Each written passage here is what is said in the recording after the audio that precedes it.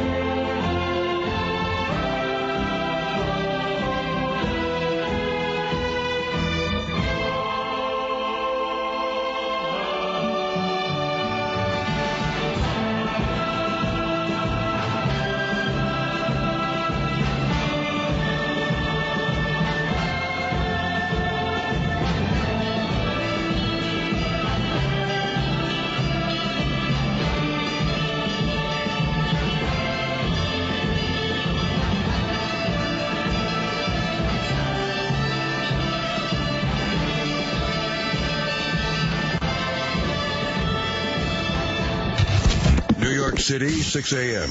An out-of-control satellite radio show is being broadcasted to millions of Americans. At the controls, Greg Hughes, a father. Oh, this is perfect. This is how it should be. Anthony Cumia, an alcoholic. Hey, hi. And Jim Norton, a comedian. It's me! I work here! Glad I got that one out. Are we on live now? Is it happening? This is it? The three men make up the Opie and Anthony Show, a popular radio program known for its cringe style of entertainment and having very few limits. I like where this is going. I'm seeing a lot of options here. This is like different than any other radio. No telling what we're going to hear in here today. Tits, ass, tons of cuss words. It's just not like radio. It's just like hanging out. In the past, they have been accused of multiple FCC violations and have even gotten their show suspended from satellite radio. This is why. This is American freedom of speech. It's good on every level. Insane. Every second is funny. Wildly funny. And philosophically spotless. Everything you are about to hear is real. Real people, real excitement. This is the Opie and Anthony Show.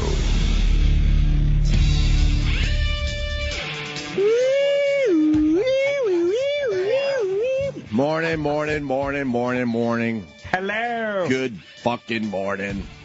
Morning. World's gonna end in 5 days. Good morning. Thank God. Good morning to you. What do we got, a week? Yeah, we got a week of Earth. Why are we wasting our time then, like, working and coming in early and waking up? I would think if we have 1 week left, before the end of the world, we should all just like take off and be debaucherous, rape, pillage, whatever. Then let's get the hell out of here. Yeah, what do you say? Make believe we're from France for the next 5 days. Oh, make believe we're a fucking head muckety muck of fucking that guy. Fuck! I just gave myself hiccups. What a naughty boy! What a naughty boy he is. Who is he?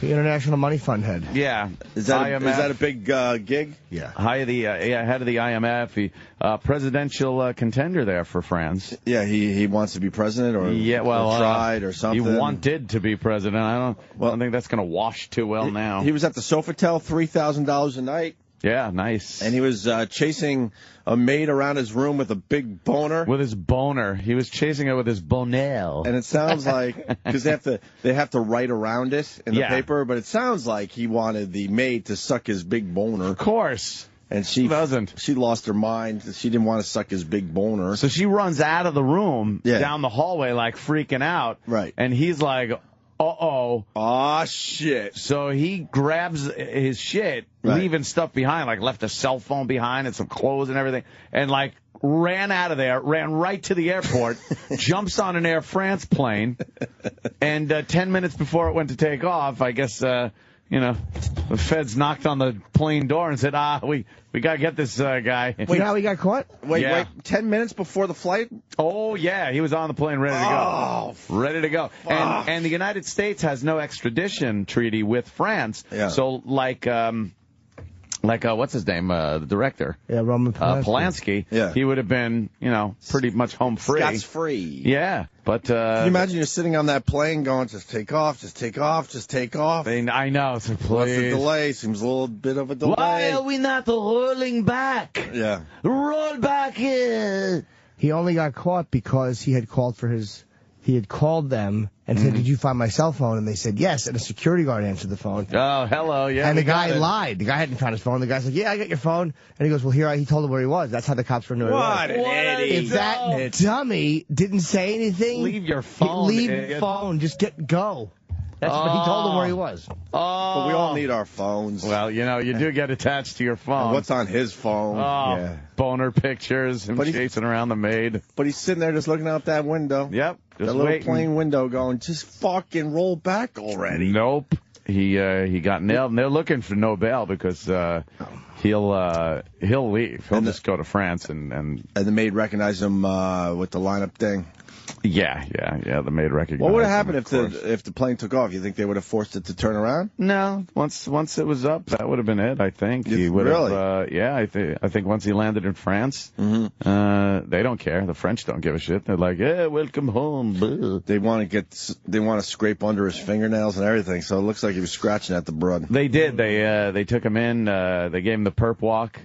And then they took a bunch of DNA samples to match him up to the maid's vagina and I don't know. I don't think he got that. No, but I'm sure there's like pre-cum everywhere. Oh, Jesus. It's like old fucking just spraying around the room. You think he regrets calling for his phone? Oh, does he ever? Oh, a little bit. What a dope. What an idiot. You're that close.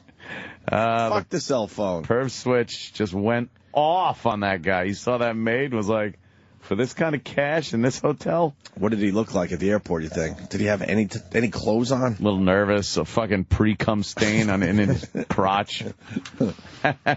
Probably sat down in one of those nice fucking giant Airbus seats. Ready to take off. Ready to go. First class. Oh, first class. Give me a fucking drink. And then I'm so out of here. I'm scot-free. And also, you just see the feds look at you. Oh, boy. Also, the door opens back up, and I call it a door because I'm just adorable. Ladies and what is it actually called? I think it's just a door. Right. It's just a door. It's just a door. Does it have a knob on it? Ladies and gentlemen, And then the feds walk on the plane and go, hey, you. Oh, it wasn't me. Get up. Wasn't me. See, there it is. It's on every TV. And now he's mad that he's not getting VIP treatment through this whole thing. Yeah. He had a deal with Air France where he can get on any flight and just be in first class. That was his deal with Air France. Any flight he can get on. Right. Oh, he's like, fuck. So he probably called and said, when you have a plane, they probably said, like, in 90 minutes, okay, I'm on my way. Why don't a guy like that just get an escort? What is he doing? I wonder if somebody could have gotten, I wonder if somebody got his seat. Hey, I got bumped up. Yeah. This is great. I guess the perv switch just went off. Perv switch went off. He couldn't take it. And he had to have some of that maid. The maid. You think so? I've never seen an attractive fucking maid. No. You think some of those maids are working it in some of these nicer hotels? I don't know. In the nicer hotels, I really don't think so. How does that work, you think? I don't think so. A lot of guys, a lot of businessmen with boners, and you got the maids coming and going. They don't want to lose their job and probably their fucking citizenship. I would imagine, though, a few maids If they even have it. kind of, working on the side a little bit, like, yeah, all right. Maybe in some of the cheap hotels. Not at the Sofitel. That place is fucking class all the way. Class. Some fucking classy. Yeah, see, thank you, Ryan in Jersey. Ryan. This guy's like 60 or 70 years old. This can't be the first time he's tried. So he's definitely got his dick sucked before. See, that's why I'm asking that question, because he had a lot to lose, and all of a sudden he saw some kind of sign where he's thinking, all right, I got a boner, and I think I could get this thing sucked today. Yeah, but he's fucked up before in the past. I know. He had one in 2002. Yeah, so What did he do in 02? It's in the paper. Really hot blonde. Some more sexual misconduct. Yeah. That he got out of. He must have had a plan in the past where he like worked an angle with a maid somewhere, and it's been like his go-to angle for years. Yeah, that's why I'm asking. That's why I'm asking the question today, because come on. Just wraps hundreds around his cock. Could you just take these off with your mouth? He probably has a thing he tries, and and some go for it. Some of these dumb bitches don't go for it. Or he completely lost his mind. I mean, one of the two. If he's chasing her around like a madman, scratching at her ass. Yeah. There he goes. Oh, boy. He's throwing money airplanes at her. He made paper airplanes out of money. He's throwing them at her. Oh, he's scratching at her ass. She's running around the room. Oh, there he goes. His dick's out. His dick's out. But he's throwing more cash. What is she waiting for? Suck that dick. And here comes the big busted nurses. Oh, boy. She's out of the room. She's trying to hold some fucking her bra on as she runs down the hallway. He ripped her panties off with his teeth, so she's holding her crotch so her big maid pubes aren't showing. So they don't shave.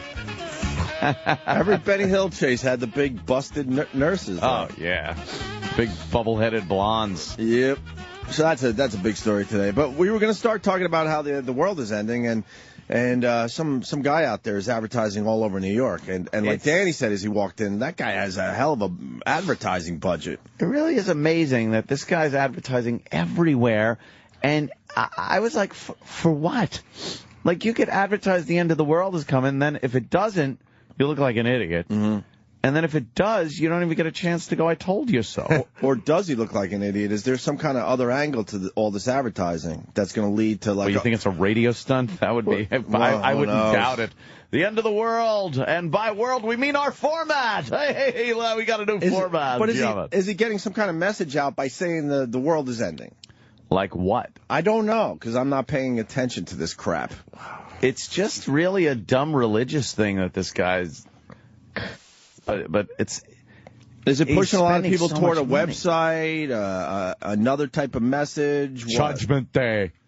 Because why would you advertise the end of the world? If it's going to end, it's going to end. It's going to end, and then the world ends, and that's about it. And then there's just a few people that kind of survive. So technically the world doesn't end. No, I don't think people survive. I think it's rapture. I think they go up to, As in Blondie? No, not that one. There's another rapture? With Fab Five Freddy, you mean? Yeah, I love Doing a little rap? Fab Five Freddy. No, I don't think Blondie or Fab Five Freddy will make it. There's a different type of rapture. Based on what they've done at Studio 54, they probably are tainted. But Judgment Day will occur May 21st, 2011. And I guess that's, rapture. I think all the sinners will burn in hell. Uh-huh. And the good people will be taken to a paradise. Is it a big earthquake? And the earth itself, what happens to the earth after rapture? Has anybody said? Is it just animals that go around in bugs? I thought it was supposed to be like destroyed or something. Is it like a Yeah, destruction thing, but is it like a floods? Well, I heard something about there was going to be like a lot of major earthquakes. Earthquakes? And I think rapture happens, but then the world is still like survivable for a few months. But then after a few months, then like everything is gone, everything explodes. Oh, so it doesn't it starts on May 21st. Exploding? Yeah. I guess like the people that are left over have to sit and wait around in hell for a few weeks before the entire Earth explodes. But it's something like along those lines. Well, it's not like we've had earthquakes and floods or anything. Oh, we're having the floods. Oh, wait a minute. Wow, are we having the floods? And the earthquakes. Jesus. You see that asshole with his rowboat on his roof, just waiting? Of course, a rowboat on the roof, just in case it gets up there. I think he's trying for something viral myself. Yeah, I do too. He's in a boat on his roof waiting for the floodwaters. A lot of the news people there in the hip waders out there walking around. There's a street somewhere beneath this water. Shut up. As we show the video of that dumb reporter in that tiny little rowboat as the workers are walking by. And the water isn't even up to their ankles. Yeah, that's one of the greatest videos That ever. is hilarious. But, so the end of the world, and it's one guy that's advertising a lot here in New York anyway. Yeah. Is he the one guy advertising all over the country or just New York? I guess all over the country, but it does say from Ezekiel 33:3 that blow the trumpet, warn the people. Like, so he's taking some biblical thing and, and spraying it because it does say blow the trumpet, warn the people. So maybe his religion is like, look, my job here is to warn the people. Mm-hmm. So he's taking the modern advertising approach to an ancient scripture. But when they were blowing the horn back then, yeah, or what? No, blowing blow the trumpet. Yeah, was that the end of the world for that time period? Well, when it was going to happen, but it never happened because we're still here. So I like the other. So Ezekiel that Ezekiel quote. was full of shit. Yeah, because it didn't end. I like the one that Samuel Jackson said. Oh yeah, that was a good one. Absolutely, that was a good one. Well, my point. This guy's allowed to advertise that the world is ending in 5 days. And yeah. I remember a time, and I'm trying to remember where we were, but there was a big advertising campaign for you and I, and we decided to do the whole WOW billboard with Opie and Anthony. WOW. But it just said WOW. It didn't have naked girls or nothing. No. And do you guys remember they wouldn't accept our advertising? Opie and Anthony, WOW. It said nothing about tits, nothing about Whip 'em Out Wednesday. Right. It was just the word WOW. And they wouldn't accept it, and it ended up in the paper where they refused to, allow this type of advertising. Yeah. And I'm thinking to myself, this guy's allowed to advertise the end of the world in 5 days, which could cause panic and fear in a lot of people. Sure. And it's very offensive to others. Yeah. But they're accepting this guy's advertising. They even talked to him on the news. And they said, yeah, I'm following all guidelines that are laid out for advertising, so there's no problem here. So no problem with him, big problem with us and our dumb WOW campaign. And it wasn't even a WOW campaign. It was just to get the word out that, we're doing radio. The Bible guarantees it. That's what he says. Does the Bible guarantee? It's a Bible guarantee. So what happens if the world doesn't end? And when does it... I thought it was supposed to end in 2012. So what happens with the 2012 end of the world? That's a whole nother thing. Are they competing with the end of the world of May 22nd? He's trying to cockblock the Incas or the Mayans or whatever the fuck they are. He's trying to cockblock them and jump in first and say, hey. Before 2012. This one says. This is the real one. Where did he get May 21st? What proof is there? Oh, it says what proof is there down there. Fact. It says what proof. I think you go down a little further. Oh, there. Yeah, what proof is there for the date? The date, May 21st, 2011, was deemed solely derived solely from the evidence found in the Bible. Mr. Camping, is that his name? Saw God had placed a scripture, many important signs and proofs. These proofs alert believers that May 21st, 2011 is the date. Christ will return for his people and begin a period of the final destruction of the world. That's the guy's fucking out, by the way. What? He's gotten out? He's gotten out. Did you read that? May 21st begins the end of the world. and he doesn't say how long it takes. Well, I got a guy that knows. So May 21st, let's say this guy gets elected. And by the way, he could look at any natural event that happens on May 21st and say, I told you. And if there is a major event on May 21st, then he really looks good because he says, here's the beginning. Look, if more billboards. I'll tell you right now, if there's a major event on May 21st, I'm going to be thinking, holy shit, what's going on? Got you go bag? It can't be a Costa Rica fucking earthquake. It's got to be like a San Francisco L.A., earthquake. San Fran? Yeah, then I'm going to be like, holy shit, this might be real. If you truly believe that the end of the world is going to happen on May 21st, and you're trying to spread your message, why would you send everybody to a website called Family Radio? Wouldn't you have like the Church of Something or Rapture 2011? Yeah, and it's a business. It's familyradio.com. Why would you advertise and you're pointing everyone towards a website, towards some kind of media? How about why isn't this an FCC fucking violation? You can't go on the radio and say the Earth is ending. But you can't say it's the a world hoax. is ending. Can't say it's a hoax until after. It's part of the hoax rule. You can't say it until after. How do you know it's a hoax? So it's part of the hoax rule, which is a big FCC violation. How is it a hoax? When it doesn't end on the 21st. But then we'll know after the 21st, and then you could get them. And then we get the FCC complaints. Right. Do you know how much money this guy could charge Steven Singer for reads? Oh, my God. Father's Day reads? Please, right? Singer's a sucker. Everyone's listening. Get a gold rose for May 21st. For the Rapture. Singer's a sucker. He'll advertise the end of the world. Free shipping until the Rapture. Ron in Boston knows a little more about this. Ron?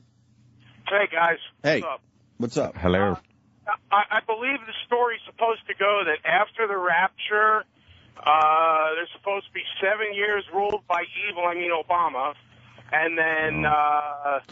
well, first of all, he didn't say evil, right? But we'll let him slide. Evil. Yeah. Okay, evil. Thank you. Thank you, sir.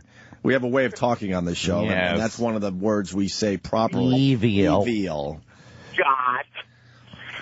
7 years.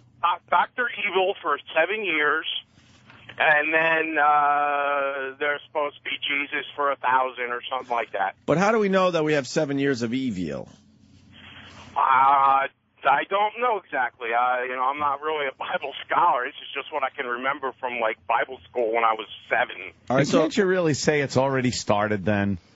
Can't you be like, look at all the badness in the world. I think we're under the evil reign. But I guess it doesn't time out with the Bible or something. I don't know. Well, but the guy didn't explain why it's May 21st, by the way. He said scholars have interpreted. There ain't no date that just says, here it is, May 21st, 2011, people.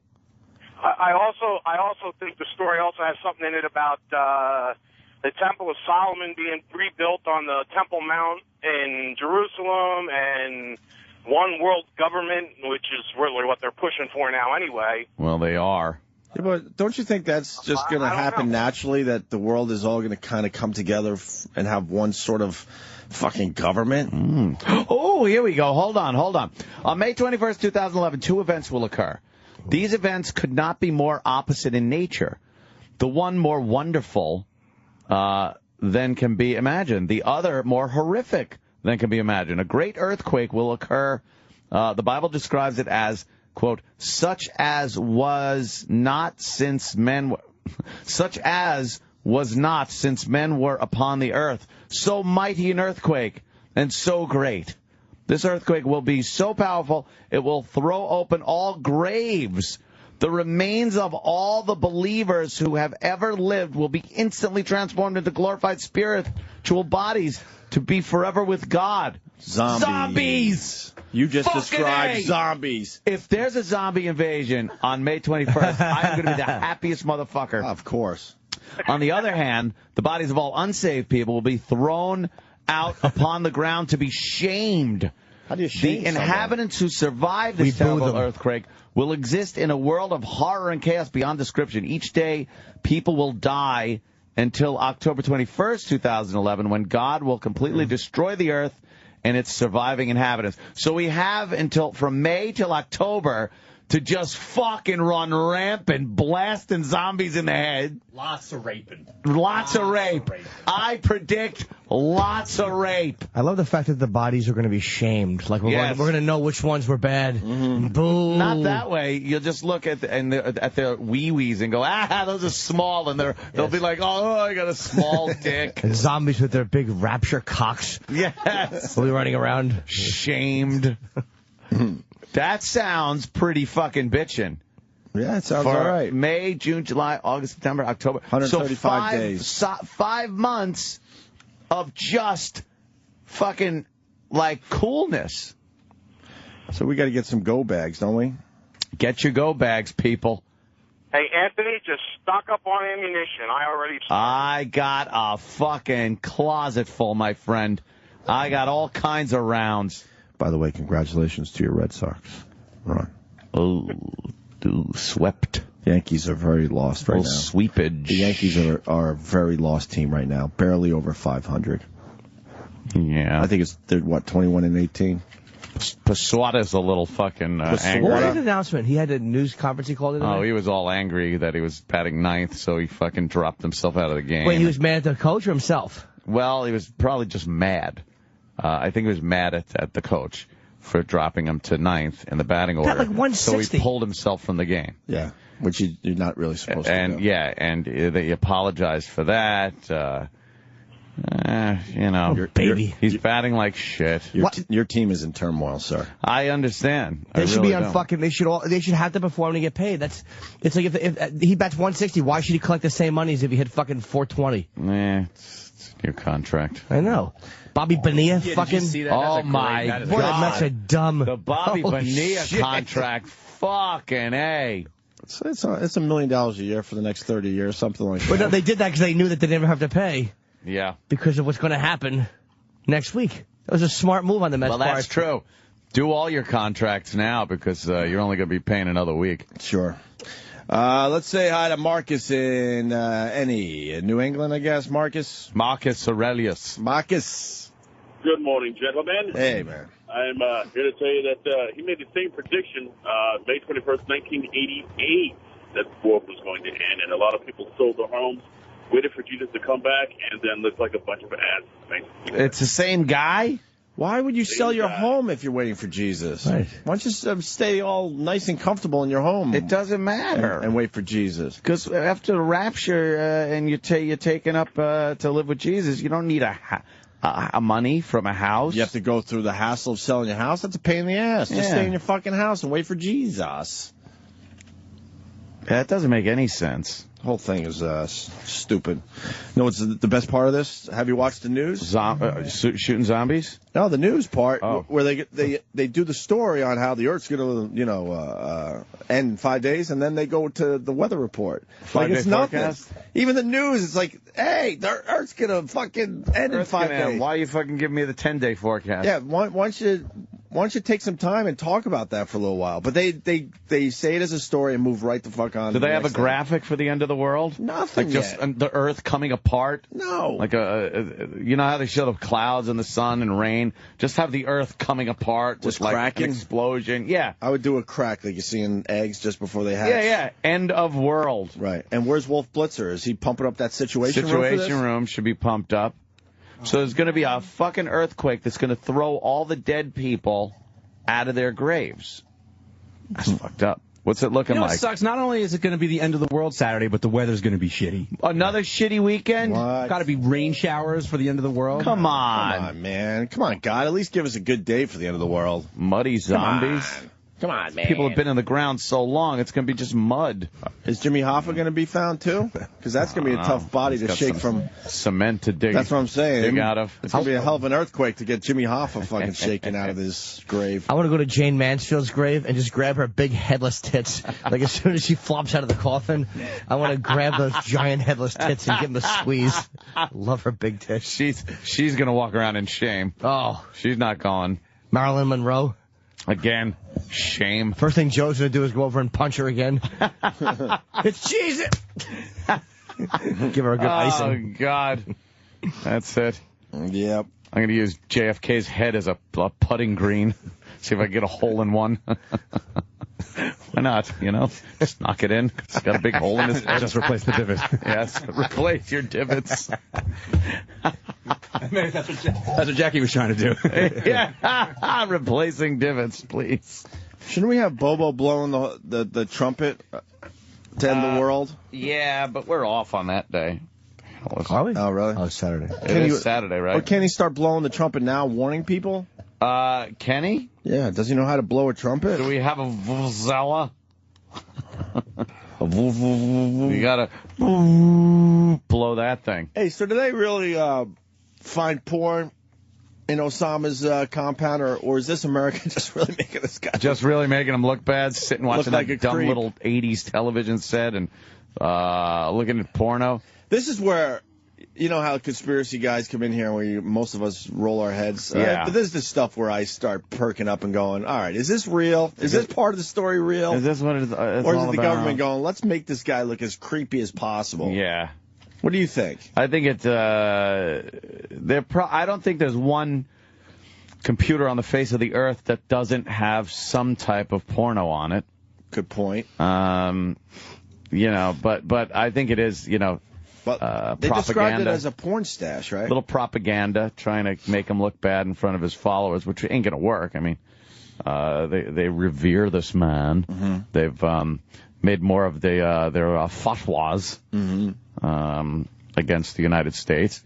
They've had that American fucking Al-Qaeda guy come out and talk about how there's going to be paybacks. And he made a message? Guy. Yeah. In his perfect English with his dumb look. He lived large in America, man. He didn't like America? No. They're saying that, so Osama had a couple sons that also lived in the compound. You know, it could have been the younger guys with their porn. Yeah, probably his sons. And the old man's getting blamed for it. You're using my computer. There's viruses on it. What are you doing? I'm getting pop-ups. Meat spin. Look at what they did. Someone send me meat spin. Come on. Just try to watch the TV. Falafel party. Right. Yeah, this is a little propaganda, I think. I think so, too. It probably wasn't all that bad. That's when I do have questions like Troy Kwan. Yeah? It's like I have questions. The conspiracy? Is it really Osama's porn or what? What's the story? Who's porn? There were a few people in that compound. Mm-hmm. What are you going to do? Where was it found? Was it in the... I guess part of the computer grabbed. stash they grabbed. So who the hell knows if it's his computer, one of the other guys? Probably on a hard drive. Probably one of the external little zip drives. And I don't think he had internet, did he? No. So where would he get it? A little thumb drive? He'd send one of his couriers out. Get me porno, please. I want ass fuckers too. That's not a very good Osama impression. But he heard that the sequel to Ass Fuckers came out. Yes, he loved it. To know. He needed to see that. Yes. Max Hardcore. There it is. The Special Endeavour is on the launch pad for the final launch of the Special Endeavour. Only one special launch left. Do you know the Special Endeavour used parts from Special Atlantis, I believe? Really? As spare parts to build Special Endeavour. Why would they do that? Well, they need them for Special Endeavour. Special Endeavour. Special Endeavour. That fucking guy. This Special Endeavour is right next to this. It's a person. There's a person stranded. There's a person stranded. I just wanted to play that today. I know it means nothing. Fucking Geraldo. I think they're supposed to launch at like 8 something, 8:15, 8:30, whatever. Special Endeavour. And this is it? I thought the last one was it. No, this is it for the Endeavour. So the last one was it for that shuttle? Yeah. Is this the last space shuttle? No, there's one more. So who gives a fuck? They're all the same shuttles to us. No, last Endeavour. Special Endeavour. Yes, Endeavour. And of course, the astronaut, the commander, is the husband of the woman, the politician that was shot. Yeah, and she's watching the launch. Did you see the video of her walking onto the plane? No. Wow. Oh no, you don't get any close-ups or anything yet. Yeah, see, but they're saying by the end of this thing, you're going to barely be able to tell she was shot. That's fucked up right I mean, there. you're going to tell she was shot because she's never going to be the same, but she's going to do all right. And they said physically, you're not going to be able to tell. That's fucked up. For the most part, they said. In Arizona. Arizona. Gifford, right? Yeah, Gifford. Shannon Noggin. And our husband's. Is he the main guy on the shuttle? Yeah, he's like the commander, I think. Is he going to have the yoke? Does the shuttle have yokes? I think the shuttle has what could be called a yoke. They do, right? It's more of a joystick. Yeah. If I was there, I'd have plenty of yokes. The yoke's on you.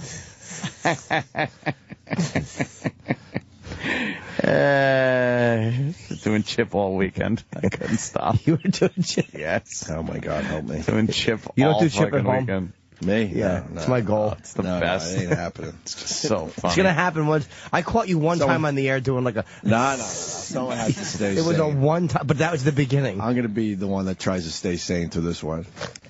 I'm telling you, once you can't stop once you start. It's addicting. really It's a is. lifestyle. Do you like my haircut?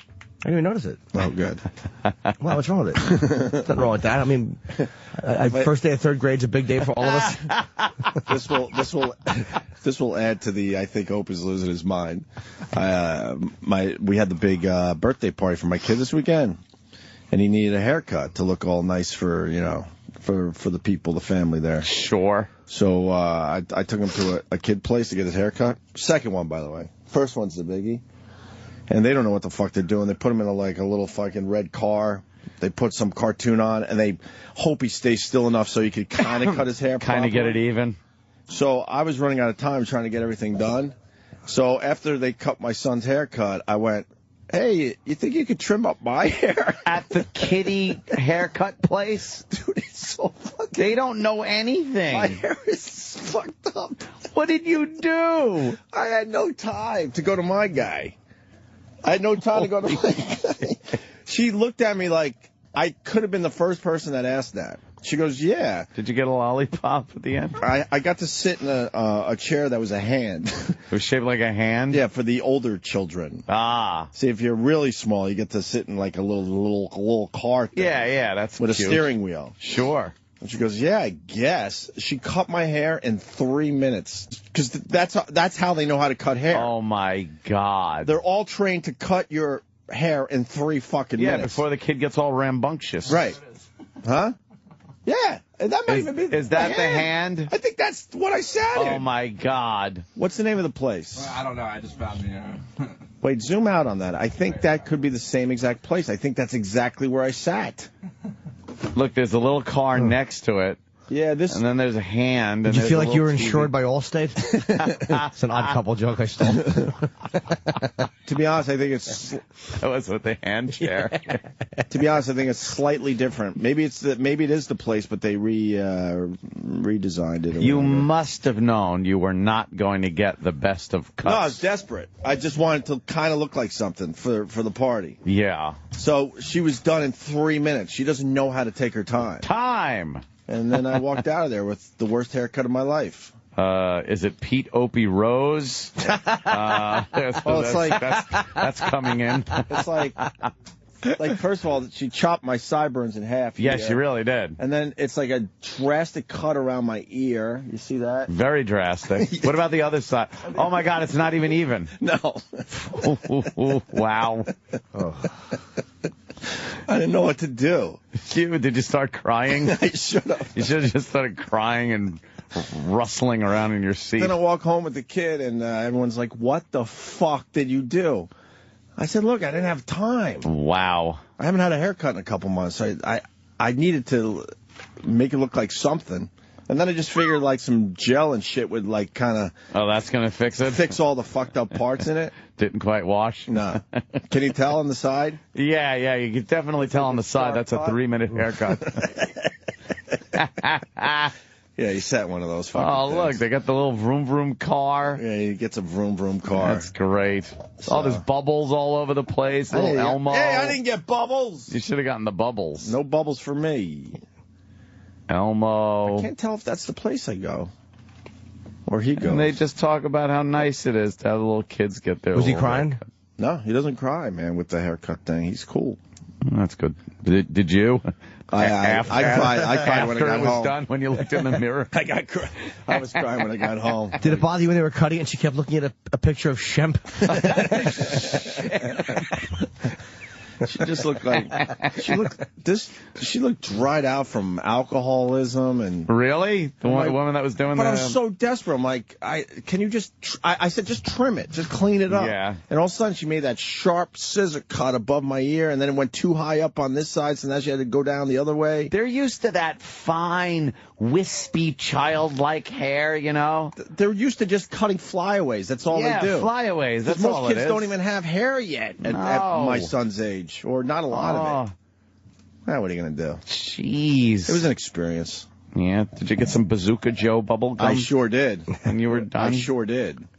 I didn't buy the baby shampoo, though. How was Washington, Jimmy? It was good. Really great, actually. Guys, did you go to the Pentagon and all that? Oh, yeah. I have minutes. Tell us some stories. You know, it really doesn't look like the Pentagon from the ground, does it? You know, it does. Big building. It made me think, like, wow, how do they know? But then I'm like, oh, yeah, from the air, you could probably see. Yeah, very Pentagon-ish. And, I forgot. What ring did you get to? I took off from the escort. I'm like, fuck this shit. I'm going to see. No, I didn't do it. It is a very intimidating building. And, is it? Very. Why?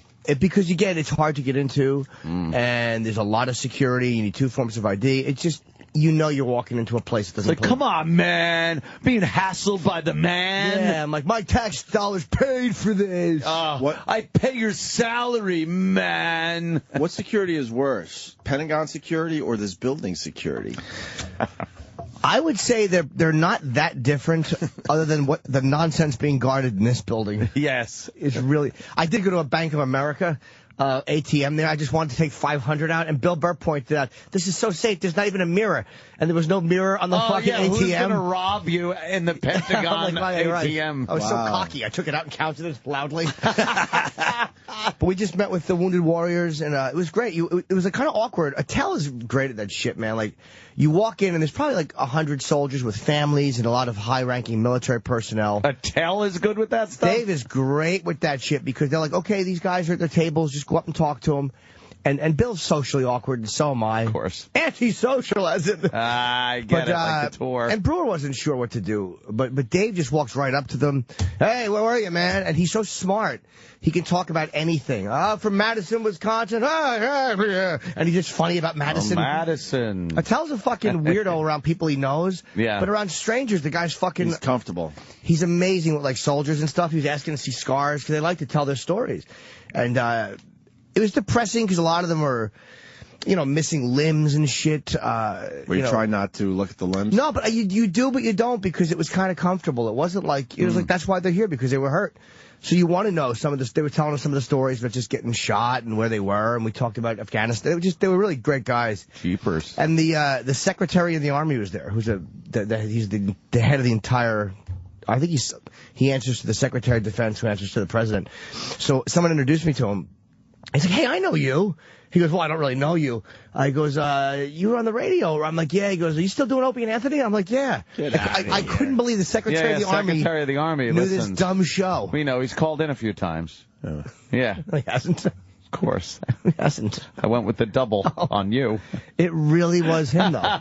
I was very surprised that he said, and radio is one thing, but when he specifically said the name. Wow. He goes, you still on the Opie and Anthony show? I'm like, yeah, I'm still doing that all the time. No, he didn't. I swear to God. Crazy. I Twittered it that day. I thought he was completely No, I'm lying. dead serious. I believed him this time. The Secretary of the fucking Army. He wasn't blinking. You gotta look for the blinks. No, he actually knew the show. I was introduced to him by his aide. He had a guy with him. I think you're fast forwarding though, because not many people get to go into the Pentagon, so you gotta walk us through it a little slower. Like you get there, and what happens? Not different. Feel intimidated and nah. I mean, because we were invited guests, and it's like I'm usually okay in those situations. You walk in, there's just the picture of Obama, Biden. It's a little hallway. It's not much different. Like see that come down soon. No, maybe in 2012. It's not that much different, other than you know where you are. And the USO person walks us through, and it probably took 10 minutes of walking. But we were in the public area, so it just looked like a building with long hallways. Do you feel just power in there, though? No, only because you weren't in areas where the rest of the public wasn't allowed. So you walk into one, like, main area, there's a Subway, there's a fucking, like, little gift shops. It's like a mall. The Pentagon gift shop. The fucking Pentagon Mall. That's great.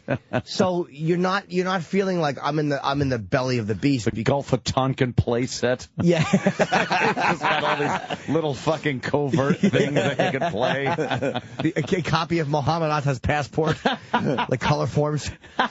No, but, so you just feel like you're in like an office building. There's a lot of army walking around, which is a little odd, but I've been on army bases before, so it didn't feel. I think if we had been able to go, because we asked woman how many floors is this building, and she's like, I don't even know. And she said there are areas, obviously, which are very secure. Shenanigans are going on, and you're never going to know about them. A lot of armed people. Did you notice a lot of people with rifles? Just the and whatnot? guys when you walk in, but again. Yeah, you go through a gate to drive. There's a couple of gates you got to go through, and when you walk in. But again, where we were, there's armed people, but we weren't anywhere near secret shit. Yeah. You probably have to go down a couple of levels, and they said that there are levels down there that she said that only a few people know about, and there are some fingerprint levels where you need fingerprint ID. So we weren't going to get anywhere near.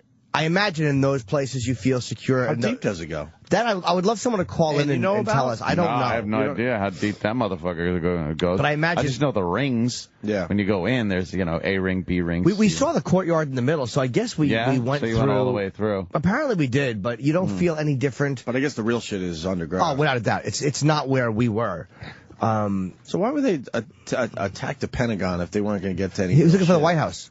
He couldn't find the White House. And said, fuck it at the last second. He was shrouded by trees. But they wanted the White House, and plus hitting the Pentagon is symbolic. Yeah, it's more symbolic. No, I get it. But I think the White House they just couldn't find. But from the air, can you imagine if a plane hit the fucking White House that day? Holy shit! Yeah, I don't know if he was there, and I know he was out. Where would the president be living at this point? It would be rebuilt already, and you think? We would have forgotten about it, and there would be a little memorial there. And good point. Everybody would be forgetting and saying, "Oh, let's put a fucking mosque next to it." Good point. And Michael Moore would be saying something stupid. Oh God! And Rosie would be right there with them. They have to be the ultimate liberals for everybody. And balance each other out. Stupid Noam Chomsky. Ugh, he's a really smart guy. He really is a genius, but what a douche. Yeah. It's like, to me, you're not, if every opinion you have, if I could guess your opinions 90 out of 90 times, you're not that smart because you're too motivated by one line of story.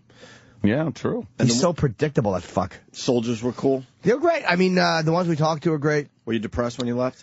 No, because we weren't in Walter Reed, which is probably where you'd see are completely, like, these were guys who at least had been healing for a little while and were out and about. And they're ambulatory. Ambulatory, right. Yeah. One guy was putting on these little thin, they look like almost like the fucking skull caps that Muslims wear, like those, or those over a leg stump, and then he was just fitting a fake leg on. So I asked him if it hurt. He goes, "Yeah, it still hurts. It's like 2 months he's had it." Ow! But they were all cool. None of them seemed to feel sorry for themselves. You see the fake arms? Yeah, I mean, I saw not necessarily a fake arm, but guys who had limbs blown off.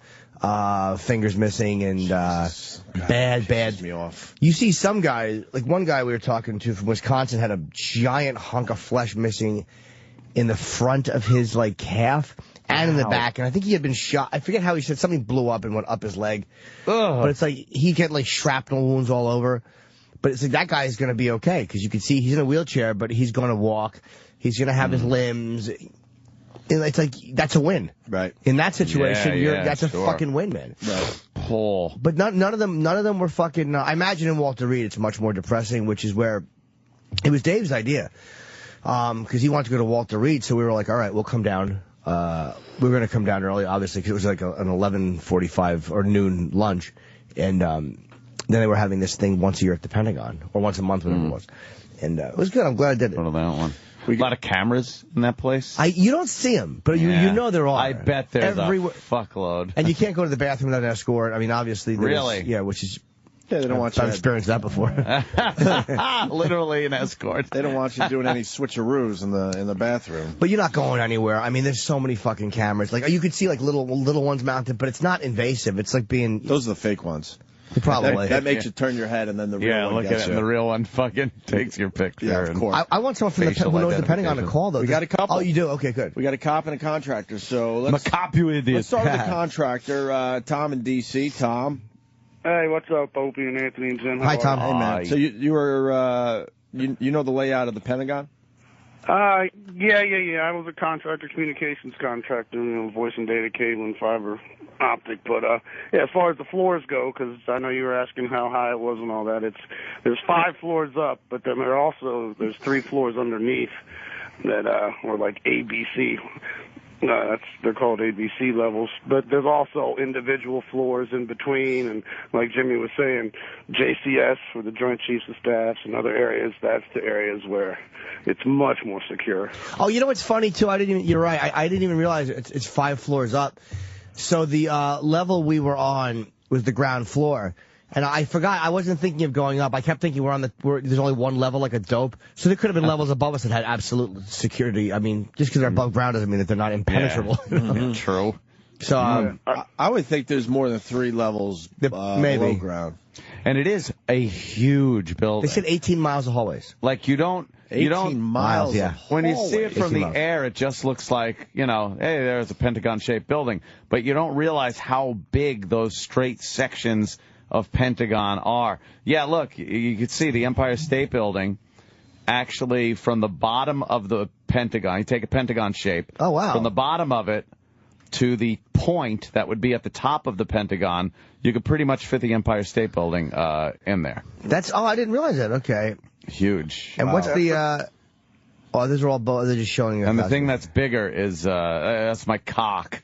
Your cock's on 1,000 feet. Maybe 100. Maybe 100 feet, but not 1,000. Look, they got like a cruise ship, fucking dirigible, a battleship, a carrier, the Empire State Building, and the Pentagon is just about as big as all these things.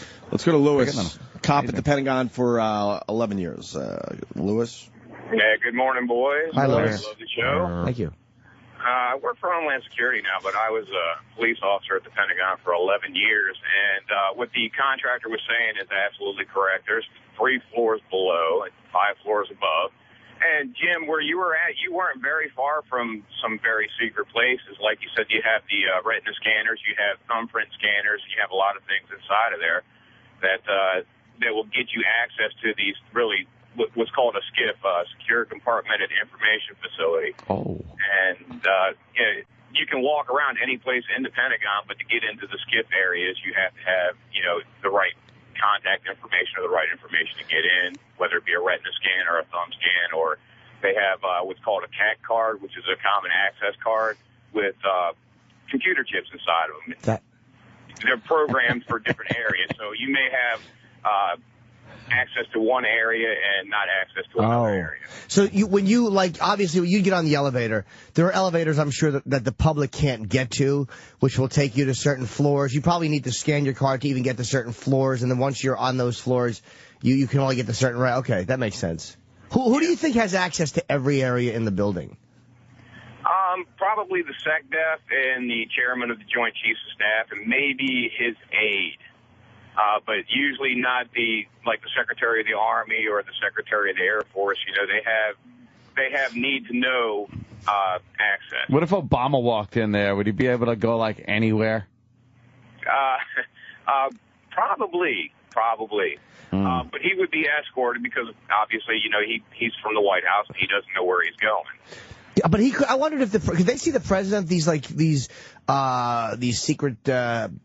What's the word I'm looking for? These fucking black operation type guys. They see the president as like a transient guy because he's going to be gone in a few years. They won't be. Oh, that's true. Yeah. So you don't want to let him on to everything, maybe. Exactly. I like to imagine that you go in and thousands of people have access. Then you go a little further in and only 100 people have access to that area. Then you go a little further in or up where you're probably right. And then it's down to 20. Does it get to a point where only one guy has access to that last room? And he's just sitting there going, I'm lonely. I'm the only guy that's allowed in here. This is the loneliest room ever. He just jerks off in there. Yeah. But do you know that there's a maid that can go in there? Believe me. Huh? Maid? Wait, he says I'm not too far off. Right. It does get down to where there's like literally a little space for one guy and no one else is allowed in.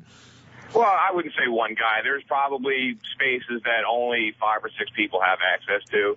Damn. And then there's other spaces that those people don't have access to that 5 or 6 other people have access to. That's weird. You know, and then they decide who shares information with what, with who else. Huh. There's probably someone who cleans the office. That's what I meant to say instead of maid. The chairman of the Joint Chiefs. There is somebody that every office in that building, no matter how secret, gets cleaned by somebody. It has to be clean. There is somebody that has some fucking immigrant has access. I would love to know who clean. I mean, you know what? Maybe they're using military people to clean the offices. That really is dumb of me. Probably. I'm thinking. Sometimes, yeah, they use the military, and then they do have the office cleaners that come in, but they come in during business hours, and you know, they're allowed access only to certain areas, and you know, they'll have trash ready outside in the hallway for them to come pick up. Yeah, I don't think Lupe is walking through cleaning out those rooms. But how secure is the communications in that building, the computers, like so much stuff. There's so many probably encrypted networks and things like that. Mm-hmm. Yes. Thank you. I had no idea what I just said, but it sounded right. It sounded really good. Yeah. All right, Lois. I'm with you. And the comedy show was great, Antisocial, Jimmy? It really was, man. A phenomenal crowd. Brad said, he's a regular, he said that show was some of the funniest shit I've ever seen. Yeah, Seton Smith actually did I like to get someone to do 5 minutes before Seton me. did some time? He did 5 before me. How'd he do? Great, killed. Oh, killed. Awesome. Good for him. It makes it a little easier than I'm not used to going up cold. It's like I'm used to going on last, and now I'm going on fucking Put first. on a little sweater, you Van Heusen. Nah, but you know what? It really just keeps me going. Yeah. Why don't you do a Jim Norton montage before you come out? Oh. Yeah. We don't have a video. We had a lot of shit filmed this weekend from Adam Dubin came and filmed, but I can't. I'm embarrassed by my own. I can't watch myself. Do a montage. A big over-the-top montage, and then you come out. I just can't like do David it. Copperfield. You're like, don't show any of the other guys, just show me. Like, yeah, just you. Like an 8-minute montage of me with like a minute of them combined. Tops. We'll be in Chicago June 15th. That's the next one, so I'm here for a while. What day is that? It's a Wednesday, but it's the opening night of the Comedy Festival. I want to go. The TBS Festival. How do you take a day off in the middle of the week? Because that's what we have to do to do the Chicago. Then you just take all 3 days. Yeah. Paying attention down the hall. The old days we would have done that. I have to. I'll be gone. They got a chart down at the end of the hall. Trust me. I'm actually going to the fucking Impex to film the next 2 days for the Inventors Convention again. Are you? Yeah. Wow, that came around again? Yes. Wait, you're not going to be here? That's the 15th of June. In June. World's going to be over by then anyway. That's what I'm saying. Spatial Endeavor. Space Shuttle Endeavor. I really want this guy to go to jail, this fucking creep. Who? This fucking French guy. This really smoking hot French reporter. He kind of assaulted her in 2002, she's saying. It's like a fish. Yeah, he's awful. He's a privileged twat. Yep. What happens with a guy like that? Do we send him back to France and let them take care of him? No, they won't. They'll take care of him. They'll literally take care of him. They'll fucking put him back in his nice house and let him live the life of Riley. Yeah. Media got a whiff, man. If the media didn't get a whiff, because he's a billionaire, like somebody may go to this fucking woman and say, look, here's fucking $5 million, shut up. And she may. She may change her story or refuse to testify. But they sort of already know that, so they're covering her up and everything. Yeah. She left the police station under a sheet. Which kind of bugs me, though. Look at him being paraded. Like, he hasn't been found guilty of anything. Yeah. And look at the way the media can, like, kind of ruin his life before he's found guilty. And she is totally protected after accusing him. Yeah, but, you know, look at him. He's guilty. He's all tan. $3,000 a night suite. Oh, what a prick. At the Sofitel. I shouldn't hate that. I'm just jealous. That up, though. Jesus. I know she was an African woman. She has a 16-year-old daughter. She was an African? Yeah. Yeah. He probably just didn't like the fact that he couldn't have it. Oh, boy. Yeah. You have a problem with the African part? No, I don't mind Africans. She's from Africa? They said of African descent, and that's that sounds like it's actually right as opposed to the... Is she lying, then? No. She lying? No, I would probably say not. She probably didn't want to have sex with him because she's probably still sore where her clit was removed before she came here. Oh, you know how they are over there. It's savage. Horrible over there. I wouldn't be surprised if charges were dropped because she refused to testify. Yeah. Because this guy has so much money. You don't want to go to jail in the U.S. There's no way out of this one. There's no way out of this one with DNA evidence. It's That's her some word kind of again. witness Does this guy want to tampering, go to though. a fucking a jury here? With a civil suit, you can make a settlement and everything like that. But if they trade money for her not to testify, that's witness tampering, my friend. That'd be hard to pull off without All someone has finding to do is go to her and say if the charges get dropped. The second they do that, it's a crime. Yeah. Maybe, but it wouldn't surprise me if her attorney could reach out to his attorney. And there's got to be a way they offer stuff like that where, there's plausible deniability. Believe me. I'm not sure in a criminal suit. Oh, she doesn't have an attorney. That's right. It's a prosecutor. Oh, maybe not. I'm not sure if a criminal suit they could do that. I know civil, they do it all the time. It's we'll settle. No, but there are times where people don't testify. Yeah, but usually it's because they've decided not to. They want their privacy, plenty of reasons. But and then the prosecution can still try the case, but without their main witness, they decide not to. But if you're not testifying because the guy that committed the crime is offering you money to not testify, I think that's a pretty big crime right there. I didn't think of that. You're right. Right there. He's fucked. Yeah, dude, he was in a first-class Air France seat, and this idiot wanted his phone back. Right.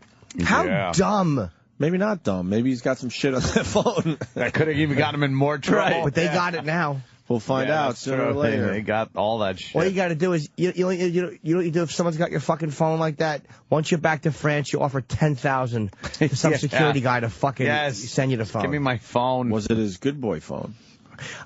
You know what? He had his good boy phone and left his naughty boy phone, his naughty boy phone, and his good boy phone. My fucking Jonathan is such a wacko, my manager. He told me, he was like, hey, he was so bothered by the fact that he was around the house singing the reggae version. It is very difficult not to sing that song, too. And his wife goes, what are you doing? And he goes, it's just Jim's song. But not the traditional version. It was the reggae version. Reggae. I don't know that version. It's I really don't him know have a good boy phone and him naughty boy phone.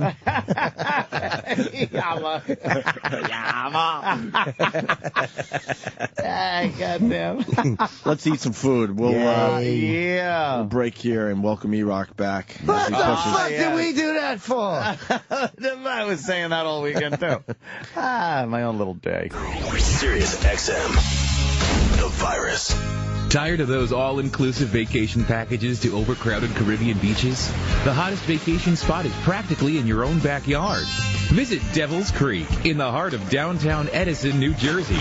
Here's the founder of the Devil's Creek Tourism Board, James Norton, who's going to share with you some of his fond memories of this beautiful vacation destination. I have a really weird, vague memory of my pants around my ankles on the steps in this apartment building. There was an older boy who used to make me suck his penis. He's got to be I think older. he tried to fuck me in the butt once, but it didn't work. First, you'll fly into picturesque Newark, New Jersey. Then you'll whisk away southbound on the scenic New Jersey Turnpike to beautiful Edison Township, where you'll be a hop, skip, and a jump away from Devil's Creek, where your fantasies become a reality. There was these twins. I would get both of them at different times to sit on my face because they used to pee their pants. So I liked that smell. Yeah. And they would make them sit on my face behind the bushes so I could smell. I remember my one friend, I was sucking his penis and we got caught by another friend. He's the same one that He's the same one that urinated in my mouth. For memories that'll last a lifetime, even the suppressed ones, come visit us at Devil's Creek. I don't even think I got erections at that age. I can remember my friend's penis getting erect and me wondering why that happened with his penis. Like, I didn't know what that was. It was in your mouth. Jesus Christ. The Hoover kid. Devil's Creek. If you don't leave crying, we're not trying hard enough. Coming up on the next Butt Trek, the USS Prolapse continues its journey through the universe in search of giant cocks to fuck. But the crew members soon find themselves in a compromising position. Oh my. Why is there nothing between their legs? It's silly. There should be something there. Why would these people be walking around? They must be alien race. Mr. Chekhov is unclipped. I noticed that at the urinal. I sure would like to suck it. Join our heroes as they unravel the mystery of this strange new life form. They all seem to be lacking something that I enjoy, cocks. And struggle with the dangers of traveling through the universe. Bones, help me! There's a gerbil stuck in my hidey. Where did your cock go? Discover the fate of our fearless heroes. All on the next Butt Trek. Power up the ships, Captain! I'd like a dick in my backside. Sirius XM. The virus. The Opie and Anthony Show.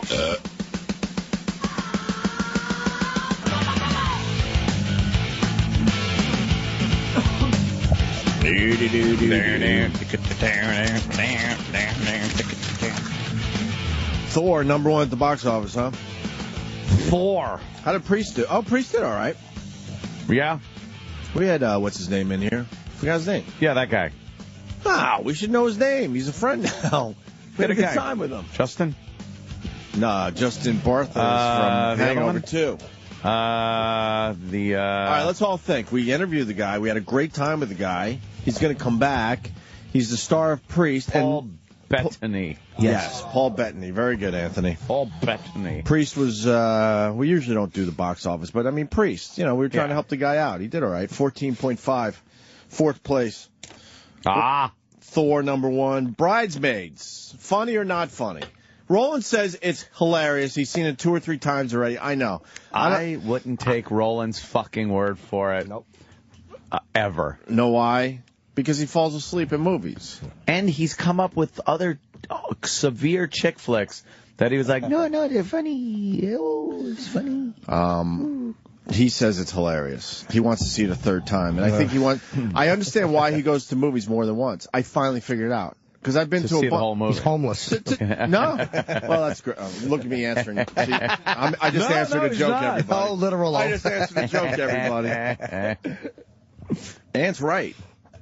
Yeah, to see the entire movie. Because I never understood why you would want to go to a movie more than once, certainly. Yep. Maybe see it again, when it comes out on DVD or Netflix or something like that. Yeah. But he goes 2 or 3 times for every movie. And I understand now because he wants to see the whole goddamn movie. You know what movie I've never finished watching? Inception. I have fallen asleep. I've tried 3 times, and every time I have fallen asleep before that fucking ends. What's the problem with the movie? Because some people love it. I loved it. I thought it was amazing. It is so fucking just slow. Sorry. How's it slow? It's slow. I've seen the trailer. It looks like it's not slow. It certainly does. In the beginning, it's kind of cool, and then it reaches a point where it's just a brick wall for me. Bam, I'm asleep. I finally handed over my Blu-ray to my brother because he was over this weekend. I've never seen it. I never even tried. Yeah? Because of you. It's great, dude. Because of Anthony. I thought it was so... Christopher Nolan, who did The Dark Knight, did that. And I thought... He wrote it. I don't know if he directed it. But I thought it was fucking amazing. The effects looked great. It was so interesting. It's like, but once if you sit down and just go, I'm going to watch this movie and I fucking loved it. Maybe I have to do that again. Because I didn't know what to expect. In the afternoon. My girlfriend was like, just watch it.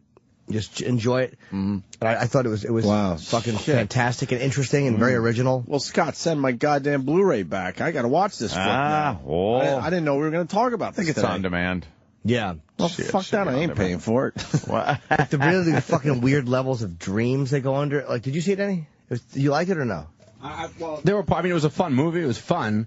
But I felt that there were a lot of instances where the dialogue was just incredibly forced because they kind of have to explain what's going on in the movie. Oh, okay. So, and because there's so much going on, they need to dumb it down to explain it to the audience, and that took me completely out of the movie. Oh, okay. I didn't even notice, but maybe you're right.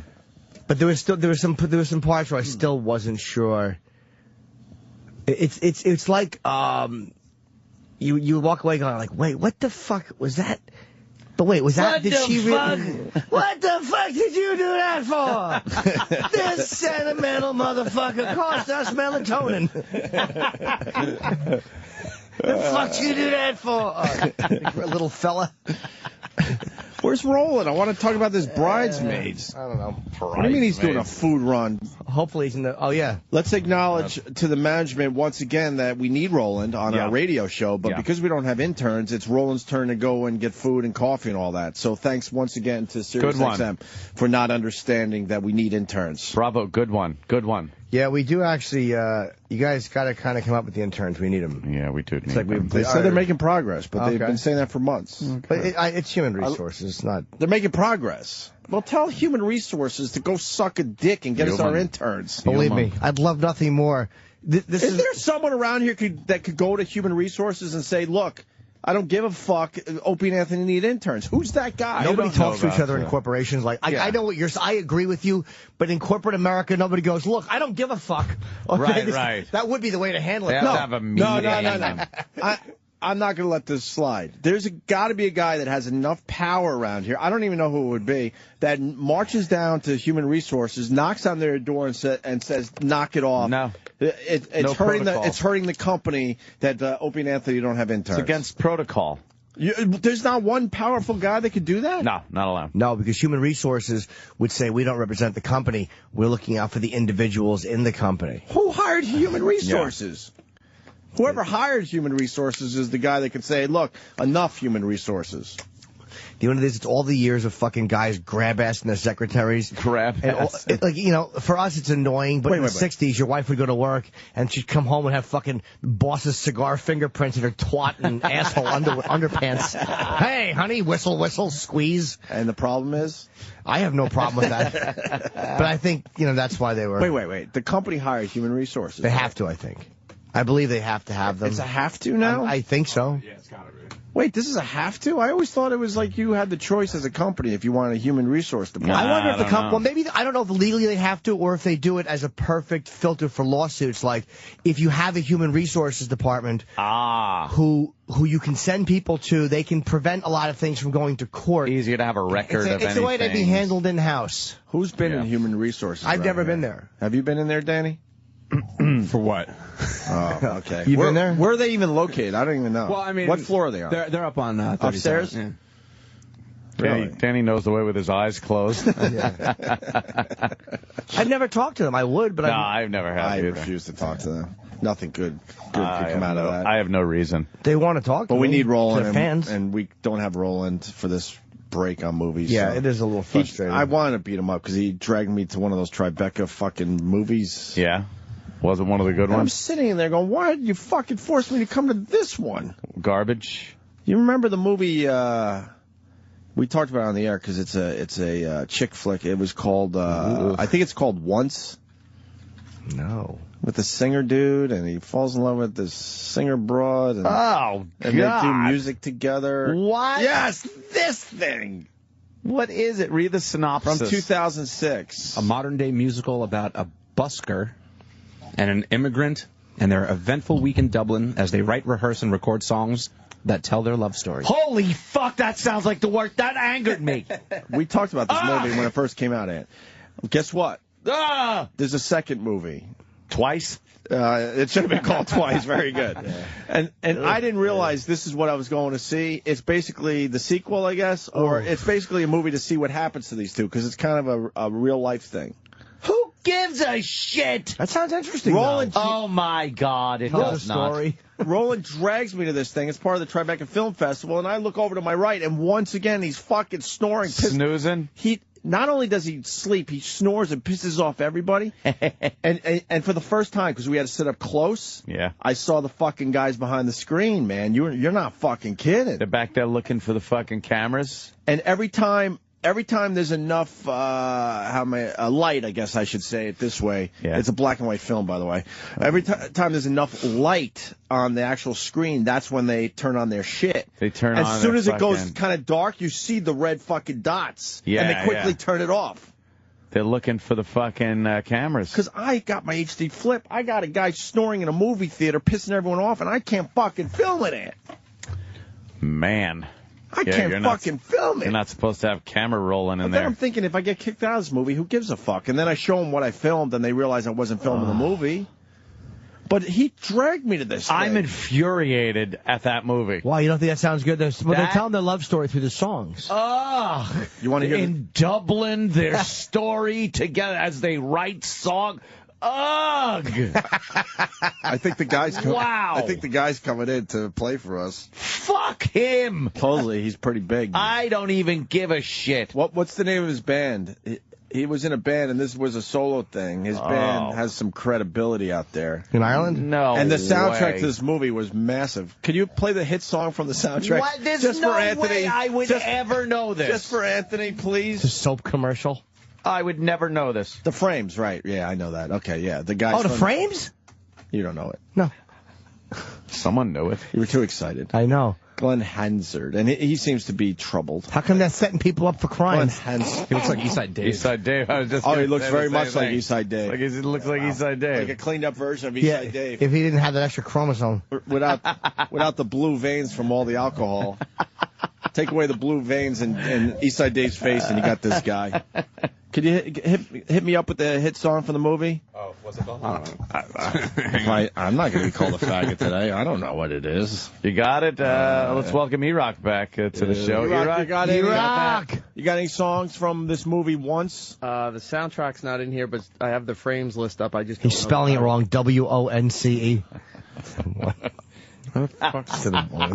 If you give me the song list, this is just for Anthony because I know he loves music. Oh God, it's horrible. Do you like Irish folk music? Is it When Your Mind's Made Up? That sounds like a good one. Yeah, sure. You got it? All right.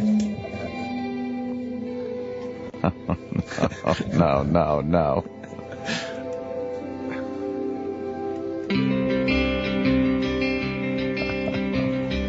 This was huge. Where? Huge song, huge Where? soundtrack. In that world.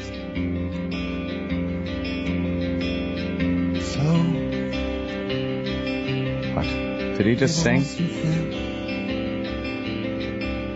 You call, and I'll come on you to fight.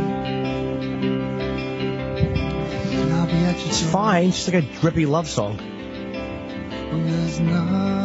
Wait for it to kick in, man. What's wrong? Yeah, Roland loves this. When your mind's made up, when your mind's made up, there's no point trying to change it.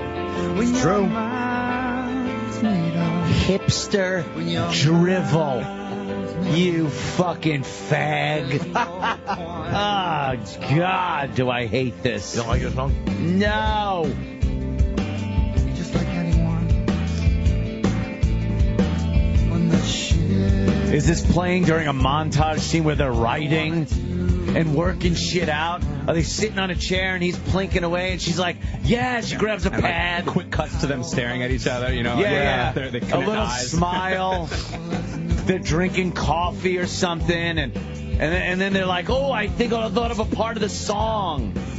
Oh, God, how do you see this movie? But then they pan by and some unsexy stuff is happening.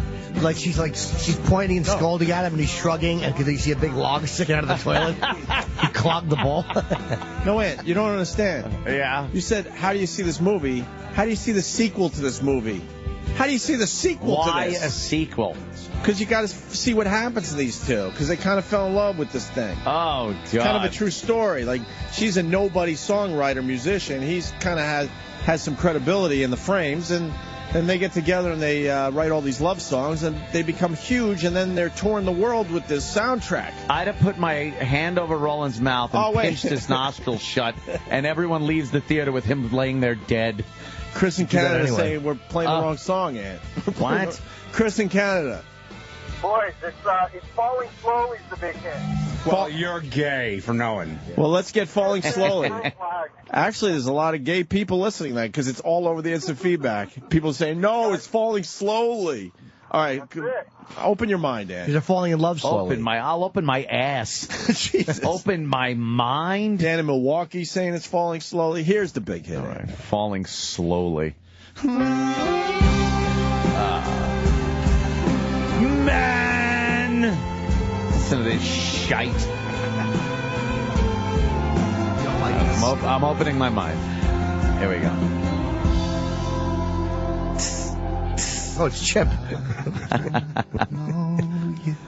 But I want you. I hate this type of fucking whining. This isn't singing. He's whining. No, he starts singing. Let it kick in. Listen to this. Let it kick in. It's like you got to sing like you almost can't sing. I can't react. React to hipster fuck dicks.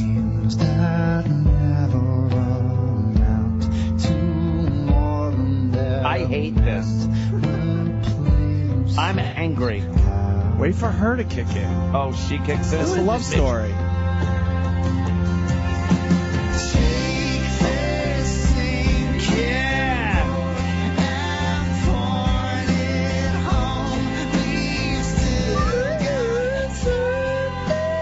Just in time. Roland's here.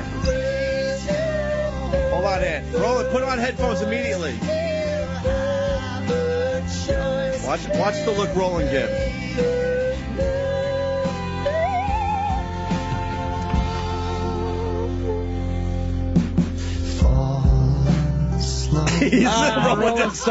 He just started smiling and rocking his head back and forth. It's like 100 other songs. Roland's back from his food run. Yes. We started talking about Bridesmaid. Yeah. You love it, right? Yeah, it was awesome. And how many times have you seen it? Twice. And you want to go a third time? Yes. But I finally figured out why you go to movies more than once. It's because you want to see the whole film, because you fall asleep in every film.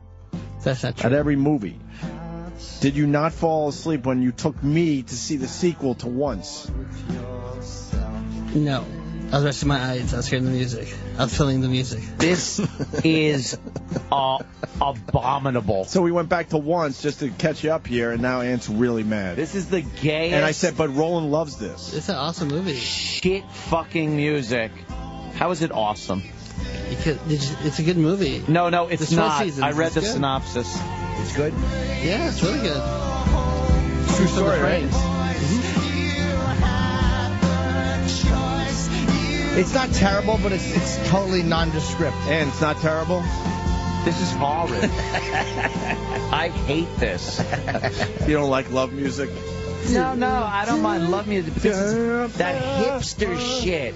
He's pretty hip. Total hipster. But his other group, The Frames, is a rock group. They're really good. Fuck them, too. Well, but the rest of the guys are like, what the fuck? Why are you doing this love music when we got this nice band that we put together? Blah, blah, blah. It's a song they won the Oscar, too.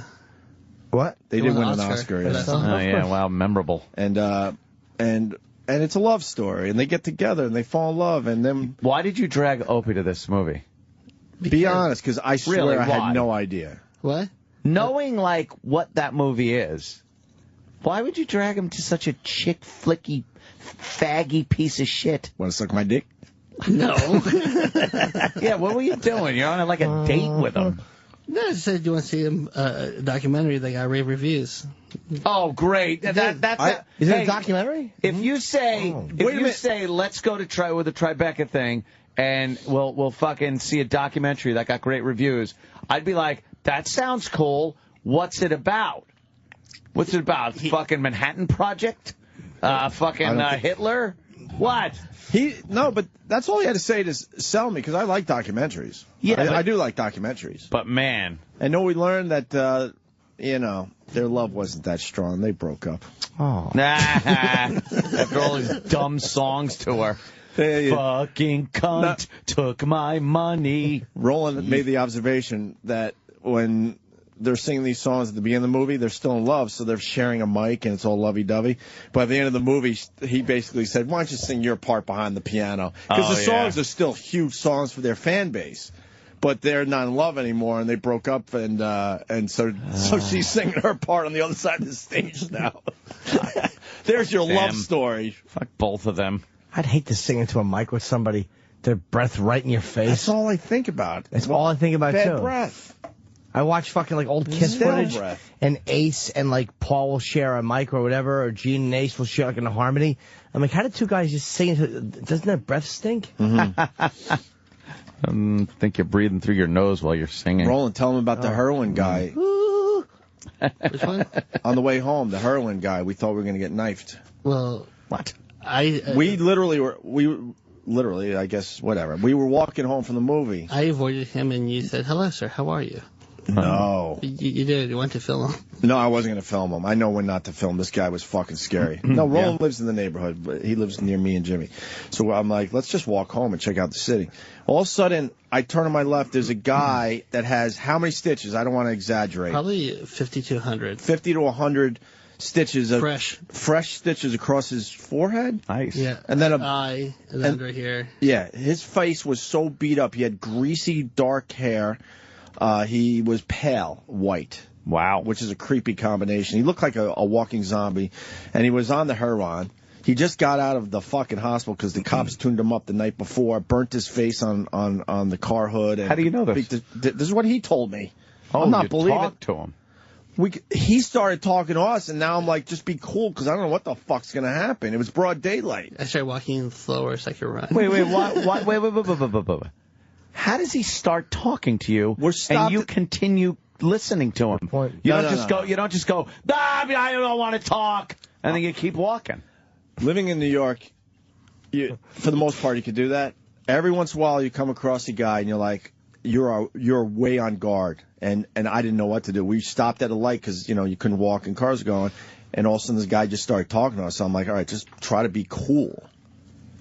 Try to be fucking cool. He was nodding out as he's talking to us. No way. And then he's talking about how, the next time this happens, he's just going to fucking shoot the cop. He'd rather do the time. Oh, that's Then he was talking great. about his time in prison. Then he was talking about, something with his kids. Something with his kids and his baby mama who's black. And he's like what did he say about being the biggest white heroin dealer in the Lower East Side? It was fucked up, man.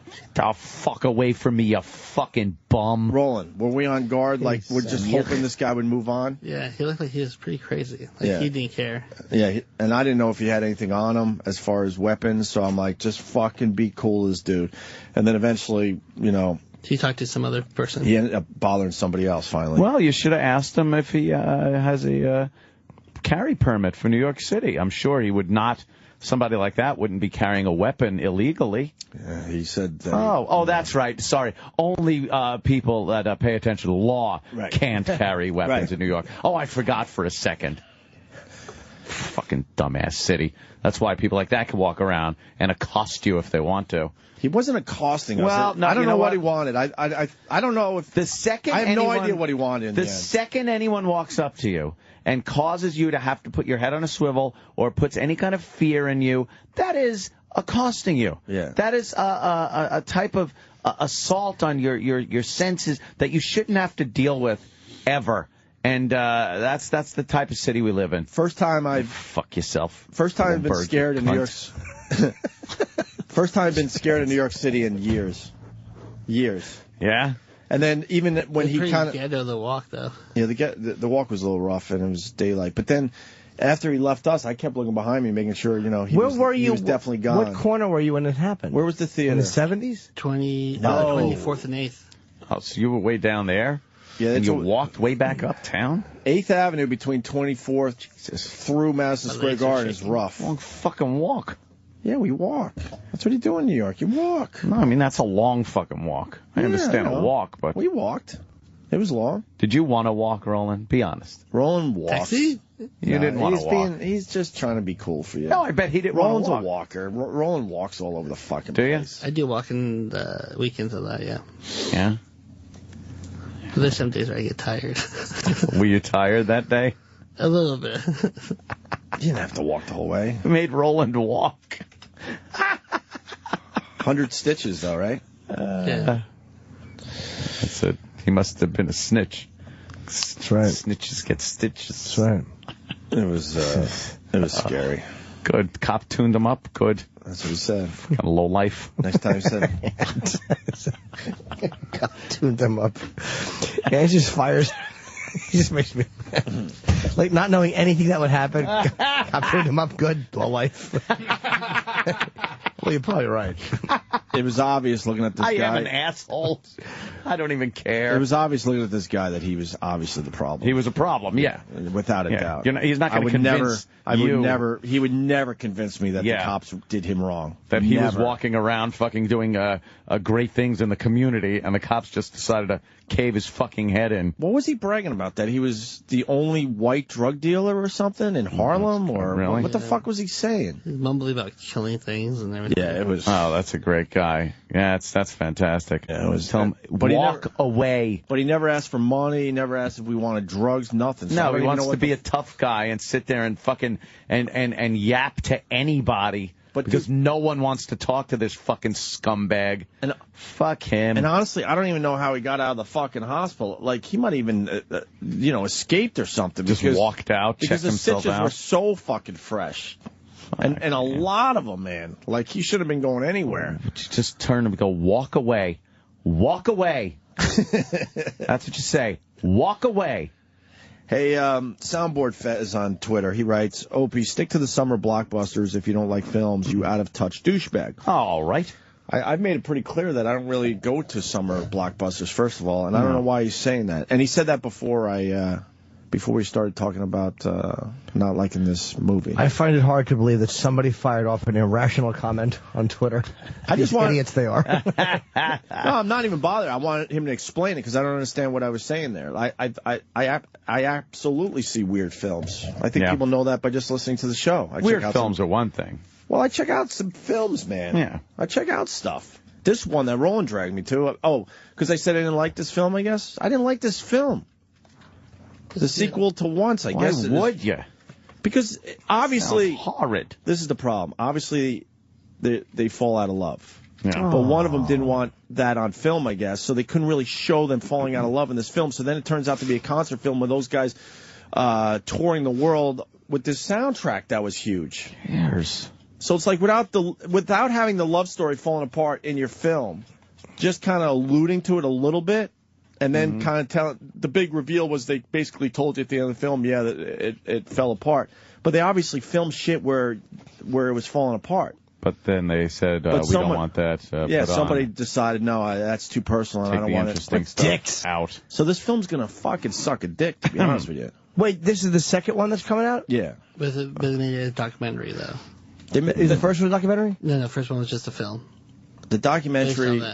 Oh, this is about the making of the film? Well, this is like going back to Once. And Holy, documentary. Who cares? No, see, this movie Once became huge where they win an Oscar, right? These two get together. Right. They actually fall in love in real life, and Once is sort of real life, right?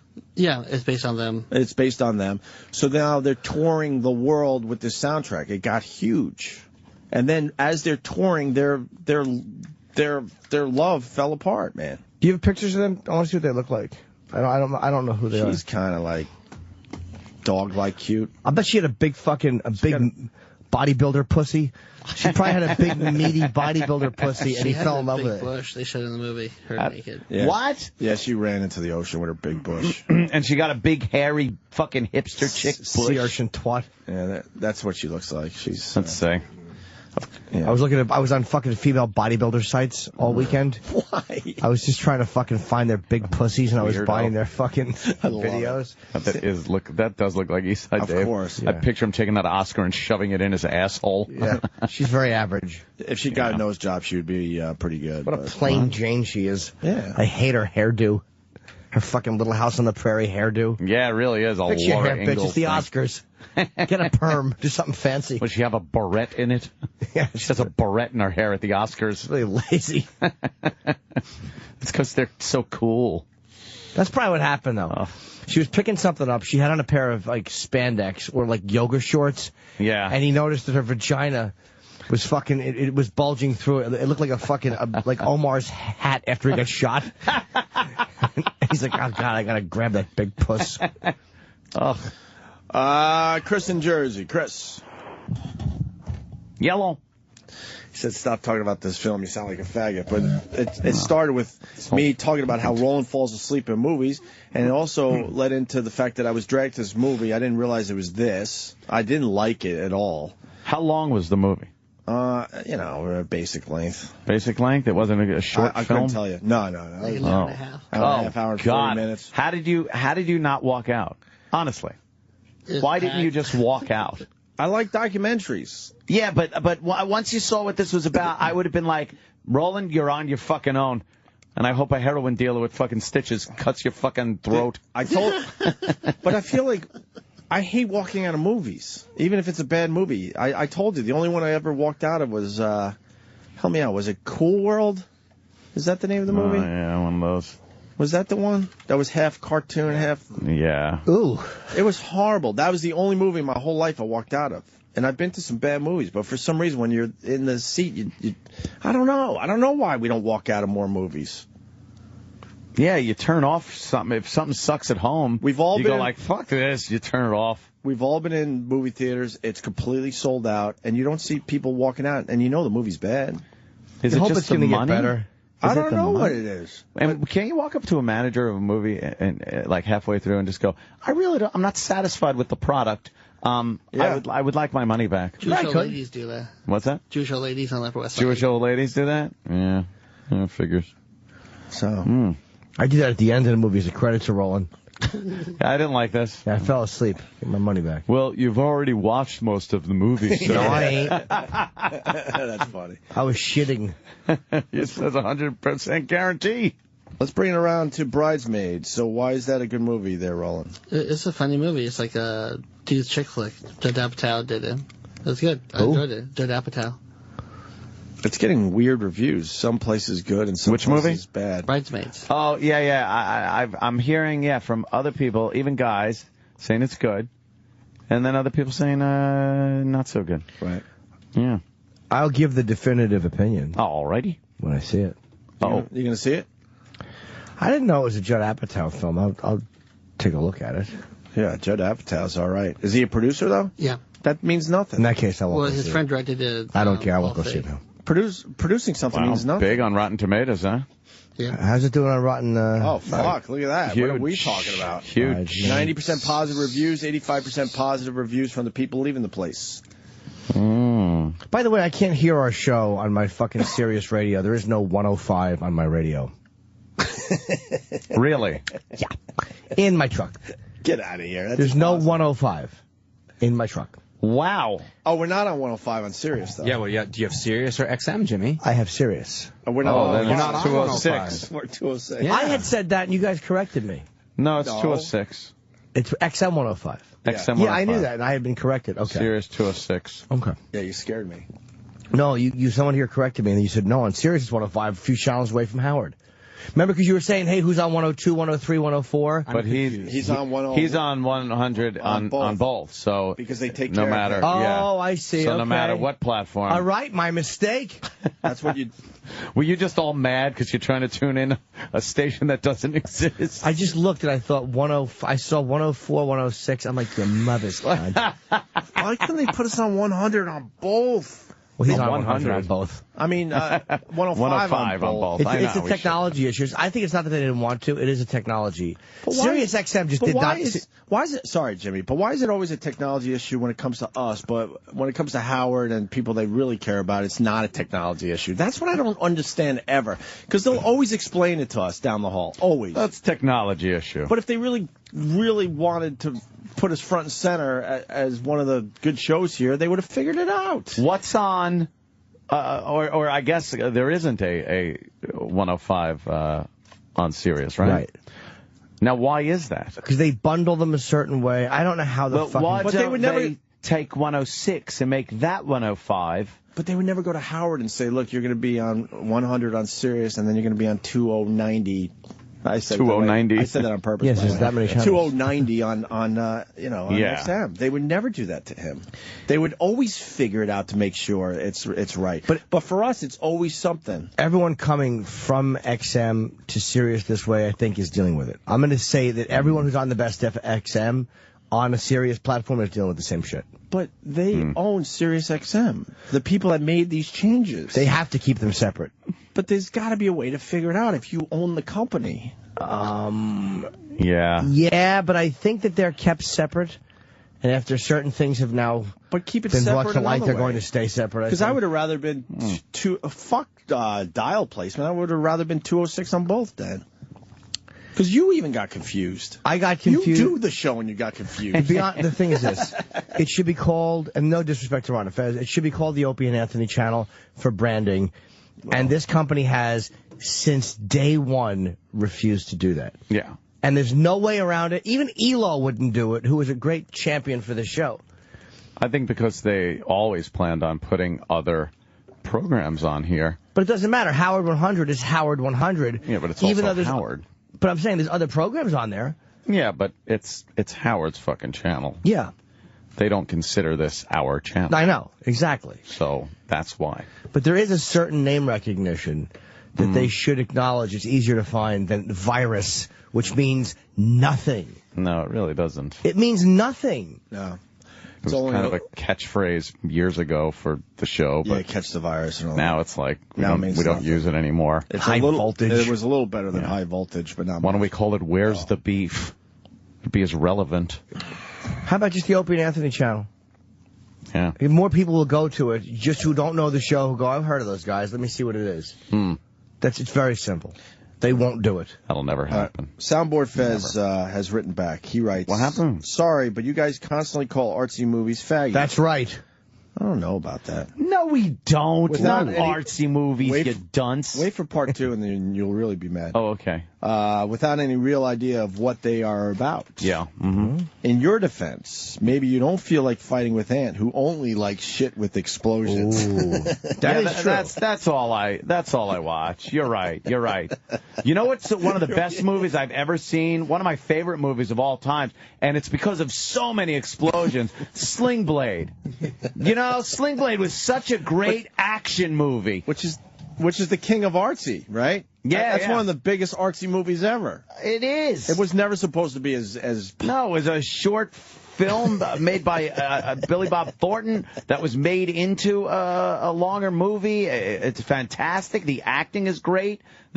No explosions. I think as a show in general, we don't go to summer blockbusters. Yeah. We just don't. Shawshank's another one. Oh, boy, the explosions in Shawshank. Figured she didn't mind what Jesse Dixon was doing to her. Blew him up. I made him explode. Yeah, this is huge. Yeah, the only explosion was Doyle yelling at his friends. Get the fuck out! This is a terrible song. It's a #1 hit tune. The drums. Then it gets very surfer sounding.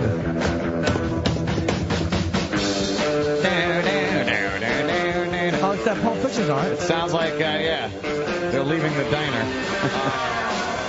Hey. Play through it. You gotta play through it. What happened that he had to play through it? They made a mistake. And then instead of just playing through the mistake, he stopped, and he got Doyle all pissed off. And, Can I go back to this blockbuster thing? Yeah. I think he's way off on this because even though it's not officially the summer blockbusters, here's the weekend box office. These are blockbusters, right? Blockbusters. Be honest here. I'm going to give you the top 5 movies out right now. Okay. Tell me how many you've seen. All right. This is how often Soundboard Fez is. Who has seen Thor in this room? Besides Roland. I'm looking at Thor right now. Everything. Roland sees everything, but E-Rock, you see Thor. Yes. All right. You're kind of nerdy, too. Yeah. Bridesmaids. Oh, hell yeah. No. I'm Thor after a workout. Fast 5. What? Fast 5. Oh, Fast and Furious 5? Yeah. No. Priest. And we had the guy on, and we didn't even see the film. Nope. And Rio. Nope. So the top 5 movies this weekend, none of us have seen. No. None of us. No. I might see Bridesmaids. That's about it on that list. But I have watched documentaries. Yeah. On Afghanistan, I watched that. There are explosions in it. Yeah, but it's real life and people talking about their emotions and war. I watched a lot of Hitler documentaries. Those are good. There's a couple of explosions there. World War II one. There's a couple of big ones at the end. What an idiot. Yeah. Soundboard Fez. Is he following me on Twitter? Uh-oh. You want to do a mass banning of Soundboard Fez for getting it wrong he's today? fucking gone. Let me go to my I say for tweet. getting it wrong, everyone blocks Soundboard Fez. Let me look from everybody. I'm going to look from right here, right now. Hold on. At, and then I'll put and board, and then F-E-Z. Soundboard Fez. Now I'll search, and he's coming up. Let's see. Hold on. Hold the phone. Why isn't he coming up? How is it spelled? Just he tweeted normal? to you 24 minutes ago, Anthony, you're an ignorant, asshole, fucktard, white trash guinea. Oh, I am? You really? Wait, dude, is it Soundboard Fez, 1Z, the whole deal? How do you spell board? B-O-A-R-D. Yeah, okay. Let me go try. Sound. Oh, that means you spelled board. No, I don't think I did. B-O-A-R-D. I know it's like a soundboard. Oh, okay. And then F-E-Z. It puts sound, because the autocorrect puts sound patches. Stupid autocorrect. I hate autocorrect. I do too. Okay, there's soundboard. When I tell a girl that I want to lick her and 3 A's pop out, where's the ass? There's Soundboard Fez. Let's see. Anthony, you are an ignorant asshole, fucktard, white trash guinea. That's good. And your mother's a cunt. Let's see. Stick to summer blockbusters. That's right. Why would I ever want this guy fucking doing anything? I want to see what else he's written. Opie, maybe you're allergic to lavender. I'm getting smarter about not saying everything I think. Are you? That was 4 days ago. I don't think you're getting smarter. Yeah, let me see. Soundboard Fez. Oh, he's got 36 followers. And he follows me. Actions. Block. There you go. You're blocked. Good. There. Now you never... Jason Chansey? Is that his name? Yeah. When I go there to Soundboard Fez, it says Jason Chansey. He's from Blackshear, Georgia. Really? No. 38 followers. Who's following him? Yeah, let's block Bunch of nobodies. I'm going to block everyone that's following him as well. This is how this works out. That's how that works. That's what Everyone I do now. that's following him is getting blocked. That's right. Is getting blocked, too. It's a block party. Wait, Eastside Dave is following him? Come on. Block Dave. Got blocked. Come on, Dave. Wait, no, Dave follows anyone that follows him. He's following 81 people. Let's see who else. Pat Fumanaki, he's following you. No. You have to block his followers. I know, but I'm just saying, Pat Fumanaki, he's following you. Block him now. Oh, I see what you're saying. Please. Enemy. I never follow back. One of his followers is Lex and Terry. Fred from Brooklyn, he's following you. Steve S. from Bayshore, he's following you. If you guys could do it, just do a little favor and unfucking or block this guy so he can't follow he doesn't deserve to read your funniness. Wait, let me ask you, do some people just follow back, right? Yeah. Yeah. He has 35 followers, right? Yeah. Bob Kelly, we got to get that. Got Earl Douglas. Not Sam. Block him. Eastside Dave McDonald. Block this idiot. Jay Moores, if you're listening. See, Lex and Terry are just following him back because they have 27,000 followers and they're following 24,000 people. Yeah. How do you follow that many people? I never could do that. It's a waste. But I just want anyone. I want him to not be able to know anything that's going on this show. Because he doesn't deserve the humor and hijinks. He tweeted Frunkus, though, so I think it's okay. Fuck you! I think it's okay. Did he tweet that? Yeah. Love you guys. Yeah, if you tweet Frunkus, No, you're all full of shit. You're full of shit. Yeah, maybe you don't feel like fighting with Ant, who only likes shit with explosions. You do, though. Really? That's really way off. The only shit I like with explosions is his car when he turns the key in the morning. Whoa. Yeah, happened? It's like a casino. It happens. He did say you were a white trash guinea. You want to call him? He did. Sure. All right. Yeah, go ahead. Call him. Call him up. Answer the phone too, you faggot. Language. Yep, everyone's blocking. Block him. I haven't blocked him yet, but I will. Out of respect for my friends Opie and Anthony, I will block. Blocked. Block, please. Block. I'm gonna copy user. Now I'm putting out a full tweet. And please. And for you, look. Twitter is temporarily unreliable. Why? Oh wait, I hit the. No, you direct. No, I hit the wrong one. Please. Look. Here we go. Block this asshole. Here you go. There you go for you, Ant.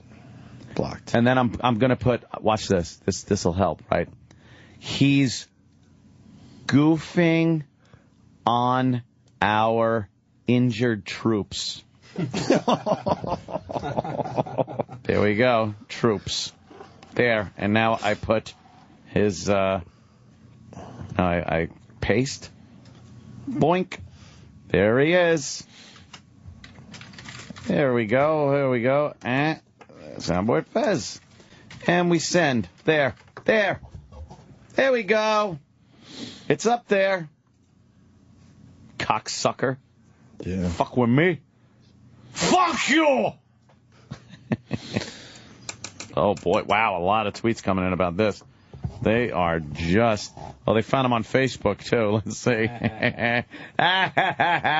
I love these people. Oh, my God, they're great. Here we go. At least he used his name. Well, he did. I don't give a shit, though. We see his face? Used his name like an idiot. That's what I'm going now. I want to see if... He's not my Facebook buddy. Why not? I want to see if I can find his dumb fucking face. There's a very funny cartoon in Hustler many years ago. Remember the doll, My Buddy? My Buddy. This kid was opening one that said My Butty, and it was B-U-T-T-Y, and he was fucking his doll in the ass. Jesus. I love Hustler. Hustler had great Hustler was cartoons. the funniest cartoons ever. Absolutely. You want to see his bat? Please. What is that? Take a guess. Is that his wife or girlfriend? Mm-hmm. That's his wife? Yep. What a fucking slob your wife is. Well, we got. What a fat fucking pig. Well, don't put her up on fucking Facebook then. She's a slob. Oh, you bitter fucking cunt. That's right. I'm fucking a model. You fuck a pig. You fucking asshole. No wonder you're mad. My chick weighs as much as one of your girl's legs. Ugh, what a disgusting slob. And she's a flatzo. She don't even have big tits that you could fuck. Fuck that. Fuck you. He's on the line. Fuck you. He's listening to this. Good. Pick him up. Pick him up. He's been listening the whole time, Jason. I don't care. Jason. Hey, you jealous cocksucker. What's the matter, dumb fuck? Huh? Hey, I asshole. wanted to get a tweet on the show. You got plenty to fucking talk about on Twitter, don't you? What's the matter with you? Humor at all? Oh, that's humor? Ooh. Hey, look. Now you're trying to disguise it like I was just goofing? No, you weren't. I know serious. I've been in this fucking game long enough to know when someone's goofing around with me and when someone's being a douchebag fucking dick. Ignorant guinea. Yeah, that's it. Really? Yeah, all the things you say about yourself. Yeah, exactly. Yeah, I say them about myself. That's right. And yours came across with no humor whatsoever. What did you write? That's why they don't pay me That's why they don't pay me as a comedian. Sorry. Yeah, well, they should pay you the big bucks to feed that fucking wife of yours. I hope she didn't look like that when you married her, dude. Don't worry, buddy. He's just joking. Yeah, it's a joke. Don't you get it? See, when I call her a fat fucking pig, I'm joking. Right? Do you get it? You don't hear me screaming back at you, do you? No, not at all. That's good, because it's a joke. That's cool. You're a good guy. You're a great... get paid to make crass humor. You're a great fucking guy. Great guy. Where is it? You're an ignorant asshole fucktard white trash guinea.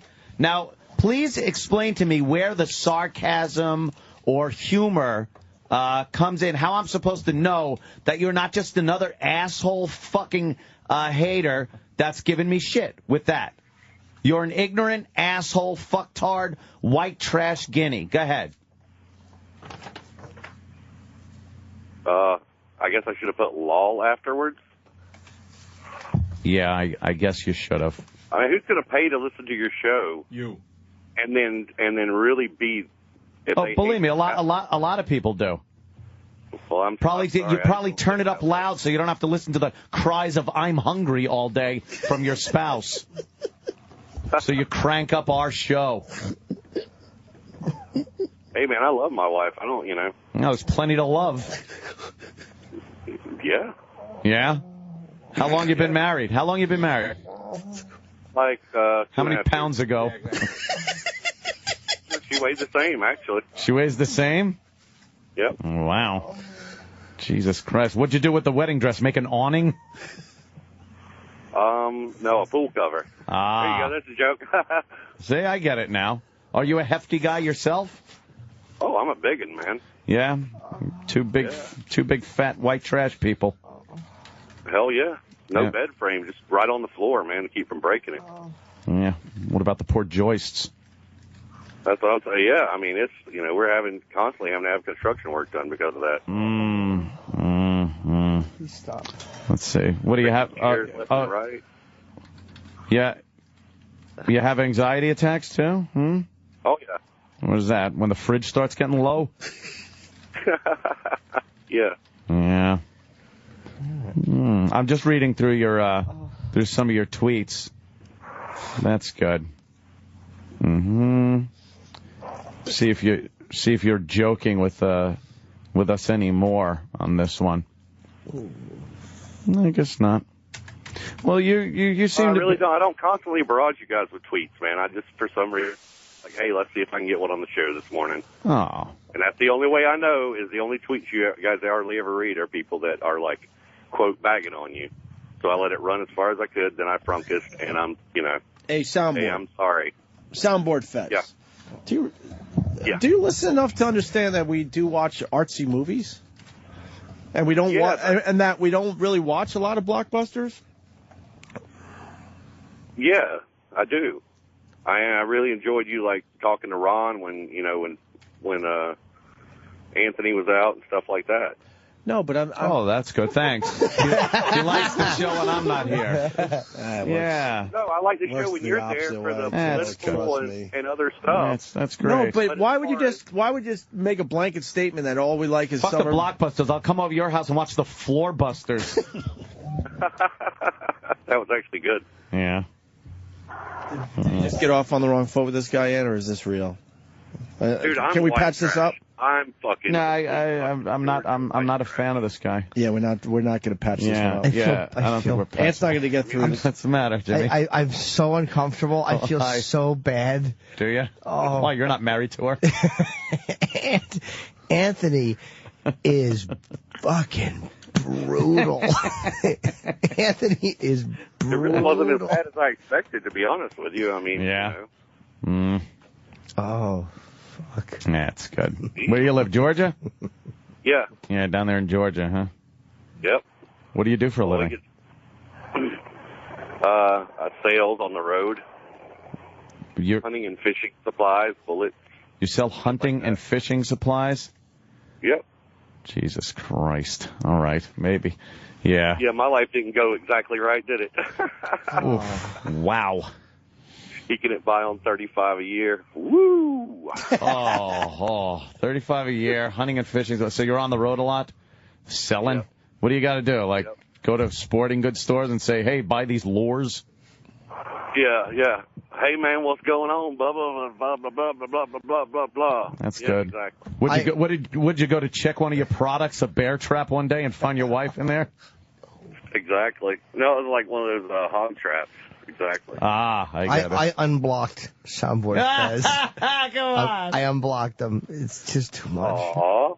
Maybe, should I unblock him? Jimmy's so sweet. Should I unblock him, Jimmy? You might want I'll leave it up to you. Yeah. This was a rough one. It's a rough one? Oh. Yeah. Yeah. He's laughing. Yeah, this is a rough one. I'm doing you guys since the pay times, too, man. There are people that I would like to see be attacked like this from Twitter. Yeah. Yeah, there are people that would deserve this beating. Absolutely. I'm just not convinced this guy does. I'm not saying he's not a dick on Twitter, but this is a weird exercise because I bet you if you got just about any of these real over-the-top haters on the phone, they would all sound like this guy. That's why. And you would be depressed and sad. I'm not going to fucking sit here and think this guy's any different than anyone else. I don't think he's different. Throws Jimmy, I out really this don't. shit and fucking, thinks, oh, it was a joke or all they have to do is spell out their lives, and then you'd be like, no, maybe you're right. But no, and that made me just decide. I was losing my mind for a second. I thought I was going to unblock him. I'm going to keep him blocked. Fuck it. I don't need to read his shit or have him, I don't need that shit. Fuck that. Is there a list of people, like, do we have lists on our own handful. Twitter of people we blocked?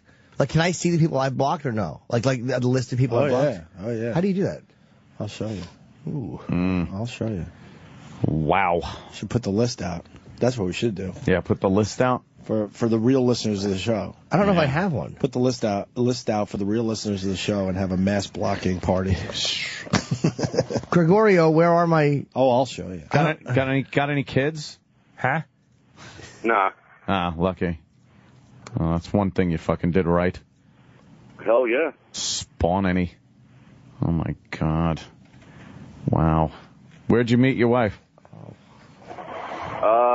Like at a friend's house. Really? At a cookout. Ringling? There we go. Exactly. I was a peanut salesman at the time.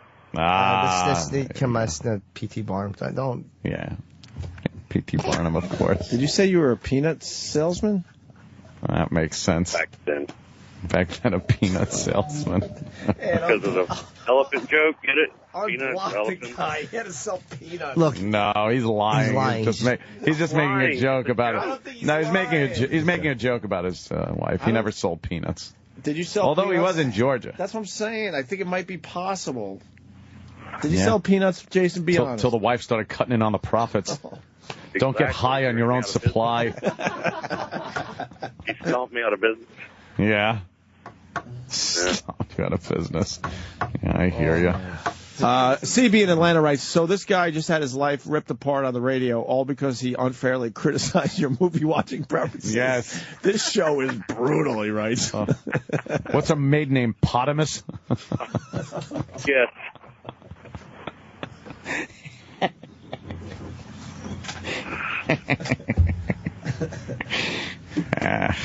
Had it, though. Had it all weekend long. You got to read shit. You just stepped in front of the fucking the cannon after the whole weekend of reading fucking assholes goddamn posts. I unblocked. Fuck them all. I can't do it. Really? And there are people who Do people really do that? What? Do people really just bash you guys constantly? Over and over again. That's all. They call me you fucking white trash Guinea. You get the same guys trashing you for 2 straight years, and you think at that point, well, wouldn't you just move on then? I don't really understand the whole logic behind it myself. But yeah, Jason, unfortunately, that's what we get all the fucking time. Some people Every follow one of us. just to be annoyed. Like, hold on a second. Some people will follow just to be annoyed, but I don't do that. Like, Rosie or Michael Moore, they're entitled to their opinions. They annoy me on Twitter, so I just don't follow them. I never read their tweets. Like, I can't comprehend why anybody would follow somebody they don't like. It's odd to me. Mm-hmm. I just wanted to stop the show with a boring fact about myself. That's okay. You brought up 2 people that are lighter than his wife. Is she listening right now? Does she listen? Yeah. What does she do for a living? She's got to work. Yeah, she works for the state, like working with kids and stuff. Oh, really? Are they hiring? What does she do? It sounds like one of those. Yeah, is it a disabled children thing? Like she work with the. She does that on the side. She does that on the side. Oh my God! She's a good person. A lot of side there. She's doing one of those jobs no one else would want to do. See, we have a bunch of pill junkies down here, and they just have to take their kids away constantly and stuff. So that's what she does. Oh, really? They take their kids away, and she like raises them? No. She works for the agency. She goes in and investigates their house. Oh, okay. The real white trash. Well, so she's She's pulling kids out of troubled homes and trailer parks. Yeah. Oh my like that. God, she's fucking trying to I don't care. help out kids. Yeah, if you're so strapped financially, why don't you stop fucking eating so much? Well, You like your sausage? Your sausages? We gotta play that. Hold on a second. Hold on. Let me say hi to Nick in Oklahoma. Nick. Hey, Nick. Yeah, good morning, guys. Afternoon. Wow, I'm out of my friggin' mind. Opie, I just can't friggin' stand it when you say the bullshit about real listeners. Okay, I disagree with you guys sometimes to the point where I would like to bite your fucking faces off. Ooh. I say shit. I've been blocked by Jimmy, but I'm a fucking real listener. Well, hold on. Let me ask, why did I block you? Because Jimmy, I'm not that hypersensitive. I'm really not. Can I hold on, because you said it to me first. What I mean by real listeners, certainly you could have an opinion about the show. There are people that do not like this radio show anymore, but refuse to stop listening. That's what I mean by that, sir. Of course you don't have to agree with everything we say and do on this show. But there are people that this show has passed them by years ago, but they refuse to move on to something new themselves. Yeah, and they're jackasses. I mean, that's What was your Twitter name, bro? And that's why I say real listeners, like people that are still, digging the show on a regular basis. You don't have to like everything we do, but they certainly would consider themselves still fans of the show. That's what I mean by that. But there are people that are so obsessed and don't like the show or don't like an individual on the show that they keep fucking listening, and that's fucking psychotic in my head. Yeah, and I agree with you on that 100%. I just want you to know, I love this show more than anything. I'm part of a guerrilla marketing campaign out here. I write 202. I used to. I don't do that anymore because now you're not. As stupid as that is. But why did I block you on Twitter? Yeah. What did you say? Jim, because when you and I disagree, we disagree. Specific. Oh my God. No. Let's hear specific. Let's hear specific. No, What happened? you know what you wrote to Jimmy that got you blocked, so Because please say it. I've been disagreeing. God. I honestly don't. The reason why I don't is because I don't write a lot of shit on Twitter. There's all different things. Like we disagreed. I'm the fat guy that calls in all the time, the truck driver, and we disagreed on a lot of things. And I've started 90% of our audience. What's your Twitter name? The Horse AMF. The Horse AMF? I honestly don't remember you at all. Well, I'm not mad at you guys, but I'm just saying I just don't thanks. like to hear this shit. I don't like to hear this shit about not real listeners because I am a real listener, and there are times, like I said, that I would just like to beat you to death with a rubber fist. I got you, but I think I explained it to you, what I mean when I say that, okay? And I appreciate There are guys that continue to listen that want to take down the entire fucking show because they don't like it anymore. And that is fucking weird to me. But this sounds like every interview on, like, First 48. Every time you get them there, they're like, no, but I didn't do it that, I didn't mean that, I said this, but we disagree with that. But meanwhile, right before you block somebody, you've read something heinous or fucking stupid or just ignorant, and then you block. But then, you get the instance where you get to actually talk to a couple of these people, like today, and, they're never at fault. Because there's a weird thing. It's like when you look at people, like I've had people break my balls, and I'm fine with that. Sure. But sometimes you look at other stuff they've written, and it's like you have to make snap decisions. Like, if you're on stage and somebody heckles you, you understand that some people are heckling because they want to have fun with the show, and they want to help out, and they're a little annoying, but you get it. Other people are just trying to be funny, and other people are being motherfuckers, and you kind of have to pick up that tone immediately. So it's like I've kind of gotten pretty good at that, and if I read stuff and I'm like, the guy's kind of being a cunt for real, then I'll block him. Yeah, when someone's just a fucking cunt. You just know. Like Ann said early in this conversation, you just know. We've been doing this long enough to know.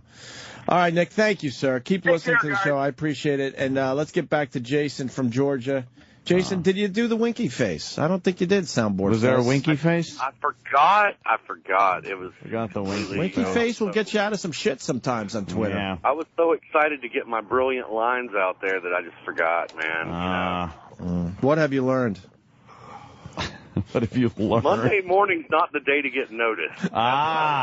That's probably a good one. I think he's right there. Monday morning, not a good day to get noticed. I'll make a deal with you. Let's make a deal. I think Ann would agree to this. Right now, you're being blocked by just about everybody. Yeah. It's unfortunate, which doesn't matter, because I also know when you block someone, they just fucking get a new account. So, so it doesn't even do anything in the end. Yeah. Can we talk to your wife today, sir?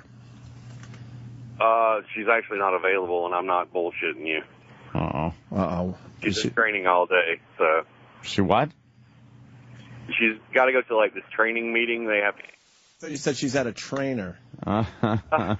Training meeting. But she's actually on a train, the whole train by itself. Oh, we get it. That's good. Yeah. They're transporting the elephant to the next town. Yeah, that was the gimmick. Yeah. Well, and what are you going to do?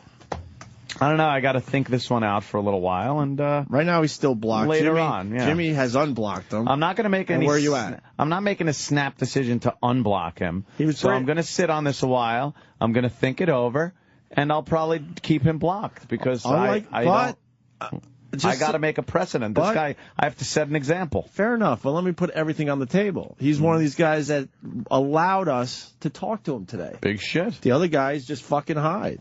Big shit. All right. It's the guys that hide. Fair enough. I'm just putting that on the table. I'm not saying that it should sway you either way. I'm just putting all the facts on the table. hear you. Because a lot of these guys would never come on the fucking phone. And they would never have the opportunity to, and they would never dare call. Right. But it's because we reached out. We searched him we down. called him at his house. But he could have hung up or not come Well, on the air.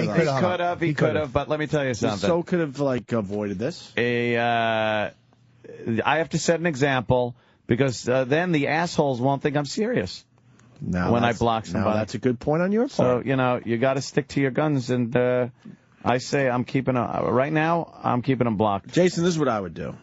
You only have 30-something followers, so... I'm an ignorant, asshole, fucktard, white trash guinea. Yeah, so take the blocking, and then just start a new account, and maybe start anew. You could be soundboard Anthony.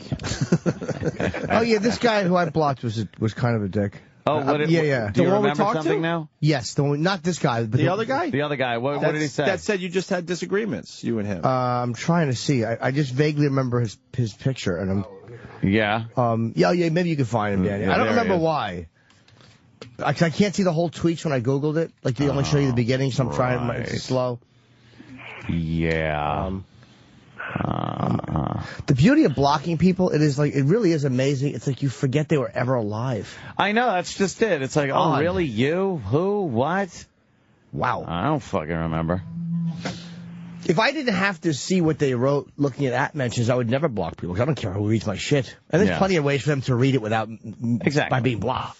Not losing anything. Yeah, they're still reading ours. But then they can't get back at you. There was some guy that where did he fucking right? Let me go. This was on Facebook though. This is on Facebook, and I really just want this guy's a fucking total tool. I guess he was talking about Red Eye. He goes, watched Red Eye last night. You are fucking embarrassing to watch. Lame comments, stupid mannerisms, and brutal hair. Give it up, dude. And then he writes, you give everyone the douche chills. You a hole. And it's like, really? Really? So was he a fan? I guess he watched Red Eye. No, I'm not. And then he listens to the show. But that's what gets me. Yeah, so it's like, well. Hold on, Ed, seriously. Yeah. That's what confuses the fuck out of me. Is that guy a fan? Yeah, he is a fan because he went out of his way. No, is he a fan? To get it to I'm asking Ed, is he a fan in your head? I don't know. That's what I'm asking. Because then people go, what, you can't take it? It's like, no. What is confusing the fuck out of us is people that say they're fans, but then they want to be able to, like, just completely trash your livelihood. I just wrote him back in a separate message that said, sorry, I'm not your type, faggot.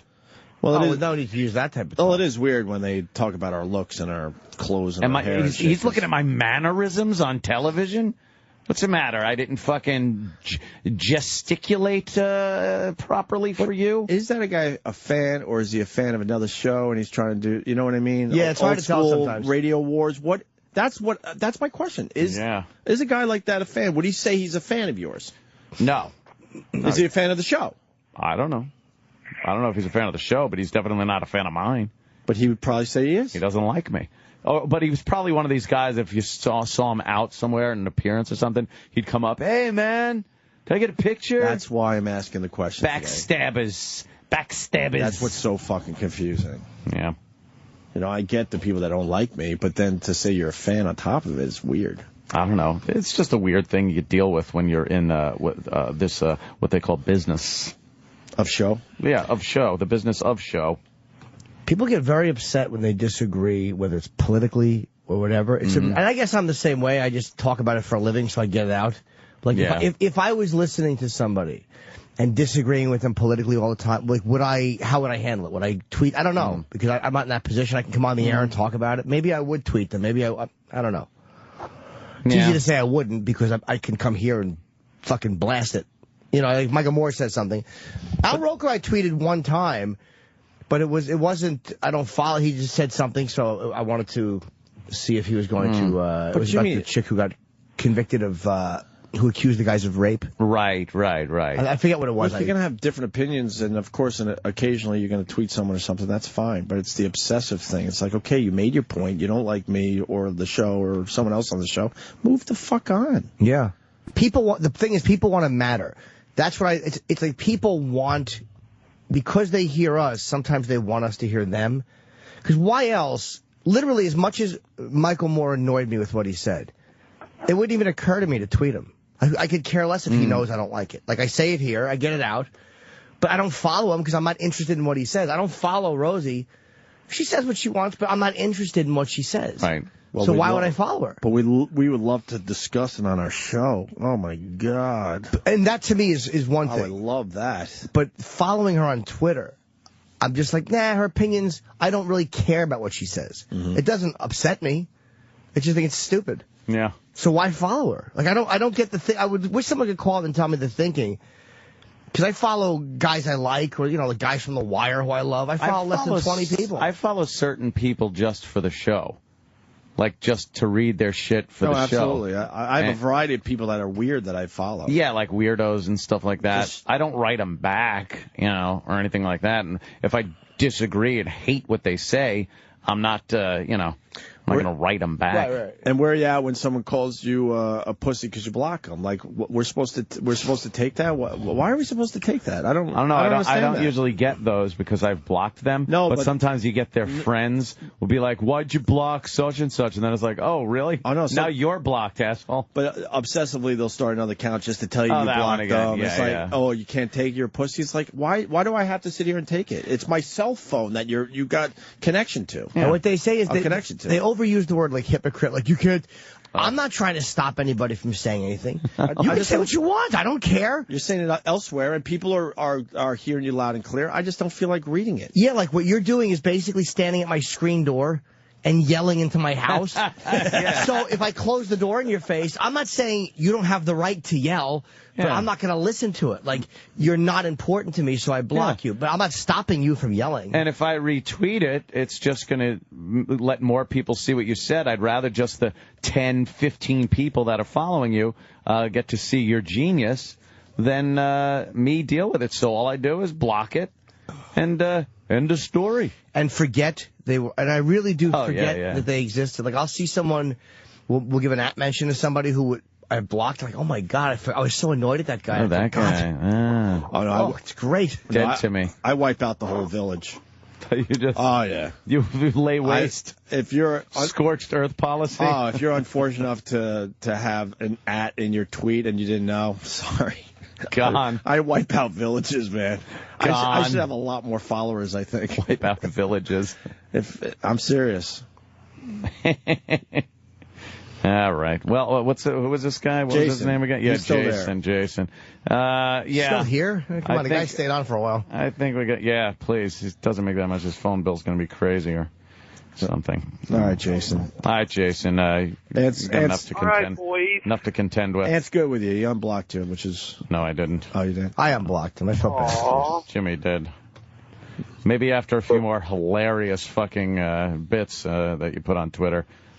Someone just tweeted me that Nick is a piece of shit that has called the show many times to trash you. Fuck him. Yeah, I think he's like that loud trucker that called. He's like one of those guys that's used to just being listened to.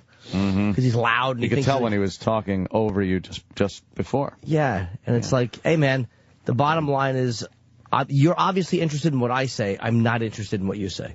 I'm sorry that that's the way it is. I apologize.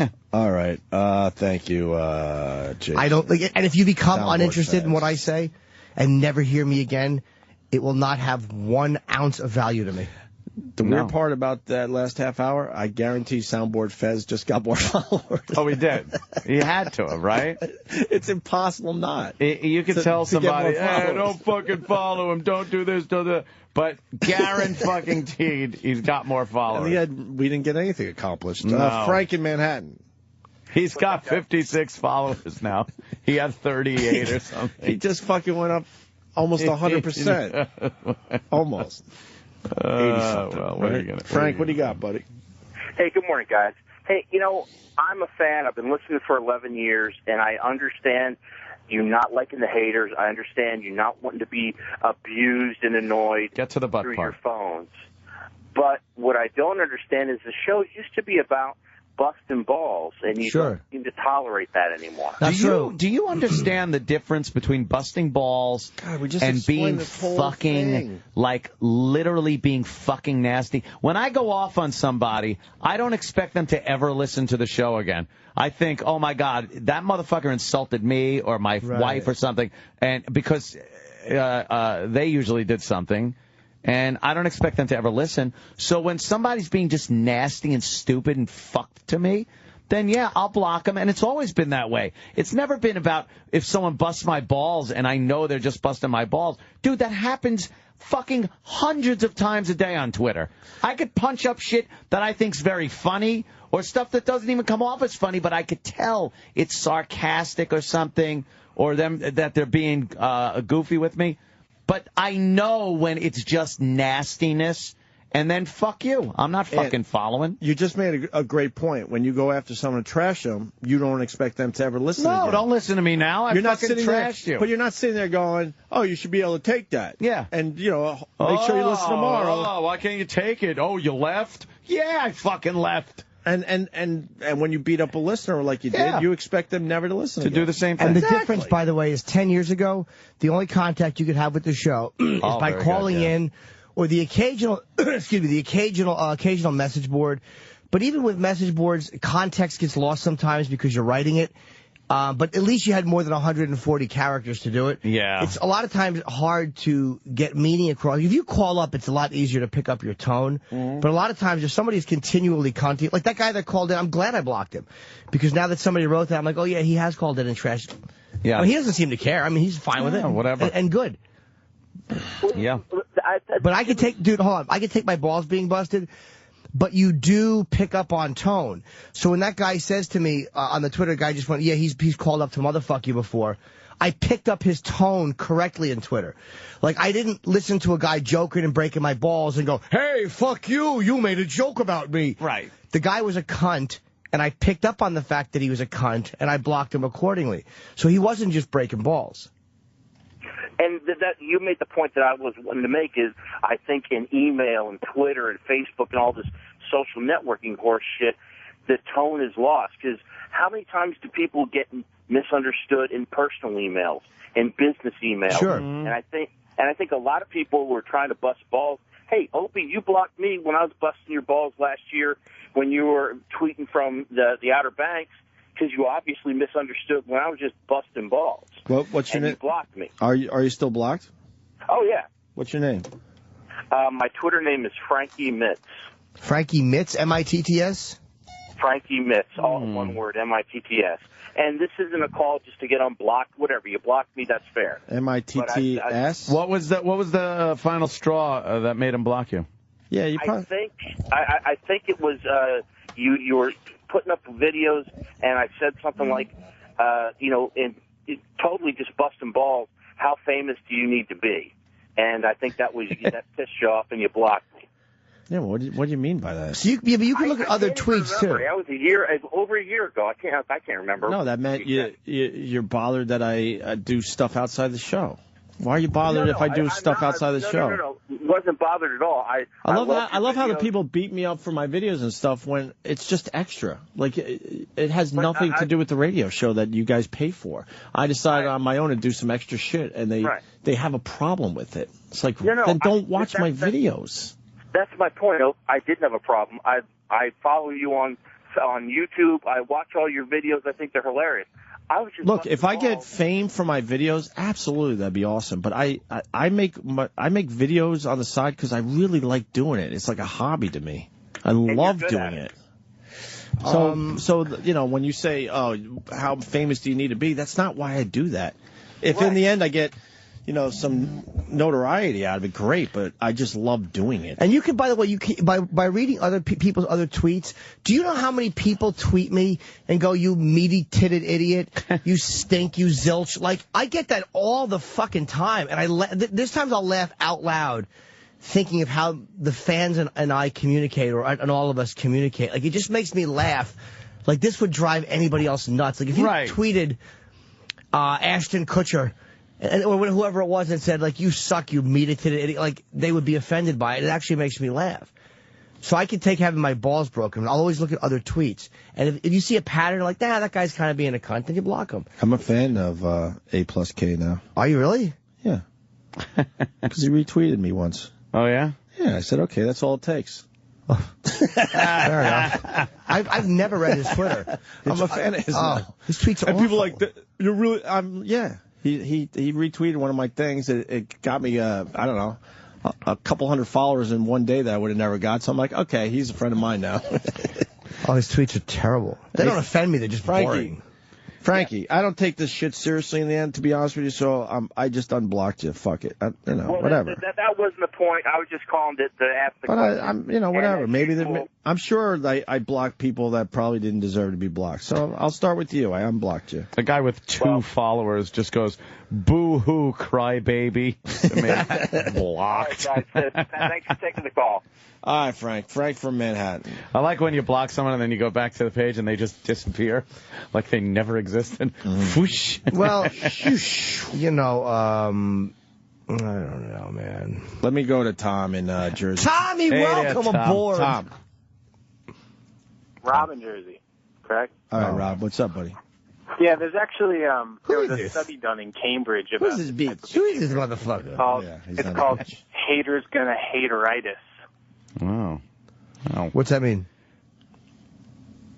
I actually didn't know what he meant. I didn't Did either. he hang up after that? That was a legit question I I'm had out. for you. Sweetie!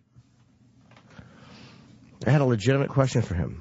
Oh, my God. I'm just trying to look for an example of somebody that is just fucking around. Because there haven't been any lately. But you just know. It's something you just know. How about this one? Is this a guy just fooling around? Fuck you all sensitive bastards. Pull your tampon out. Yes. Yeah, that's just See? fucking around. Yes. And you can just tell. He's saying that we have You know vaginas. what, though? But just in case... Yes. Saying we have vagina. But just in case that isn't him goofing around, I'm blocking Block him. Yeah.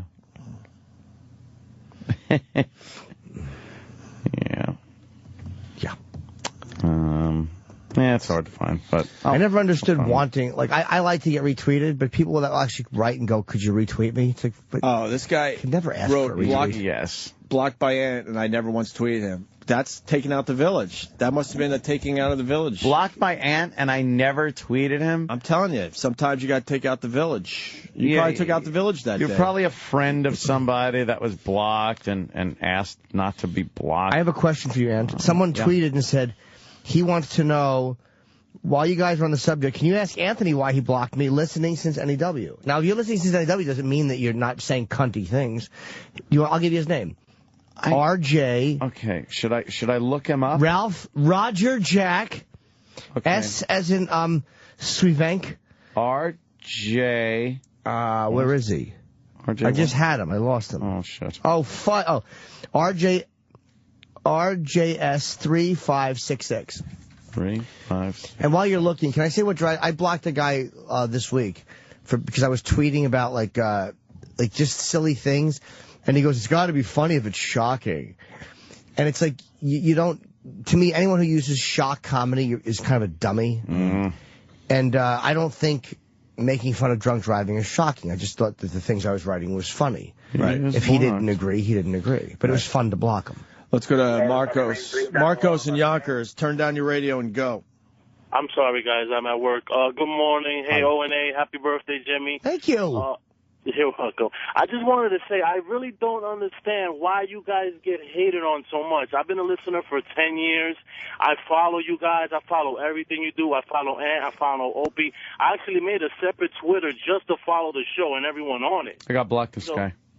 I don't understand the psyche behind these assholes. That's what we're trying to figure out. I mean, every show like this has them. When we do talk about this, my Twitter later will be filled with people going, really? You guys get that many haters? Yeah, unfortunately we do. But, I mean, overwhelmingly, it's more positive tweets in the end. But the numbers of haters out there is alarming. And can I say one thing? I'm sorry to cut you off, Opie. When I listen to you guys, I feel like I'm hanging out with you guys.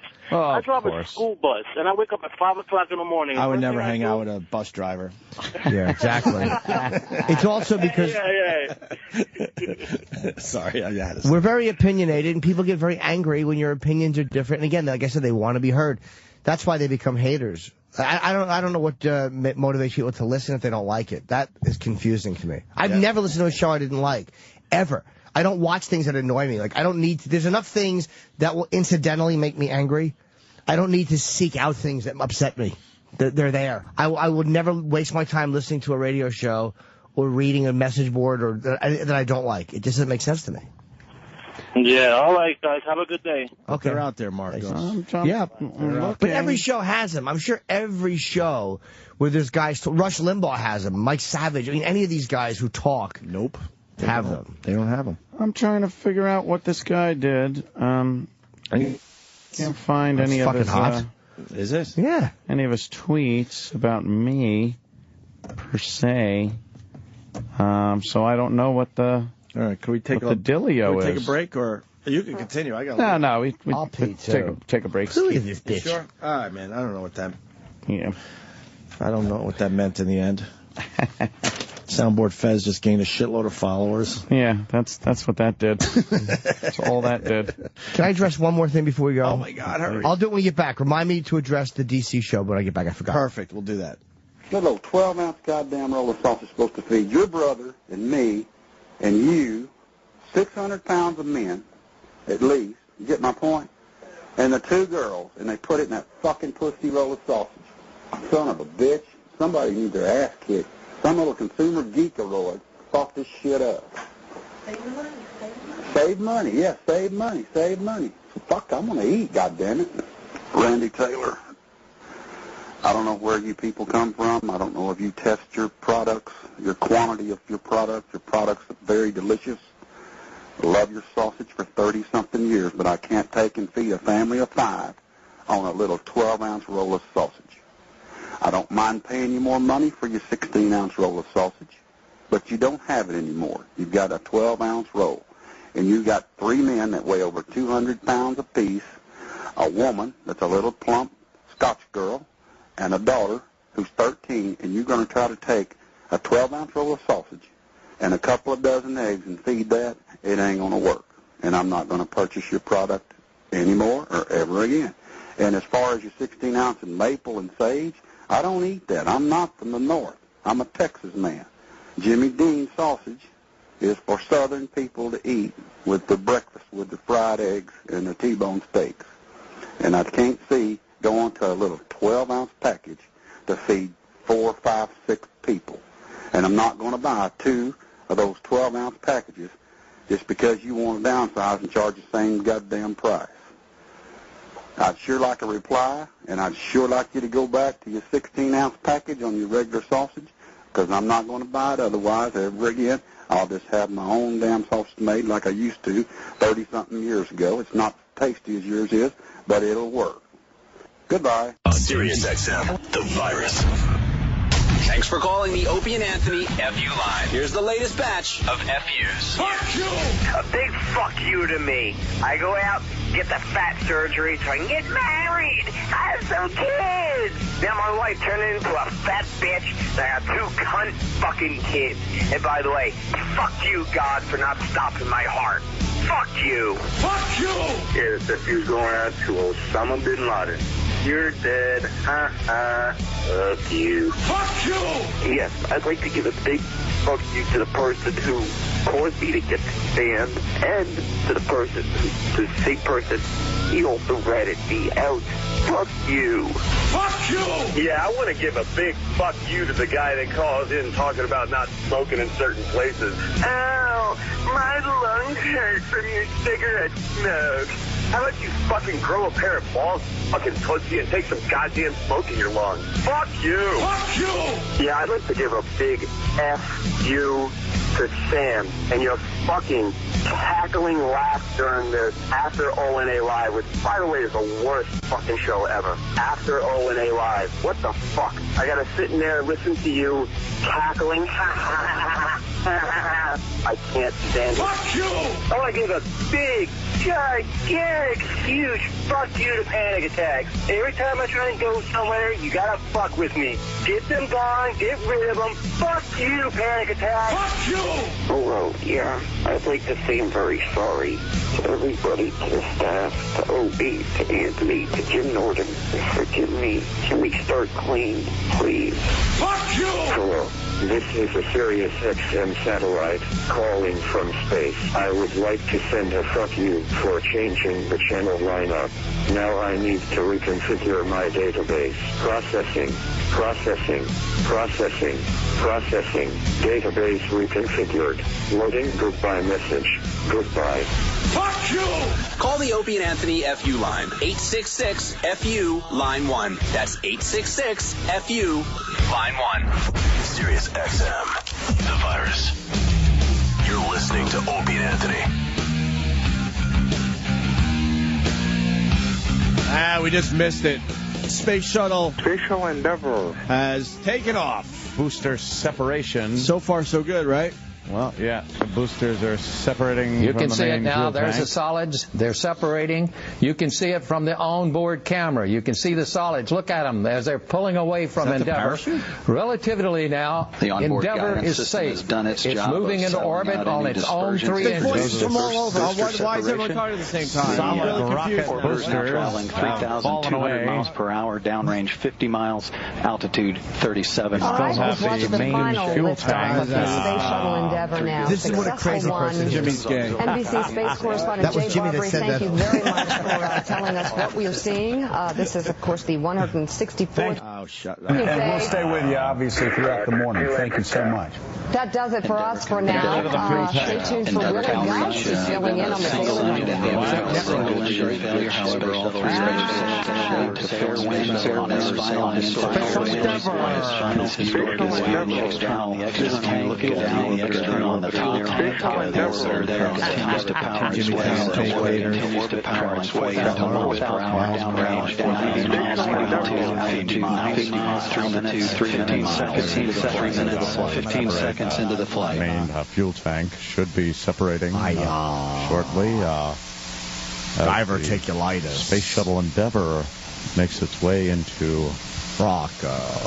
full Earth orbit. Fighting because he's the got a final seed. mission of the Space Shuttle Endeavour. Good morning, Willie Geist in for Chuck and Savannah, and we do have breaking news on the Daily Rundown. The Endeavour Space Shuttle on its way now. It's not breaking news. International Space Station shuttle, as you saw, lifted off just moments ago. Breaking news to be if somebody Commander fucking Mark head flew out Kelly the and his window. 5 crewmates on board. Commander Mark Kelly's wife, Arizona Congresswoman Gabrielle Giffords, I'm Carol was Costello, there sitting in in Cape for Kara Canaveral, Phillips. Florida, We're following the final watching mission of the the Space launch. Shuttle This is Endeavour. significant for a As couple you of know, it reasons. blasted off the launch pad at First, of Kennedy course, the Space presence Center of just Gabrielle minutes Giffords ago. also was there in April. This launch was scrubbed then. She's now returned there, arriving yesterday, watching the husband launch up toward Earth, the International Space Station, as a team of flight controllers watches over all of the systems. 4 minutes, 20 seconds into the flight, Endeavor's traveling 5,500 miles per hour. Altitude now 63 miles, traveling downrange 186 miles, or about 335,000 feet in altitude. Going into orbit as it should be right now. Everything is clean. And you're talking about this is the 106. Wow. That is the most annoying 5 minutes of radio. Most annoying 30 seconds? Most annoying 5 minutes. Hey, this guy over here now. Over here now. You fags are talking about Twitter like the junior high broads. Oh, yeah? Let's chat at Pittsburgh. It's a social networking thing that we all use. I think it's fair to talk about it. But it's also a fair... I think it's an unsocial network, if you get my boy, drift. yeah, a little wordplay. It's also a fair comment from Chad. They're doing 11,000... Oh, that's feet per second. Yeah, they do 17,000 miles an hour when they're in space. They're at 355,000 feet. Trevor writes, I think I just lost my fucking mind. I don't know why. It is funny because it's like, roll to heads up. Shuttle, you have go for roll. You can see to the heads curvature up. of the Earth behind us. When it reaches orbit, this fuel tank will separate, of course, from the shuttle, and it'll go on into orbit, and then the tank itself will tumble back through space and burn up in the atmosphere over the Indian Ocean. There it goes. So, anyway, everything is on schedule. You can see it happening right now as they're turning. This is rotating. You see the shadow going across the bottom of the space shuttle itself.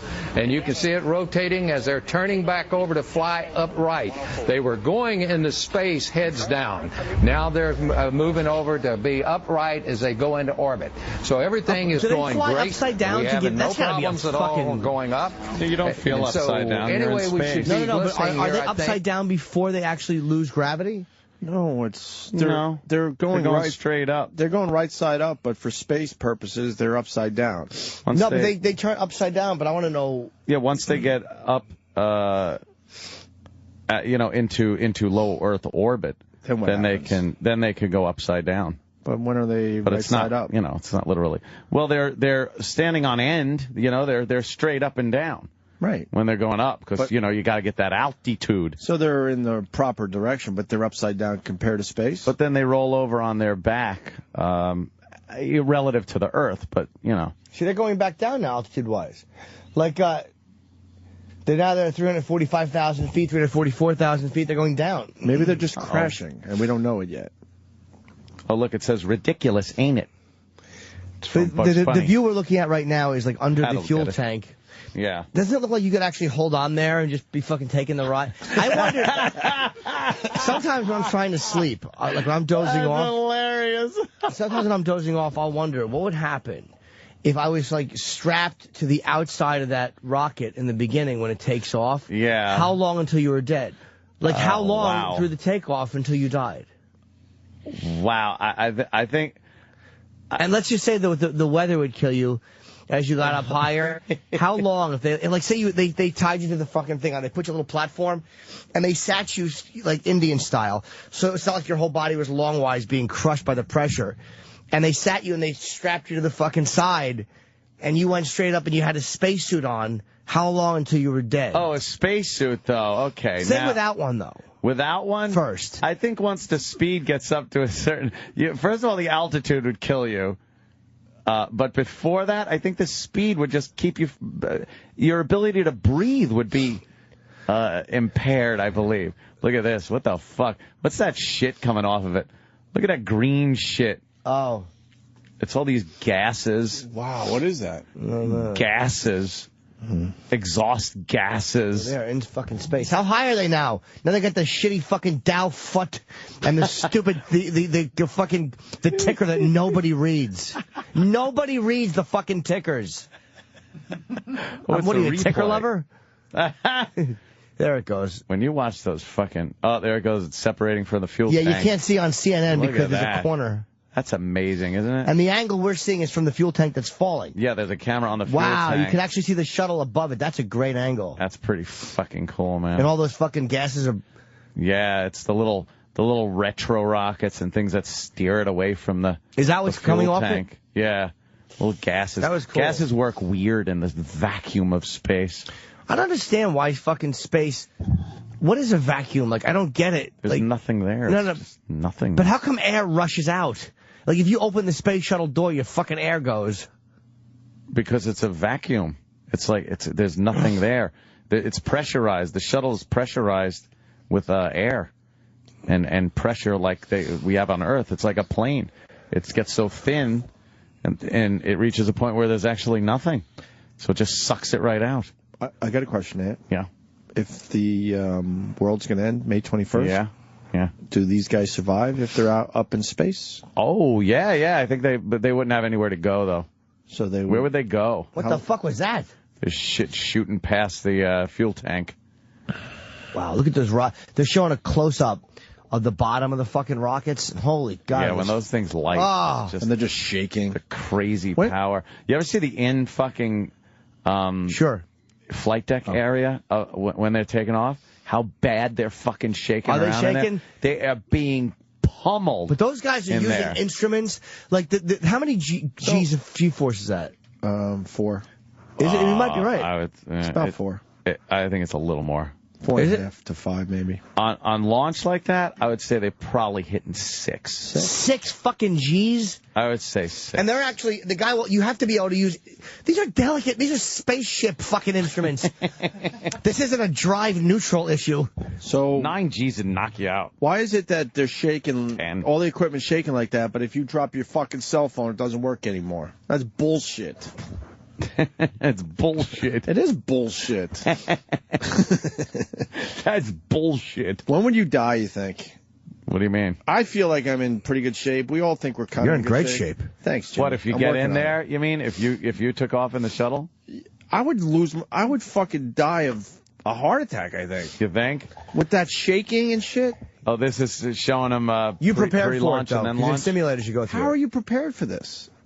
Let me see first. There's been some old motherfuckers that have gone up in there.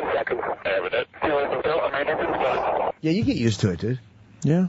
It says space shuttle cockpit during launch with internal comments. Can you pause this for a second and go down the graph? Who dislikes a video like this?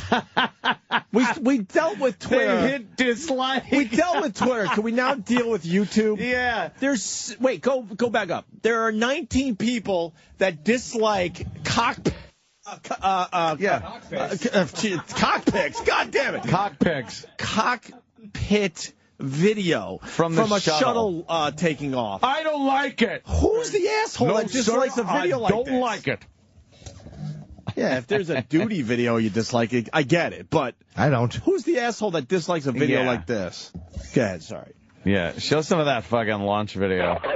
Look at them. They're bouncing around like crazy.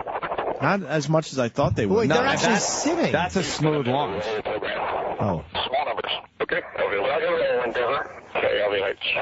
How come they're just sitting in the middle of the thing? And why is that guy not turning his head to work that knob? What are they supposed to be doing? Standing, Jim? No, but weren't they laid flat on their back? Like, I thought that they were like laying on their backs facing up. Oh, they actually are. If you, yeah. Oh, they're it's been looking out turned. the windshield. Yeah. Oh, okay. So they are on their backs. Yeah. Wow. And I got another question for you. It is shaking. Yeah. We're learning from Ant today. When I'm on a bed flight, yeah, I just close my eyes, yeah, and try to go to a place. And make believe you're on a bus. Are they allowed to do that, or no? Or do they have to be doing stuff? There's some people that don't have to do anything during the launch. So if they're freaked out, you think they could close their eyes and just make believe something else is going on? Yeah, I would think so. Okay.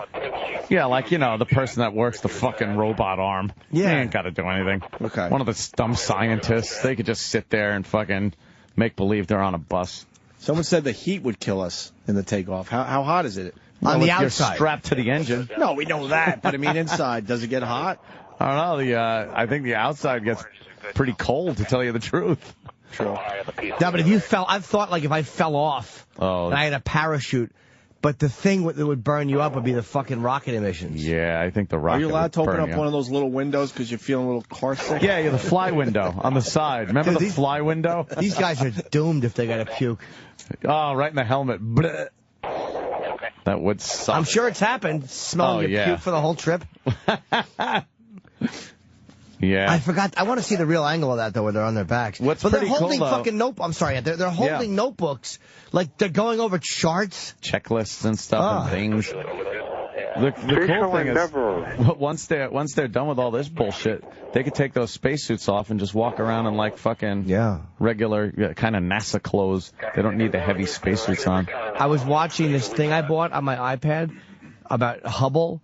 I don't know if they show it at the Museum, Smithsonian or whatever, the Museum of Natural History, but it was, they were talking about fixing the Hubble telescope, and they were showing, like, footage of the astronauts fixing the Hubble. Yeah. It's fucking amazing. There's one point where they couldn't get one of the doors open to get to this delicate equipment, so they're like, just break it off. Just bust it. They wasted hours, and they just couldn't do it, so they broke it off. Just bust it off. Who gives a shit? Yeah, you want to think everything is all very delicate and everything, but it's just like any other job. We can't get it off. Just kick it. Were you going to say hunky-dory there? Hunky-dory. Were you? Be honest. Yeah. I usually say hunky-dory at times. I like saying hunky-dory. I like, whatever. 21st. My point, yes. I was going to say, why are we still doing it the same way they did it when I was in college? Yeah, well, they're looking for different ways. I think that's why the shuttle's being retired, but we have nothing to replace it. That's what. No, we got to go up now with the commies, with the ex-commies. That makes sense. Got to go up in a fucking Soyuz rocket on a Soyuz. We don't even have our own fucking rocket anymore. The United States of America has no way to get to a space station that we pretty much paid for. What a load of shit. This fucking place. Why? Yeah, I don't know. Unless you're working on something right now that's ready to fucking go. I mean, there's no way to get shit up there. We got to fucking tag a hitch a ride with the goddamn Russians. Do you think it's embarrassing. Do you think that this could potentially be a good thing for the space program in the sense that now it's going to force the United States to privatize space travel? So I think that's what people are hoping for, but it's so far off. It's like you're giving up until people come up with a better idea, and it's the infancy of civilian space program. It's the infancy. You look at the Virgin Atlantic guy. Yeah, he's got one of those, and he's going to start, taking people up for a couple of $100,000 a pop. What it does is they take you up about 60 miles, and the thing just kind of arcs, doesn't orbit, and then comes fucking back down and glides you back down to Earth, and you were technically in space. But the idea of taking cargo around, building a launch platform that will take us to other places, building a moon base that'll be a launching point for a Mars mission, all that shit is gone because we don't have a fucking ship. Unbelievable. I know, and we were always at the forefront of all that shit. Kennedy fucking said at the end of the decade, we will put a man on the moon, and you know what? By August or July 1969, we did just that. There's a man on the moon. If you believe it. And now, yeah, of course. Green screen. Green screen. They had that way before. George Lucas, his first gig. How do you blame Obama on this one? I don't blame Obama. I blame, I don't know, I blame NASA, too, for the unbelievable waste.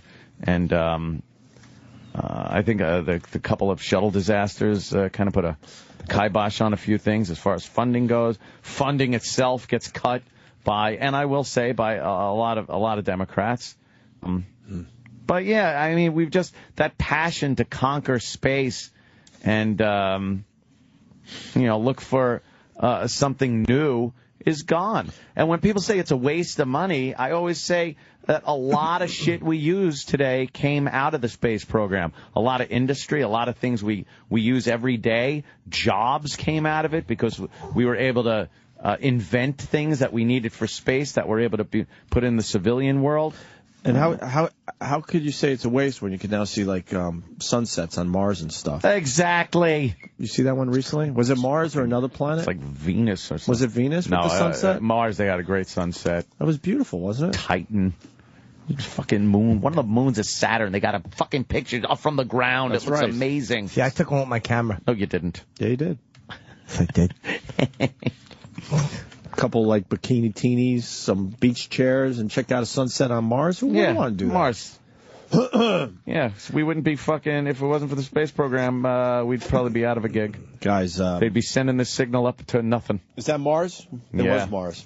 How fucked up is that? Sun was so far away. Sun's lil. You think it's far away? It's very little out there on Mars. Yeah, it's a little small. I got a quick clip from the Celebrity Apprentice to completely change gears. Ooh, wait a minute. We got a big guest coming in a few minutes. Eric Stonestreet. Wow. That sounds like a Fred Flintstone name. Yes, it is. You know, like Rock Quarry. It is. I am Rock Quarry. Name.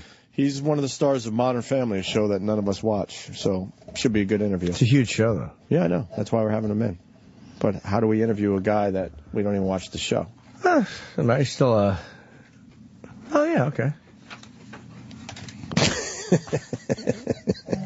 How do we do that? I'm serious. I haven't seen one episode of Modern Family. I don't even know what the show is.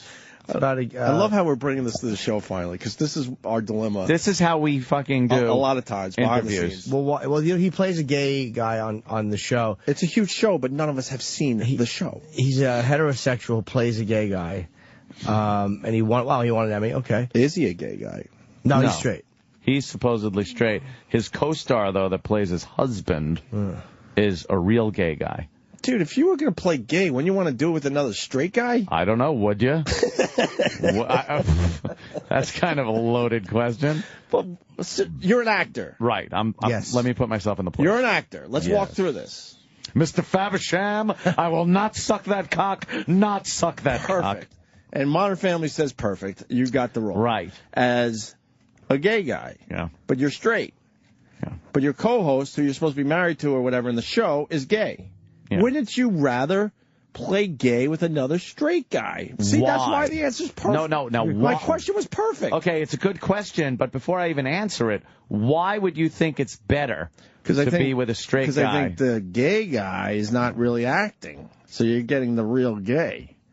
How about you have to do a role with a chick that you don't find attractive at all, but you have to do like a love scene with her, and you're kind of like, what if the gay guy doesn't find you attractive and it's just an acting gig for him? Gay guys find every guy as long attractive. as you got a cock, you're in. They can't control their gayness. All right. So they find everyone attractive. I didn't know about the couldn't control the gayness. Would it be okay? You're an actor. You got to take on these roles, man. It's happened to the best of them. Would you rather kiss another straight guy or a gay guy? But what makes you more like gay? A guy kissing a guy that's a little femmy, or kissing a man's man that's just a man? Because you justify it by saying, okay, we're just acting. But in his head, he's not acting too much if he's kissing a guy. Forget about him.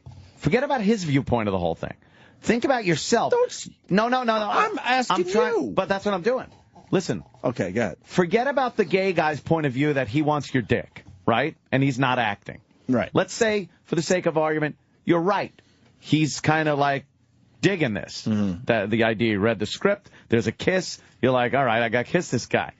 Now, what you're saying is it worse that the guy's gay or the guy would be straight? Now, if the guy's a little femmy and gay, does that make you feel better because he's a little bit girly and femmy, or would you rather kiss a regular man's man guy? I'd rather kiss a straight guy.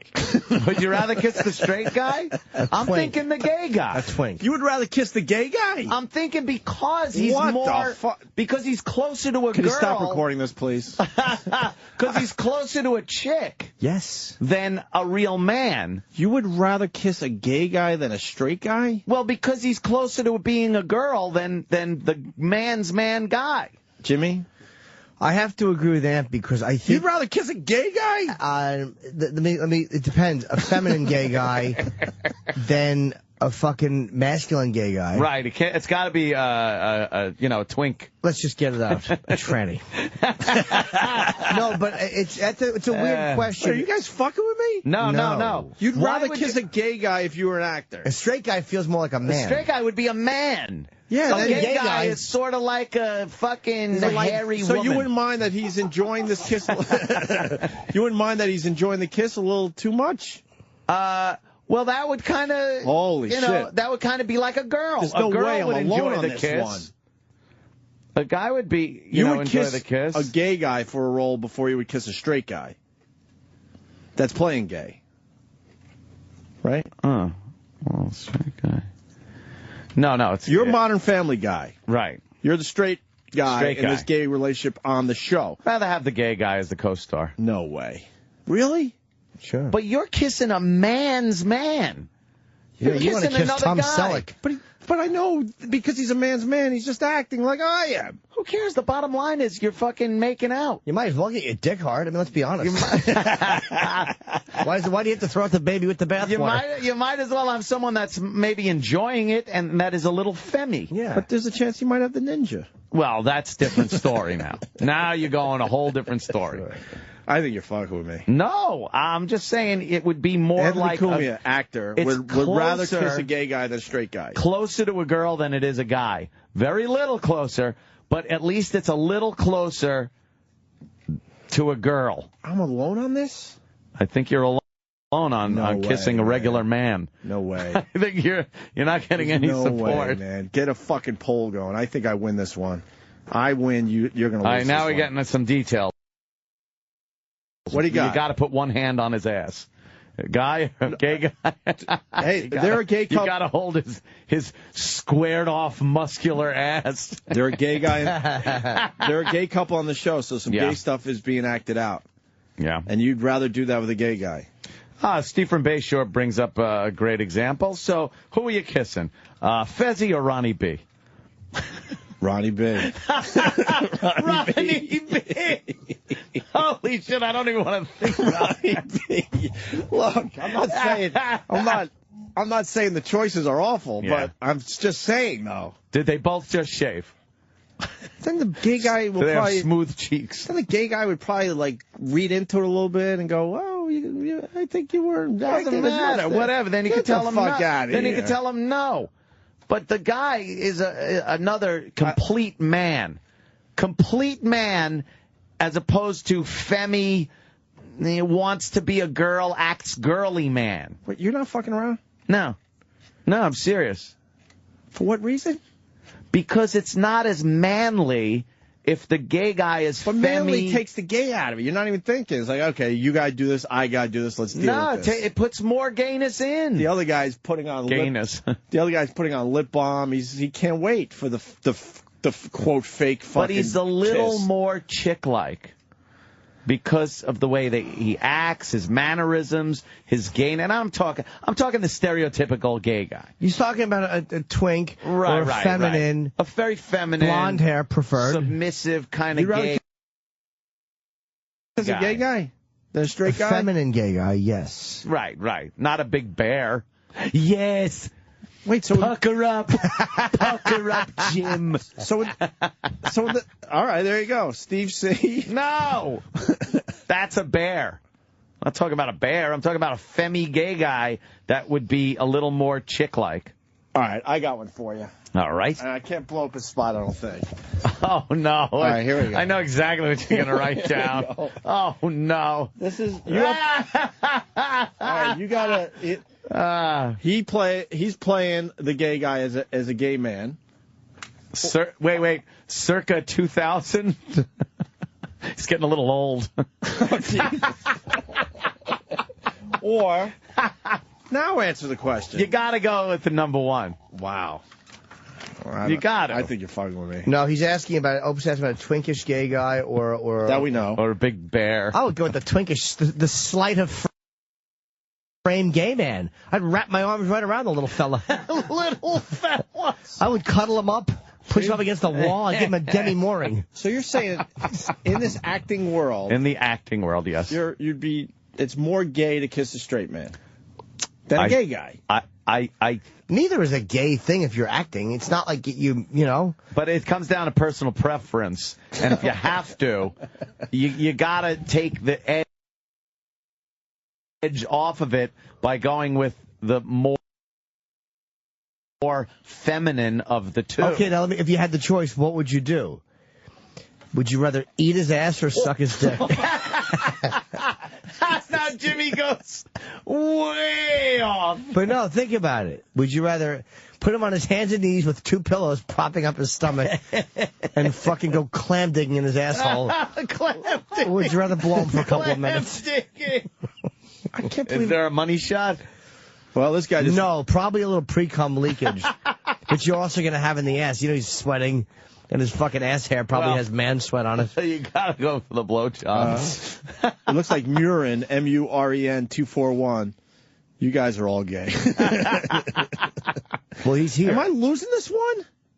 I think you are. Get the fuck out of here. I think you might be. Come on.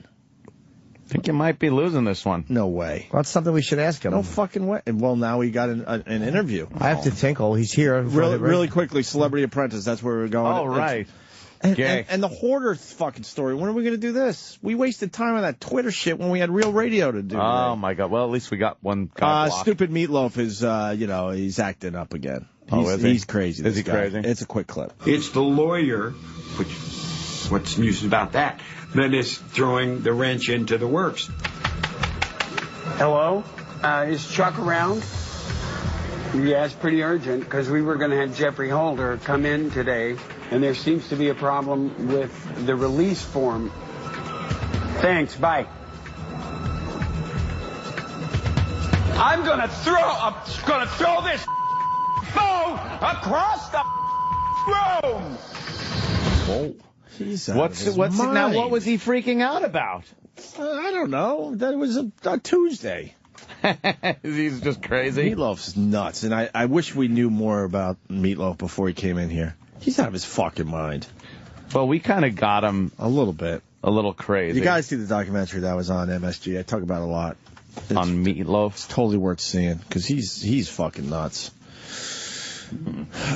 People are throwing up in their mouths. Are they? That was a very gay. Can we ask this guy this, or is he going to be insulted? How would he be insulted? He plays a gig. I don't think he'd be. It's a very fair question. He's a straight guy. Straight guy. Yeah.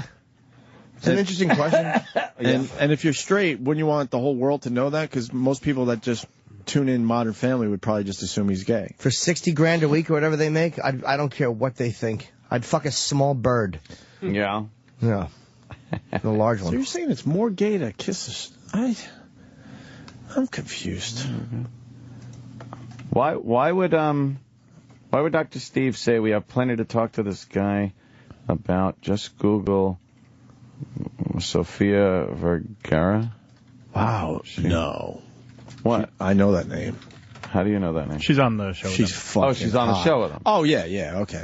Holy mackerel. Yeah, she's on this show. Oh, yeah, I'm looking at the pictures. Jesus. Good God. There's a lot of... But would you kiss that? Well, it's a girl. That's all woman right there. Yeah, it is. Where wouldn't you kiss her? There's not many places, no. I'd kiss her feet after she stepped in dog shit. There are some girls you could look at that just go, I would fucking, like, it wouldn't matter where you put your tongue. Yeah. Yeah, some girls just are completely, and when... lickable. Yeah. Yeah. All right, we got a break. Yeah, I got to pee real quick. Let's get in. Go wee-wee. When we get back, Eric Stonestreet, one of the stars of Modern Family. Stay there. The Virus. Sirius XM. Follow the Opie and Anthony Show on Facebook. Facebook.com/Opie and Anthony. This is the Opie and Anthony Show.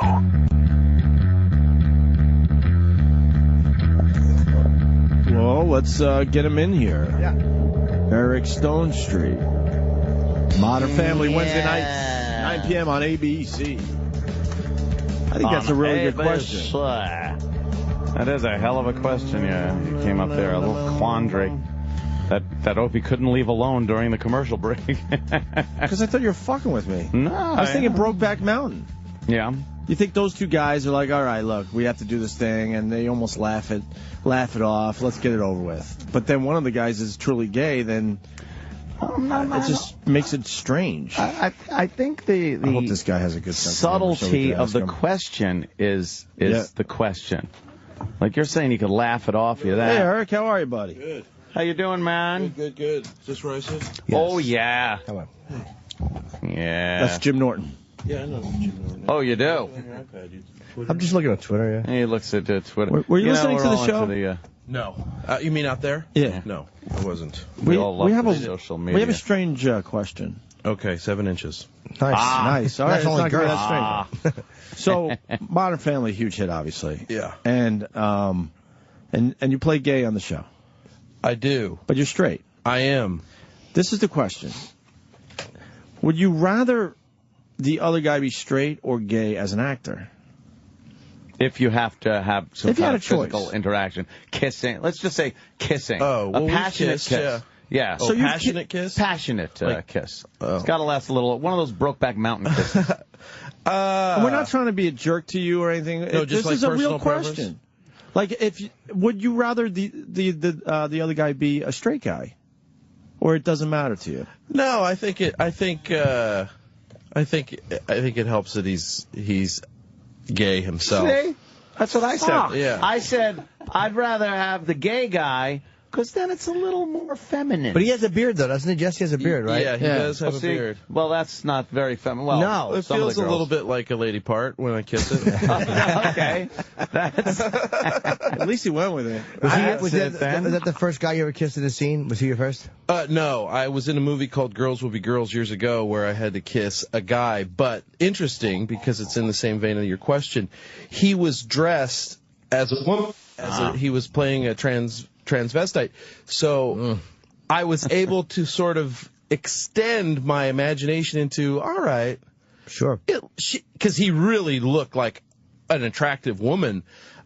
Except for this little rough patch of hair right under your lip. Don't you hate that when they don't get that? Yeah, and then that blew it right there. I was like, knows.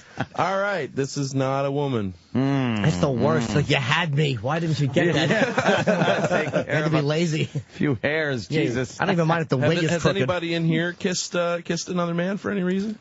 Not intentionally. Sam has, and I have, but only a transsexual and only in a prostitution sense. Oh, okay then. Yeah. All right, well, yeah, you got that's fine. Sam though did. Yeah, Sam had his, kisses homeless guys and experience. stuff. Kissed a It's his homeless thing. guy and Yeah. As a dare or something? He would say it was a dare, but it wasn't. It was. He couldn't wait to volunteer. It was a dare. He dared to show his true sexuality.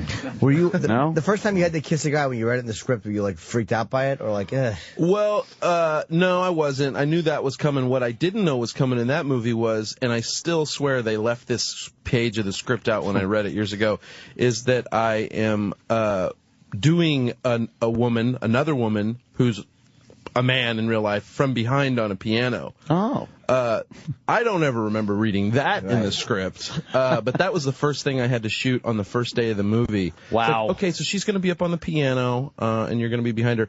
But no, I just look at it as I'm an actor. Yeah, sure. Did they say Will Smith wouldn't kiss in 6 Degrees of Separation? Like, he was supposed to kiss the guy and he wouldn't do it.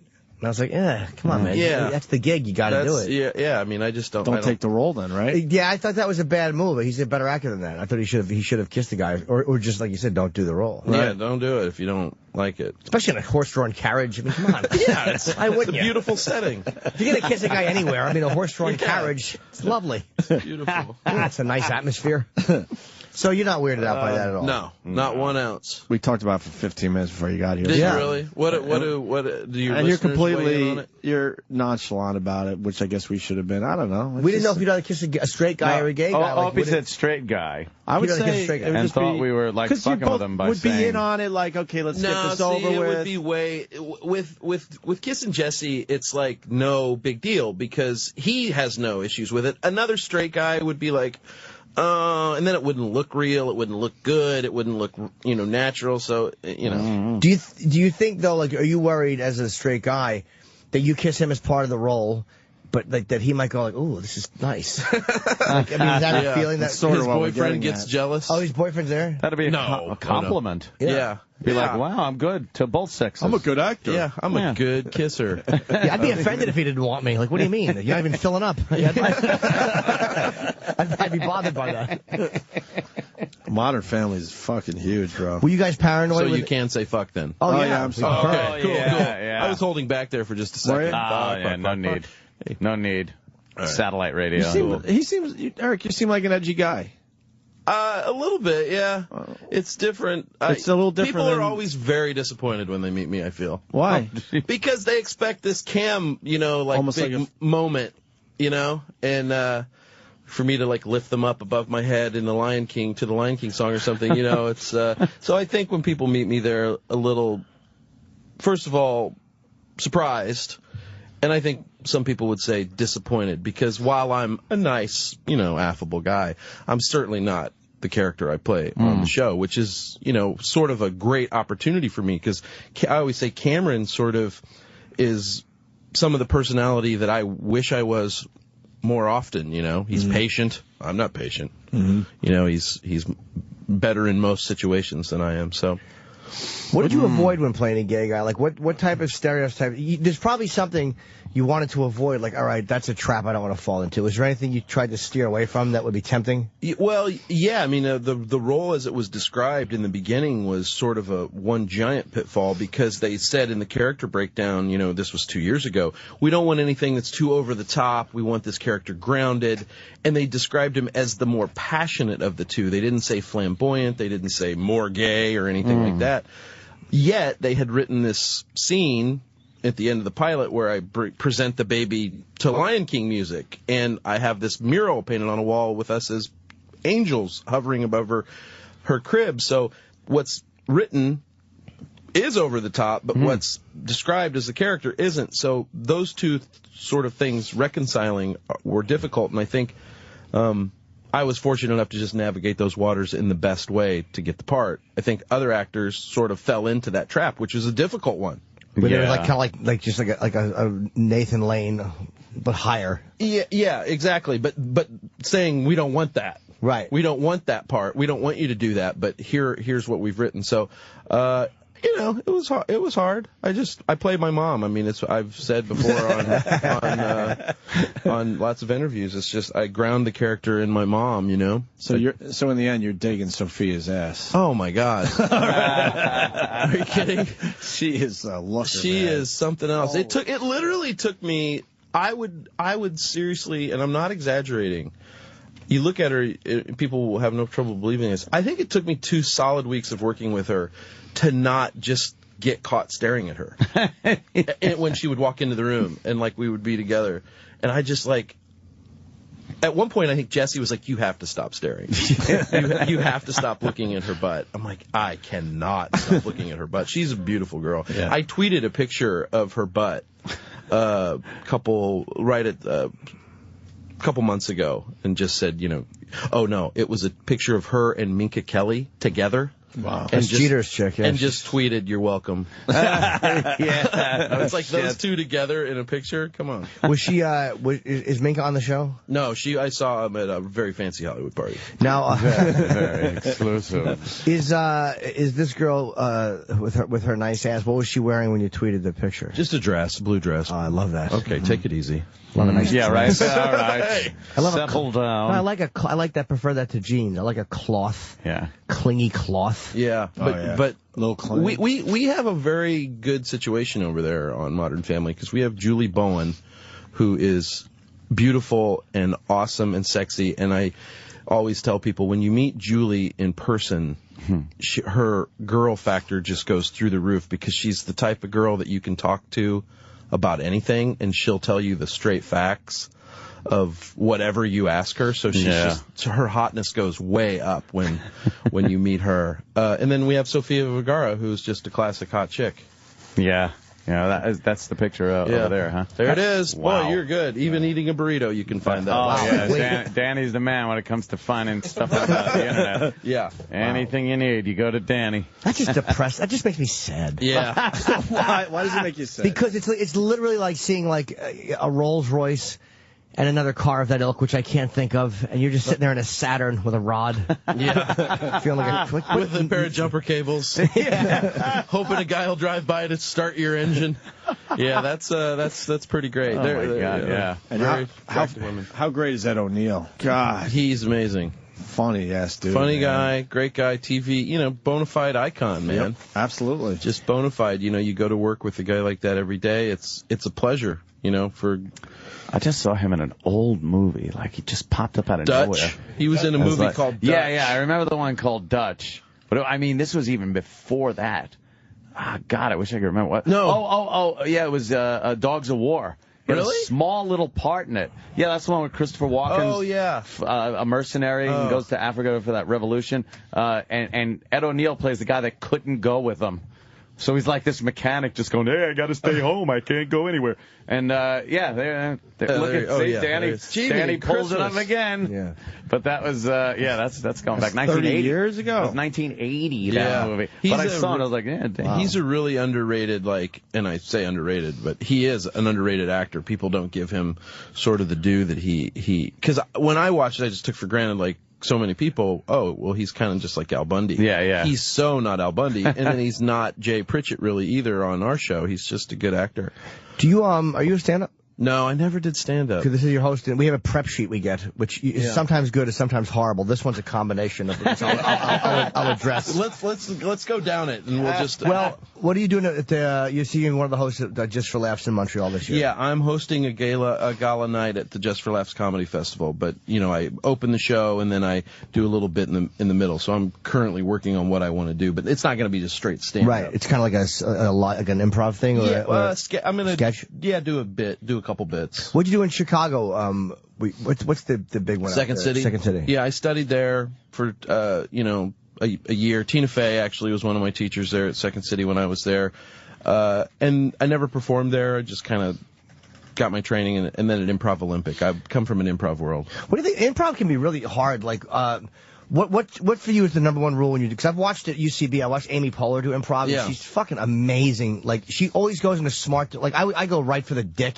Like, improv is really hard to do. Good improv. Yeah, well, I think the thing you have to do is just listen. I mean, I think that's sort of why it's really great training for actors is because it. In conversation, when you and I are talking, we're not really sitting here thinking about, okay, what am I going to say next? What am I going to say next? Conversation just sort of happens. Right. So I think that's what happens when improv goes bad is people start thinking of things to say and not stop acting honestly, reacting honestly. So the number one rule is you say yes in improv. That's like the basic rule. Whenever anybody brings up something, you metaphorically say yes to it. Should we do like a little improv scene? I would love to. Jimmy's great at it. All right, here we go. You've met your match. Give us a suggestion. Just anything. Chefs. Chefs. Okay, cool. Sam. Okay. What? Can't we do trannies and have fun with this? No, chefs can be great. Keep it nice and real. See how long it takes me to get to Apocalypse Now and his head being thrown in Martin Sheen's lap. Not that, chef. Oh, okay. So, an improv scene, you always are looking for a strong initiation line that gives the two of us history of some kind. Okay, so do you want to start? Or do you want to? All right, here we go. Ever since high school, I've just hated chefs. Yeah, I remember that first time when you beat the hell out of his name was Donnie Johnson, just because he said he wanted to make his own version of SpaghettiOs. Yeah, and I didn't care for that because remember I said that the way we eat SpaghettiOs is we like the traditional one. And then fucking Donnie comes in, he tries making this new fancy one, and I was like, fuck that, and I hit him with a tire iron. Oh God! All right, hand me the jumper cables. Oh, yeah, sure. All right, so now the thing there is another rule of improv is you never talk about the past, so you have to establish the past, and then you have to be in the present. So that's why I took it to, all right, now hand me the jumper cables because the tire iron is like now we're working on a car, so that's our activity. Okay, you see what I'm saying? You see what he did there? Yeah, because you wouldn't naturally just keep talking about. Yeah, you wouldn't just keep talking naturally about the past. You always use the past as reference and give the characters history, but you play in the present. So how much past is allowable? Because in order to tell the story. Because I do remember when Donnie did that, and I hated him before that. I didn't want to get into it because it was too much in the past. Now, he had laughed at my genitals in the shower. It's well, but for the record, you have interesting genitals. Yeah. Oh, and we haven't named each other yet, so we have to know each other's name. But the past is sort of like in an improv scene, you're sort of like thing you can go to because every once in a while, once we set up our characters and who we are. Then we can sort of start adding layers of things so that you brilliantly added in that first moment that you hit him with the tire iron. So now we know we don't really fuck with you. Like, you're a tough guy. So now we know that. So I would come under that. I would probably, in this scene, start to establish that I'm scared of you, I would start playing a status situation. So I would be like, yeah, that was good. Just hand me the jumper cables and we'll just get out of here safe and sound. And then he would pick up on that and then start to intimidate me. So now it would become an intimidation scene. Or I would say I'm nervous too, like we have to get out of here because we're above 110th Street. It is New York. And there's a lot of you-know-what's looking. What are you-know-whats? I'm not New York. No, I'm just making a joke about people you'd be scared of in New York. Oh. None? Aren't the cloisters up there? It can mean it's the Amish. many things. Yeah, it's the Amish there. And whatever scares you. All right. Just put that in your whatever brain. scares you. That's a great. That's the way to look at it. Anything. It is really hard to do. Improv and keep it going, and when they do it, when there's good, bad improv is unwatchable, awful. But good improv from people who really know how to, it's like, God, there is such a brilliance to good improv. But do you have scenarios in your head that you're just waiting to maybe bring out an improv? No, I always wondered about that with that Drew Carey show. Well, that's a different deal. That's short form improv, and they definitely have little go-to jokes that they, I'm sure, all know that work. And Godspeed, because that is a difficult deal, what they have to do on that stuff. But with long form improv, which is what he was talking about with Amy Poehler and Upright Citizens Brigade and I.O., is you really are trying to craft a 5-minute little scene of a 20-minute little improvised play. So you just never really try to... I never would sort of prepare anything. That's sort of a really risky thing to do, because you get on stage and you have everything planned out, and I guarantee you the guy next to you doesn't. So now you're sticking to one thing, and that's when bad improv happens. Who would you say is the best improver you've ever seen? The best improviser... There's a guy named Brian Stack, I would say, is one of my favorite improvisers. He's a writer on Conan O'Brien, and he's a Second City guy. You wouldn't know him. People would know. Yeah, you would know him if you just go online and see. He used to do all the sketches on Conan O'Brien stuff. Do you ever watch Conan? I don't watch any of them. You would know him from sketches. I might have seen his face. Hey, come on, Brian Stack. Why aren't you come on, Danny over there? Jiminy Christmas. He's there. There he is. Yeah, we know that guy. Yeah, there he is. He's like the Michael Jordan of improv. Is he really? Oh, yeah. He's incredible. He's very respected by the other guys? Oh, yeah. Everybody loves him. He's the nicest guy. When I was living in Chicago, actually, I always tell this story. He's such a nice guy that when I would see him at auditions of things that we were auditioning against each other for, I would always quietly think, I hope Brian gets this. Like, he's that nice of a guy. I was like, wait, no, I want this. Get confused. I get confused. Hey, we got someone that wants to say hi from your Kansas City days. Cool. Elaine, it looks like. Yes. You're on with Eric Stonestreet from Modern Family. That's awesome. I love Modern Family. All right, take it easy, Elaine. Yeah. A friend and I always say that we used to party with you at K-State, even though we were there 10 years before you, but we really don't get called out on it that much, which is awesome. That's great. Was I a fantastic lover? Oh, absolutely. Good. All you guys were at the Pike House. So, but my daughter's up there now at K-State. And wow, you've really ruined this moment for me, Elaine. She sent me a little picture of your composite pic from back in the day, and you look just adorable as you are now. Oh, that's really nice. Cool. The only thing I have to tell you, Elaine, is if she sent you a picture of my composite picture, that means she was in the Pike House. Yeah, I know. Which means you should immediately be worried. Yeah, we're having her dipped later. So. All right. No, where do you live in Kansas City? I'm in Lee Summit, but I actually grew up in Manhattan, the Little Apple. Oh, so there you go. It's very fun to go back there and relive. Do you have a question, Elaine? Yeah. Might I interject before you ask, Elaine? I just wanted to say that the lack of connection Elaine has to Eric is staggering. But they went to the same university. If she would have said, I was in a plane once and we flew over Kansas, that is as much of a connection as she had. I'm depressed now. I love you too, but oh well. No, that was Jim that said that. That wasn't me. Oh, okay. I have no pertinent questions. I'm failing miserably, but I love... Oh, sorry. It's all right. Frat guy? I was in a fraternity, yeah. Did you have to do some crazy stuff? I just missed the era of that. There were stories of like the years before of all the crap that they used to do in fraternities, but the university started cracking down on stuff, hazing and things like that. I didn't have to do anything to get in my fraternity, really. He just did stuff that he wanted to do. Naturally. Have you heard some of the things that they used to make guys do? Well, I heard elephant walks and all that stuff. Oh, the elephant What's walk. that? See, I was hoping these guys would go with my setup there, but I have to set up my own thing. Of course. I had to drop my my underwear there, Eric. Oh boy. And pick up a marshmallow without using my hands, Eric. And then I had to waddle over to where the fraternity house that we didn't like was situated, and we had to bomb this. Wasn't it just a model of the? Oh yeah, of course. Of the other fraternity house. Yeah. And then you had to drop the marshmallow out of your butt crack. Yes. Onto the model of onto the a model. It's like, what the hell is going on in that school? And then there was another time where the Agos, because they're just a horrible, disgusting sorority that have big girls that take very big shits, Eric. Oh, God. They left one in the toilet, and that's a no-no. Oh, goodness. What house were you in? Figs. Figs. We just had a massive fucking drug bust. Figs. They just took down my house. Is Figs real? I'm confused. It was Phi Sigma Epsilon Oh, when I okay. was going to school. And they had to change Figs. Yeah, it's the nickname. They're one letter off. But I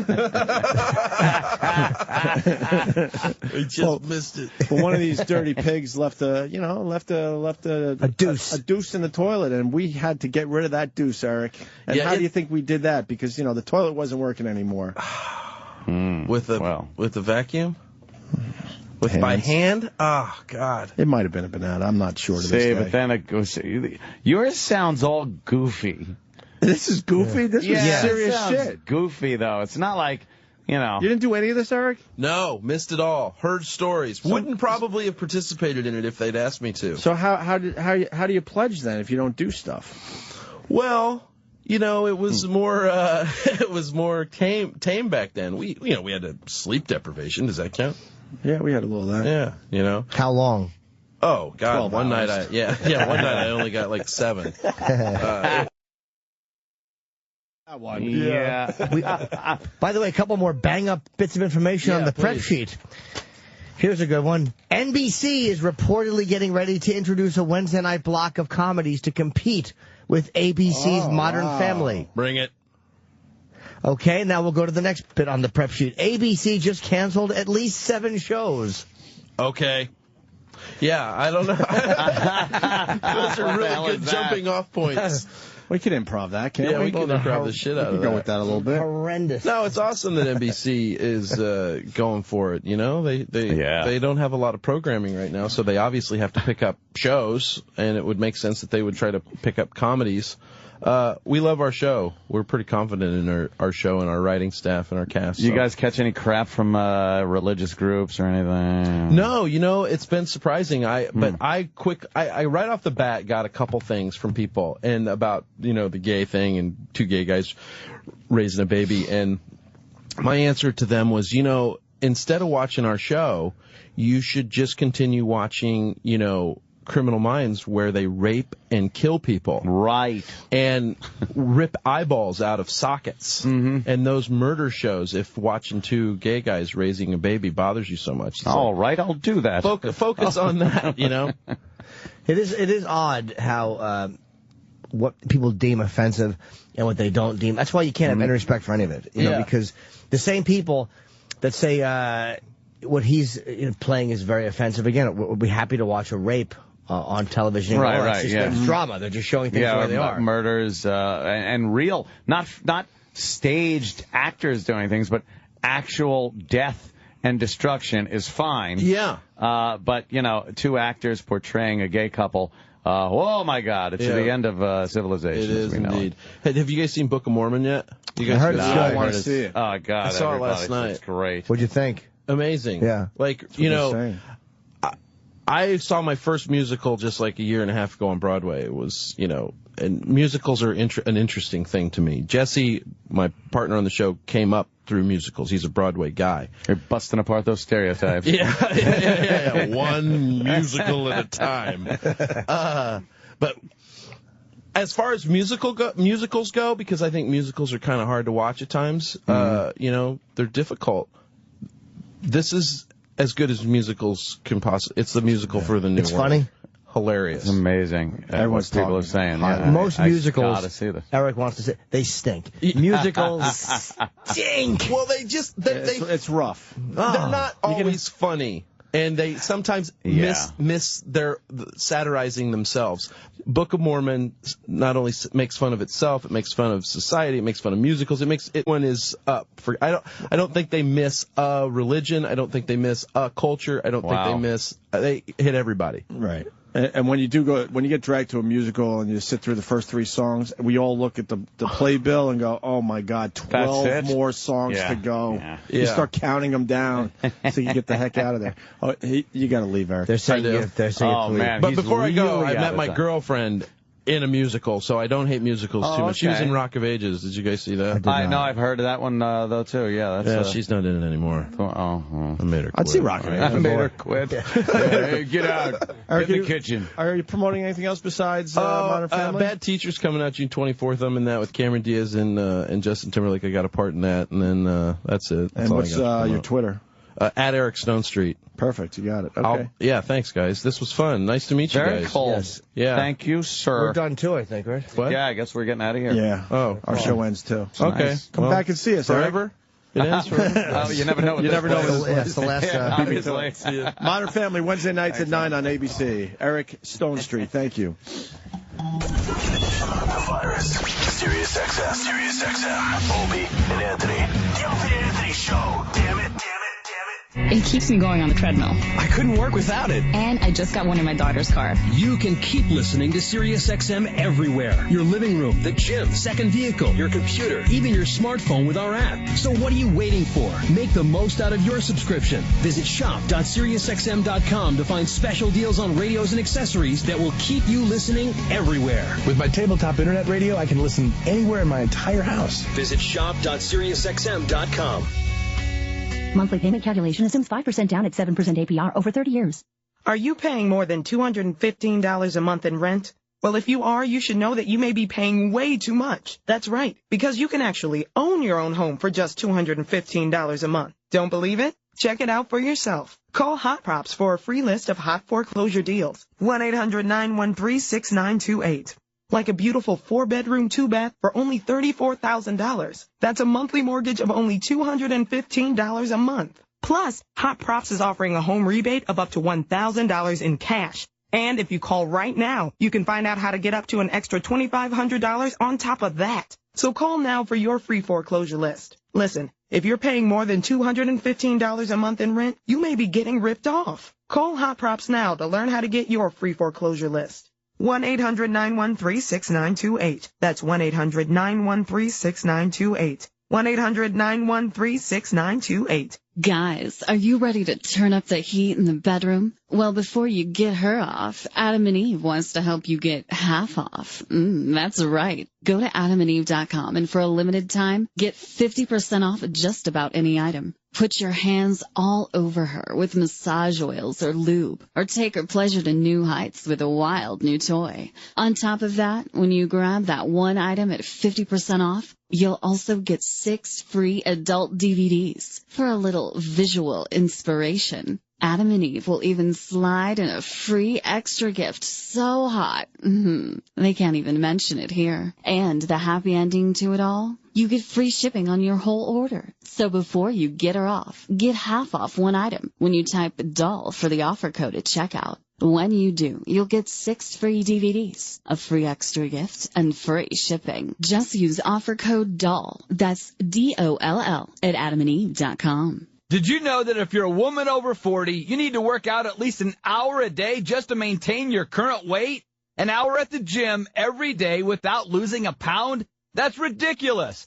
Hi, I'm Steve Bostic, president of Right Size Smoothies, and when I heard that, I was shocked, because I know that if you feed your body right, you can lose weight in no time. That's why I'm going to let anyone who calls today try my weight loss smoothies for 2 full weeks. I'll even personally guarantee that you'll see the weight fall right off. To claim your 2-week trial, call now and receive free shipping and handling. The number is 1-800-998-8861. And now I've made my smoothies even better because I'm going to guarantee the first 100 callers a 2-week weight loss trial. I'll even include free shipping and handling, plus my revolutionary blender bottle absolutely free. But you have to call 1-800-998-8861. That's 1-800-998-8861. Does your furnace need repair? Your house need cleaning? Or maybe you're ready to update your kitchen? Big or small, whatever your home improvement need, log on to now.servicemagic.com. ServiceMagic is a free online resource with instant access to top-rated remodelers, maids, handymen, roofers, and many other home contractors. It's easy and it's free. Just go to now.servicemagic.com. Now.servicemagic.com. That's now.servicemagic.com. Opie and Anthony have left the building. But the O&A show continues. Sort of. After O&A Live is next on the Virus, Sirius XM. Recently on the Ron Fez Show. Because it's almost like, because of cartoons, we kind of think that animals have a personality. Oh, good, yeah. They do. Some are happier than others. Yeah, but we actually think that they communicate. That somehow a fucking mule and a bird become friends. I don't know. They're making sounds. Why can't they understand each other? Because they're stupid as shit.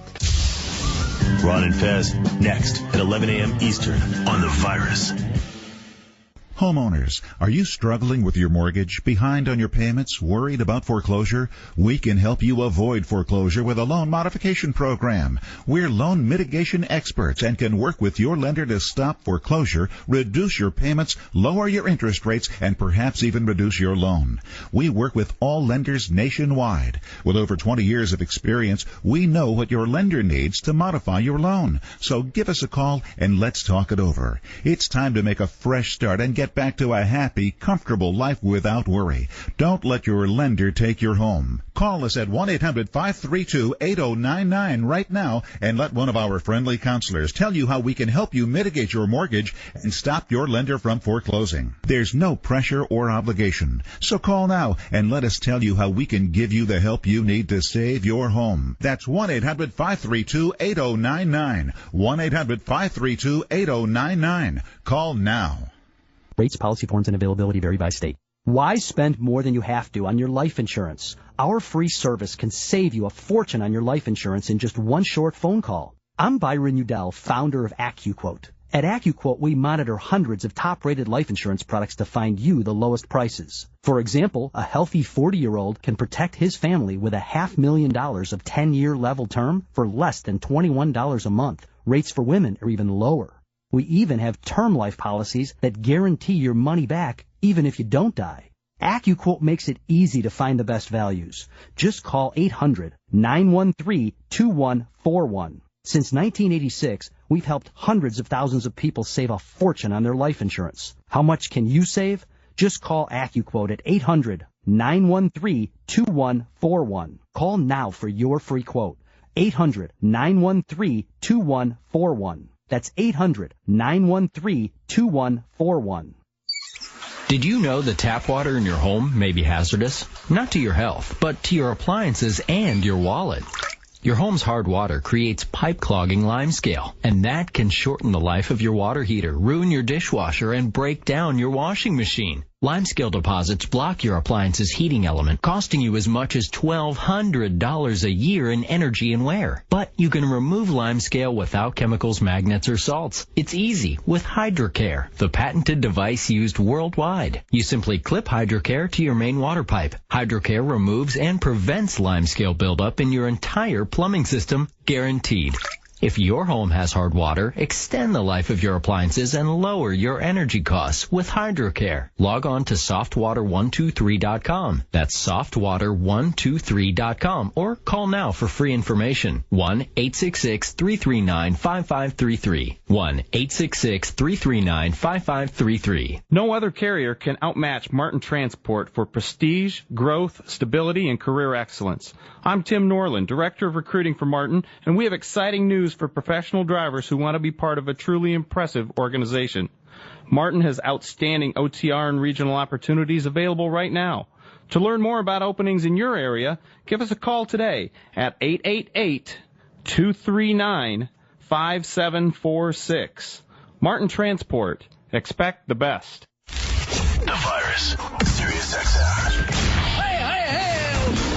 And now, the Opie and Anthony Show continues. This is After O&A Live. Here's your host, Sam Roberts.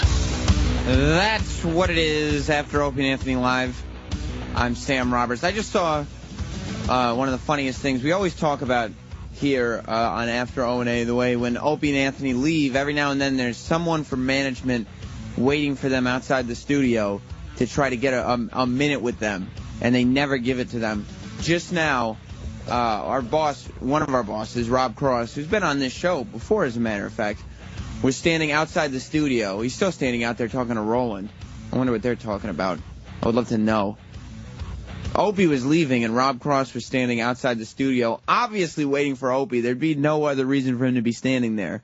And Opie's in here, and Travis and me and Ant were in here, and Opie just says, "All right, bye, Ant. Travis, Sam, see you later." And then he opens the door, and he just looks at Rob Cross, and he goes, "Bye, Rob Cross." And he just starts walking as Rob Cross is going, wait, can I get a minute? Did you see it go down, Roland? Do I tell Rob? Now you know how I feel. Face! So today Rob Cross got the dick in the ass? Oh, yeah. He's like, "Hey, guys, do you mind?" And they just stared. I'm like, ah! We had Eric Stonestreet on the show from... one of the biggest shows out there. It is. I mean, it's almost the biggest comedy out there. It is. They won all the Emmys and Golden Globes. He won an Emmy himself. Yeah, in the show. And right before he came... Rob Cross, I was just talking to Roland about Opie leaving and seeing you waiting outside the studio and then saying, "Goodbye, Rob Cross," and just walking. just taking off. Rob got the DIA. I got the 45 seconds I needed. You did. He actually... Did he stop and talk, or did you have to kind of walk with him? It was kind of like a rolling talk. It's a DIA. What's a DIA? Dick in the Dick in the ass. Rob got the DIA. The dick in the ass. I get that sometimes. I was just talking to Roland about this, about Eric Stonestreet coming on from Modern Family. You watch Modern Family? I don't watch it actively, but I know who the guy is. Well, I mean, you should be watching this. I should be. I should be watching a lot of things, but... Yeah. I'm behind in my viewing. Were you nervous when he's sitting in the green room? We'll call it green room, a.k.a. my office, because they don't give me a green room. Yes. You don't think that's fun? That's another DIA, huh? Oh, huge DIA. But I can't mention the person. Okay. So he's sitting in that office, and you're freaking out because you have to turn all the monitors down because they spent 20 minutes before he came in talking about kissing gay guys and then having sex with men. Oh, really? I didn't know that. No. Shit, why do you think I have everything off? Yeah, and you were sweating. You're still just wiping off the sweat now. You have no idea. How many interviews do they have that you sit there going, "Oh, my God, this could go so horribly. This could go so horribly." Every fucking interview. You've never... Why do you think I'm fat? Because I'm happy all the time? Fuck I that. thought you were jolly. My nervousness. You've never gone in with a guest thinking, "I know this is going to go well." Louis C.K. Boom. That's it. Bob Kelly. Just the comedian. Voss. Not even sure about Voss. No, I don't know about Voss.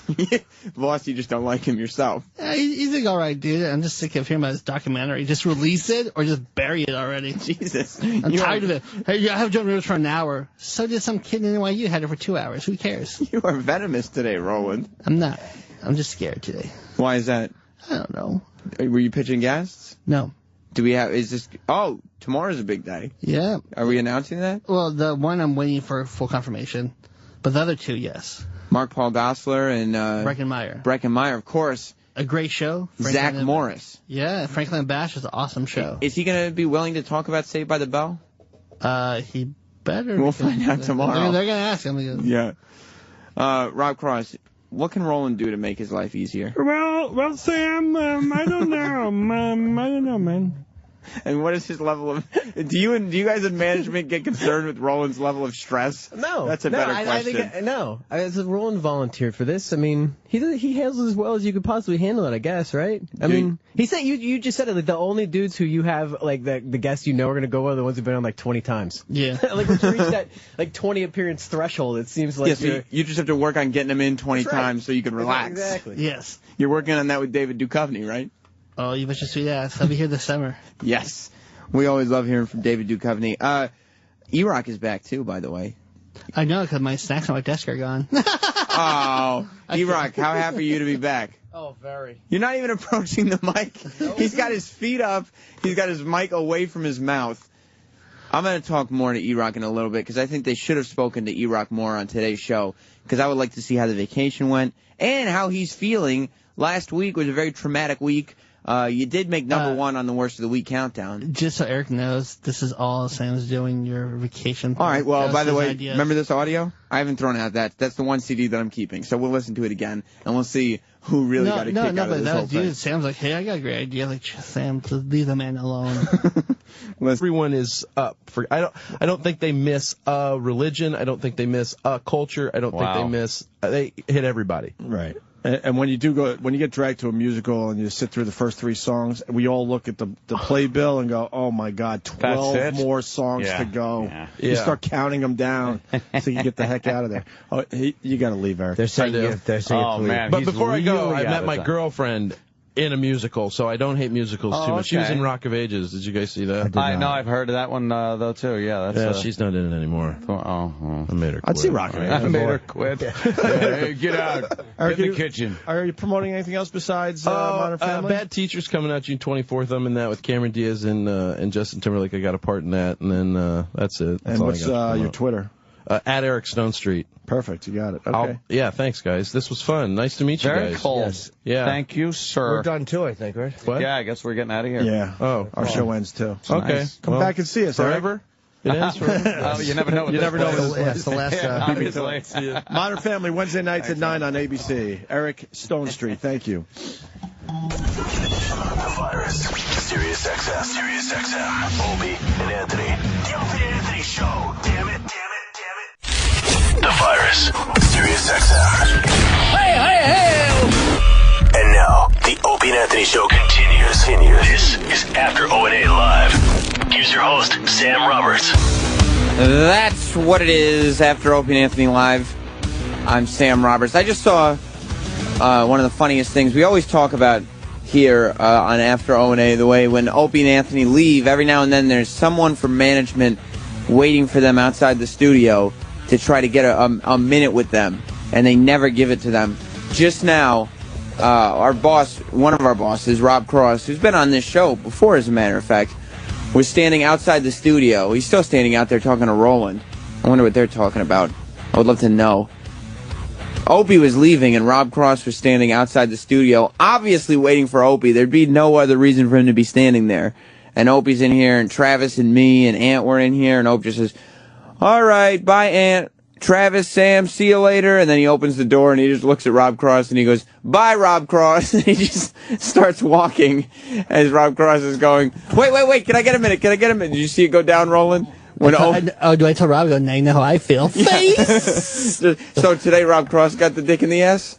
Oh, yeah. He's like, "Hey, guys, do you mind?" And they just stared. I'm like, ah! We had Eric Stonestreet on the show from... one of the biggest shows out there. It is. I mean, it's almost the biggest comedy out there. It is. They won all the Emmys and Golden Globes. He won an Emmy himself. Yeah, in the show. And right before he came, Rob Cross, I was just talking to Roland about Opie leaving and seeing you waiting outside the studio and then saying, "Goodbye, Rob Cross," just walking, just taking off. Rob got the DIA. I got the 45 seconds I needed. You did. He actually...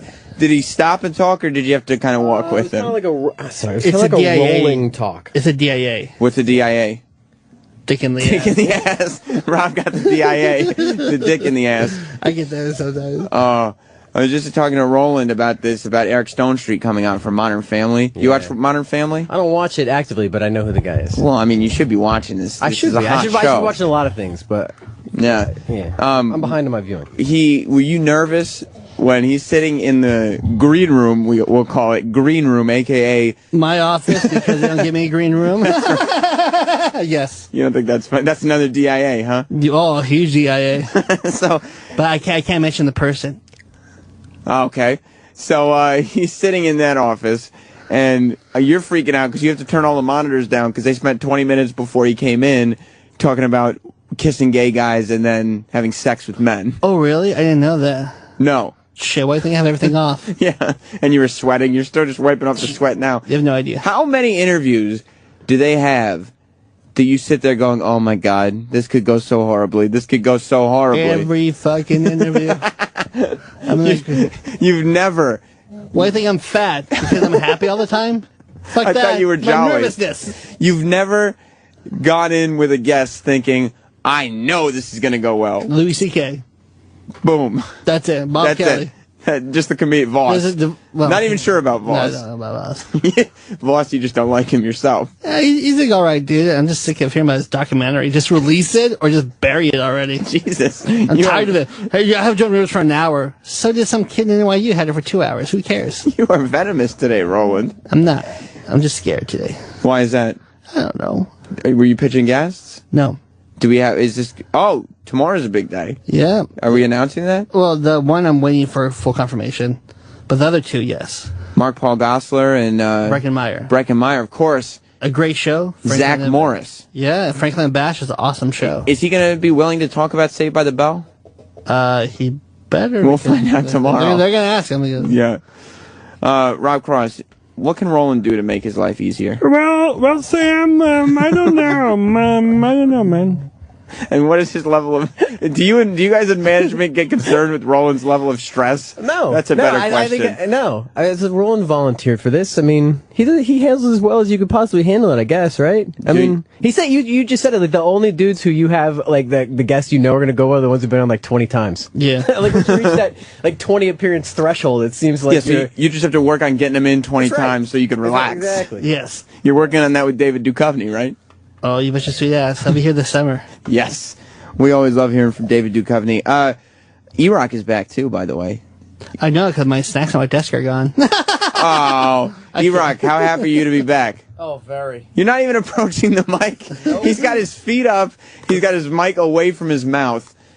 I'm going to talk more to E-Rock in a little bit, because I think they should have spoken to E-Rock more on today's show, because I would like to see how the vacation went and how he's feeling. Last week was a very traumatic week. You did make number one on the worst of the week countdown. Just so Eric knows, this is all Sam's doing, your vacation. All right, well, by the way, ideas. Remember this audio? I haven't thrown out that. That's the one CD that I'm keeping. So we'll listen to it again, and we'll see who really got a kick out of this whole thing. Sam's like, hey, I got a great idea. Like, Sam, just leave the man alone.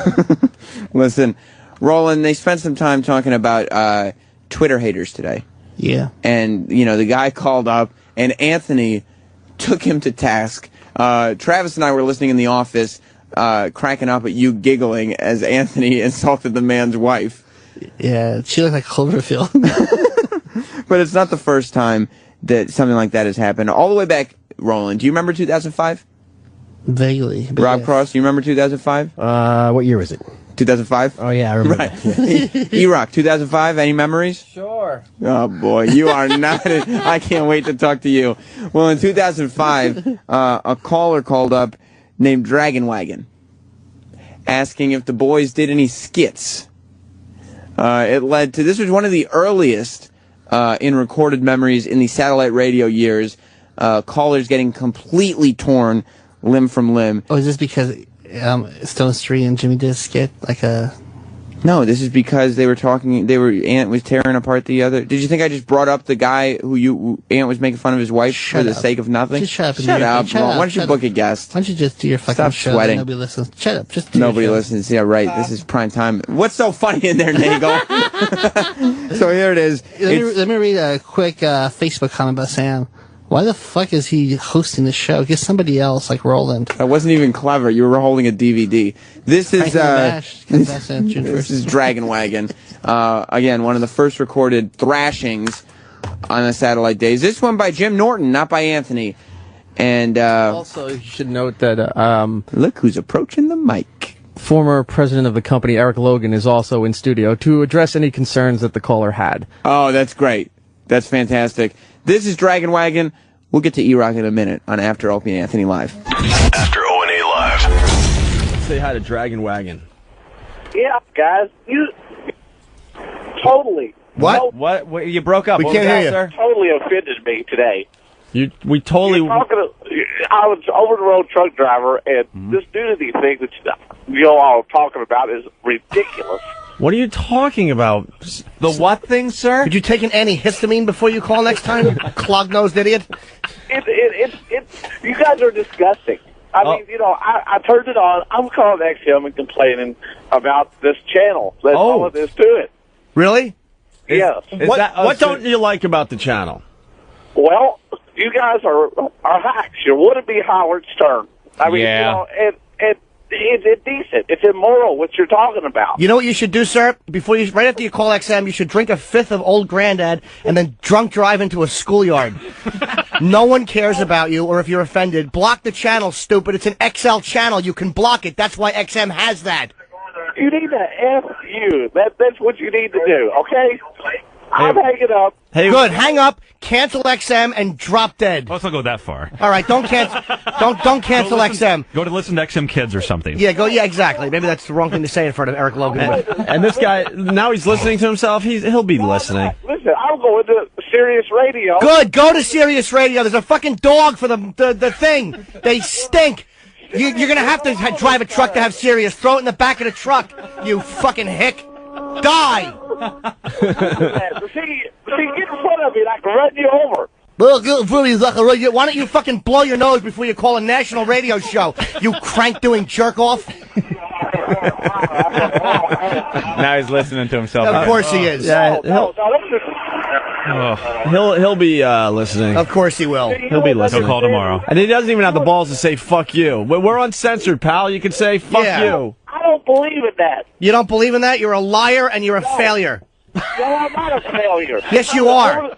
I'm an over-the-road truck driver. Why don't you have your fucking sinuses fixed? I'm an over-the-road truck driver. Yeah, all truck drivers are over the road, stupid. They don't go through lawns and pools. You redundant shithead.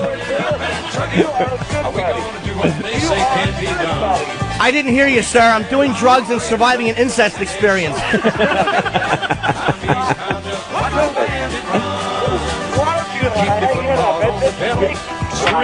Drinker for the Dragon Wagon. Is that his name? Dragon Wagon? Dragon Wagon, you got your ears on. Oh, yeah. I'm sorry, you sounded like you had more brains on the radio. We've got a long and a short time to get there. Hold on, sir. Wait, so is your name really, dude? Is your name really Dragon Wagon? You're a grown man with a name that rhymes. Hey, slow down with the weird grown-up names. Nah, that's a child's name. At least it doesn't rhyme. It's not Mopey Opie. It's Mopey Opie, Slim Jim, and whatever the fuck rhymes with Anthony. I can't think of anything. Schmanthony. What you don't understand, I'm out here busting my ass for you people to be doing your dumb radio show. How are you busting your ass for us, stupid? You're busting your ass to put food on your fat wife's table. We have nothing to do with it. Well, at least I got a wife, and I don't go to bed with another man like you. I don't go to bed with other men. If I was, I'd molest your children. What do you think of them apples, fat boy? What are you going to do when we stop delivering our loads out of here, and you don't have toilet paper to wipe your nasty rear end? I don't need toilet paper. I hire prostitutes to clean it with their hands. And my father was a truck driver, so I like truck drivers. It's you I don't like. No, you're the type that voted for George Bush, aren't you? You're the type that... No, sir, I don't vote. I talk a lot of shit, and then I sit home on Election Day. That's the beauty of me. But you're the reason the fuel prices are so high in this country driving. I'm the reason, you motherfucker! You drive a truck! I have a Saturn. I cruise prostitutes in Manhattan. Your food has to get there. You have fucking 80 gallons of fuel in your vehicle. I go a month on a gallon of gas. 43rd Street to 15th Street. Circle for 4 hours, back home. Why don't you get you a Toyota hybrid? What? Why don't you get a Toyota hybrid or something that saves fuel and running our fuel prices out? Why don't I get a hybrid? You're driving an 18-wheeler. Yeah, but I have to. This is a purpose. You know, it's a purpose. But what are you talking about, dude? What the fuck are you talking about? You're not this man who's making a difference. If you died, some other fatso would sit right where you're sitting and go, drive, gas, go. Nobody would miss you. He could go home and fuck your wife. She wouldn't even notice it wasn't you. Well, I'll tell you what. You just keep on going down with your little radio show. I'm calling XM. I'm making a complaint. We got the head of programming is right here. I've logged.'s not happy. I got it. Dragon Wagon is not happy. I have it. Yeah, Dragon Wagon. I will pray for you. We got it. Pray for you. You're going to pray for me? Do something else while you're on your knees in a rest area. You fucking fat glory hole loving nobody. I I will put you on my church's pray list. You do that, and then you should fucking hook it up to the church. I fucked that one up. Fuck You were rolling without an error for the whole time. That's all right. I just couldn't think of the jerk reference real quick. Dragon Wagon got me. Let me have a Diablo sandwich, a Dr. Pepper, make it fast. I'm in a goddamn hurry. Hey, Dragon Wagon. He hung up. Oh, did he really? Yes. Fuck. As soon as I get home, the first thing I'm gonna do is punch your mama in the mouth. We haven't had one of those jerk-offs in a long time. Isn't it great? I hope you're listening right now as you're rolling over in a ditch. Isn't it great? I love it. Being on the premium channel. When we were on premium, we never really got those. We can do no wrong. As somebody who's been a fan of this show it's been such a long time since I've heard one of those calls. We haven't had one of those. A guy that has XM, he's going through the channels, he hears us, and of course he's captivated by it. He's got to listen. He can't just turn it off. There's something about being offended and hating something to the point where you can't tune away from it. And that's what and guaranteed he's still listening. He will be listening tomorrow, and he will continue to listen. Well, and you know what though, but he gives truckers a bad name. We love truckers. Oh, well, of course. We have a whole channel, Open Road. I love them. They're listening to Hank's Place too. That's awesome. They love the Hank's Place. Look at Elo getting all nervous. Relax, dude. The truckers aren't going anywhere. I'm protecting the $12.95 a month. You hear how fast he jumped in when I said cancel XM? Well, don't get crazy. Hasty now. The Dragon Wagon. I'll pay for it for a year just so I can hear that again. I mean, that was worth it. Dragon Wagon. I hope he hits an accident and then he's dragging limbs. After O&A Live. That's what it is. I guess when we first did that, I forgot that we were still in our war with Sirius. We weren't all big one big happy family just yet. But that was one of the classic listeners getting torn down. And that was, I mean, you talk about now, like we're complaining that we're on two separate channels on Sirius and XM. Back then, we were celebrating the fact that we were only on XM and we were finally off the premium site. When we first signed up for XM, you had to pay extra on your XM package just to get the virus. Like it was like $2 extra just to get our channel. So, you know, I guess we've grown a little bit. I mean, it is kind of similar to the Sirius thing, but at least on XM, we're part of the whole big package. E-Rock? Yeah. You're back. Sure. You went through quite a week. You were on vacation. I guess it was your belated honeymoon. I guess none of us realized that, but I don't think it would have made a huge difference. No, I think everybody knew damn well. I didn't. Opie probably did. Lies. Were you upset when you got the call from the show last week? Yeah. You were? Yeah. Because Opie was on here, and he said that you ended up calling him at home, complaining about your treatment. I know that day you messaged Troy, and you said, fuck you. Oh, my gosh, look at Anthony is walking around here. He just went to the bathroom and changed. We walked right past this studio, though. He's not coming in. Anthony said he was going to a fashion show, so he went into the bathroom and changed. This guy looks like $1 million. He looks like a guy who's on his way to a fashion show. You, E-Rock, were on Facebook, and you sent Troy a message. Do you remember what you said? I said, fuck you. Yeah, why did you say that to Troy? I was pissed. Why were you pissed at Troy, though? You're going to make me get on the mic. Because he was the one who wouldn't stop calling me, and then he goes, don't blame me, blame the host. They're the ones telling me to call. And Opie literally told Troy, today your entire job is to make sure E-Rock gets on the phone. So I can still tell him to go fuck himself. I guess you could. You weren't happy with Roland either. Roland's your best friend here. Was I? Right? Was I upset at Roland? Yeah, well, here's Troy. He told you fuck you. Eric did. Of course. Yell at the person that, and you don't yell at the real people that you should be angry No, at. I yelled at them too. Did you? Yes. Did you? Yes. He did call Opie at home. Have you spoken to Anthony or Jim? Yes, I didn't speak to Jim because Jim was doing what Jim does. Right. But, yeah, I spoke with Ann and I spoke with Opie. Yeah, but how is that my fault? Why would you say fuck you to me when I had... I can still be pissed. I know you were following orders and doing what you're told, but I can still be pissed that you were doing it. What am I going to do, walk out and be like, no, I'm not doing that? I will not betray the good name of Nagel. I didn't tell you not to do that. I didn't say anything. I just said fuck Well, you. I didn't appreciate the fuck you. He said fuck you, Troy. You know, I'm there trying to do my work, and I get a fuck you on my screen? Fuck you. Yeah. Is that what you and do you think you deserve that back, E-Rock? I gave him a fuck you, and then I poked him on Facebook. E-Rock, how do you feel now that that's brushed over? Because I don't know. I mean, I guess I felt like that wasn't that bad compared to the other things that have been done to you, was it? It was bad on a different scale.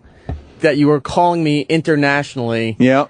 For one of the final calls was, I believe, and started to make whale sounds.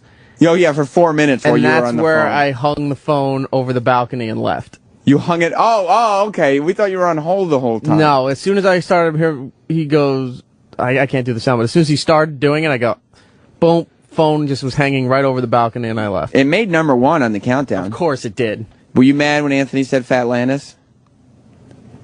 That's one of the things I had to talk to him about. A little too easy to figure out what hotel it was. Oh, yeah.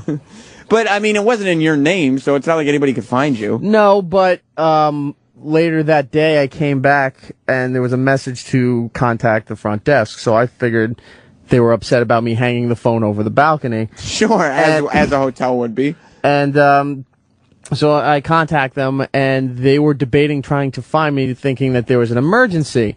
I said, for what? Well, people were calling, trying to find my room, trying to get in touch with me, and it was nonstop. I guess after you finished talking to me, this went on for almost an hour of people just trying to call and find my room. Oh, my God. And they kept saying, is Eric Nagel staying there? Is the sex bagel there? And no, they didn't say that. But they were looking for me. I wasn't registered, so they, they couldn't just patch them to any room. But then they saw where it was connected. Still didn't put them through, but was taking messages and names and stuff. Did you get any sort of quantifier of how many messages there were? Like, are we talking 5? Or are we talking a dozen? They told me it was just under 20 names, but the calls didn't stop. So this went on for probably till you were done with this show. So probably till like 11. And you were there with your wife? Oh, at that point I was long gone. I mean, no, you were on vacation with your wife. Yeah. How'd she feel about the event? I'm amazed that she didn't. You guys didn't hear her screaming in the back during one of the calls. She was pissed. Oh, she was furious. Now, Roland was telling us all that also one of the reasons that you were pissed was because you had had a heavy night of drinking. That was true. Why won't you drink in front of us, but you'll drink on vacation? What do you fucking think? Is it the paycheck thing? Oh, no. Tell me this, because I talked to Opie, because I wanted to play the paycheck clip while you were gone, and I went through the system. Mm-hmm. Did you delete the paycheck story out of our system? No, I didn't. No, we should still have it. Did we ever isolate it? Should still have it. I would hope. I mean, that would have been that story happened before I was working for this show. Yeah, but I don't think we ever cut it for worse, though. You think we could get it for tomorrow? You're the archivist. Look. We should. Like, why wouldn't you have it? Shit, you weren't even here. Yeah, but what I'm saying is, you're the archivist. You're saying we should have it. Why wouldn't it be in the system? That's what I'm trying to find out. I don't know why it's not there. I guess we'll figure it out by tomorrow. And I wouldn't be surprised if that disappeared, by the way. Everybody, when I got to work, my coworkers were all telling me, oh, did you see what E-Rock put on his Facebook status? And I said, no, because I can't see your Facebook status. Why? You should be. No, you blocked me. I can't see your wall anymore. We're still friends on Facebook. We're still friends, but you blocked me from seeing your wall. All right, then that shouldn't be. I didn't think so either. I would have booted you off if that's what I would have. Didn't watch you on the Facebook. That doesn't surprise me. So are you going to unblock me from your wall? Because I would like to see your wall and keep up with what my buddy's doing. You have like 2 or 3 names, so... They're all blocked. That's impossible. I checked on both my accounts. They're all blocked. Do you remember when he deleted you? Yes, I do. I remember when I deleted him, too. Because he thought I stole his money. $500. And he's deleted other people on the staff as well when he's angry at them. I'm not sure. I don't exactly have anybody else on the staff. Oh, you won't be friends with them? I've never... Well, you were friends at one time. There's one person... Who? Travis is on there. So you'll only be friends with me, Troy, Travis, and Roland? That's all I ever had, yeah. You refused to be friends with Danny or Derek? They never requested. And you didn't request them? No. It's a little tumultuous? Why am I going to bother them on Facebook? All right. Well, if it's a bother, it's a bother. What was his Facebook status? Because I didn't see it. It said something about It's no different than what anybody else would. I'm not happy about having to go to work today. That's not exactly what it says. What did it say? I think it says, I just wish I didn't have to work anymore. Well, that's not a good outlook to have. You're back from, you just took a week off. Exactly. Why do you want to go to work after Yeah, but you having should feel rested and ready to tackle the work week. Yeah. Nah. Now, E-Rock, yeah, I think that you should probably, I saw Rob Cross in there with you. Was he talking to you about your attitude? No, he was actually telling me about your show moving and that cutting down your hours. Yeah, from 8 to 8 to 10. Yeah, due to lack of interest. Why would they put us on earlier if it was due to lack of interest? Put other programming on. No, they're not putting other programming on after us. Oh, that's not. They're giving us a better time slot. That's not how he made it seem. But all right, I haven't seen the new decision. Yeah, well, your joke doesn't work. Is what I'm getting at. Joke. E-Rock, so you're not mad at Roland? How come Roland isn't gonna fuck you? Because I'll tell you this, Roland. I heard. No, if this is this him laughing? Is that what you're gonna play? Roland's your best friend here, right? Sure. Okay. Did you hear how he reacted to your? You know what happened? Oh yeah, I saw through the bullshit on that too. That he was laughing at the impression. Oh, that's what he told you? You were just laughing at the voice? Well, here's the thing. He contacted me later that day, and I didn't know what he was talking about. Uh-huh. And then, because he was saying, about people laughing and everything about you guys calling me and what have you. And he's like, I'm sorry, I was just laughing at Jimmy's impression. So I'm like, okay. Then when I got to hear the show on the replay, it was obvious he wasn't laughing at the damn impression. He was laughing at you. Or choking, either one. Now, Troy, you tell me. I'm going to play this because Roland this needs to be put out there that Roland was just sitting in his office guffawing at E-Rock's misfortune. You tell me, is this a person laughing at the sex bagel or is this a person laughing at Jim's impression? This is Roland.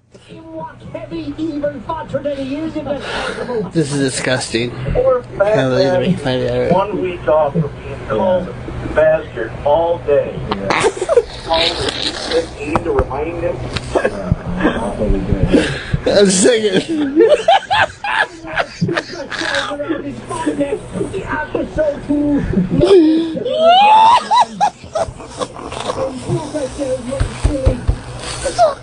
Yeah, I don't agree with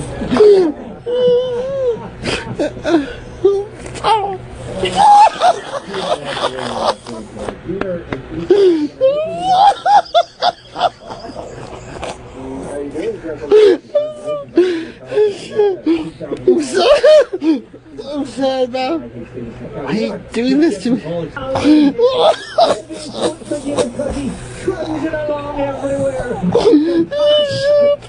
The ice cream.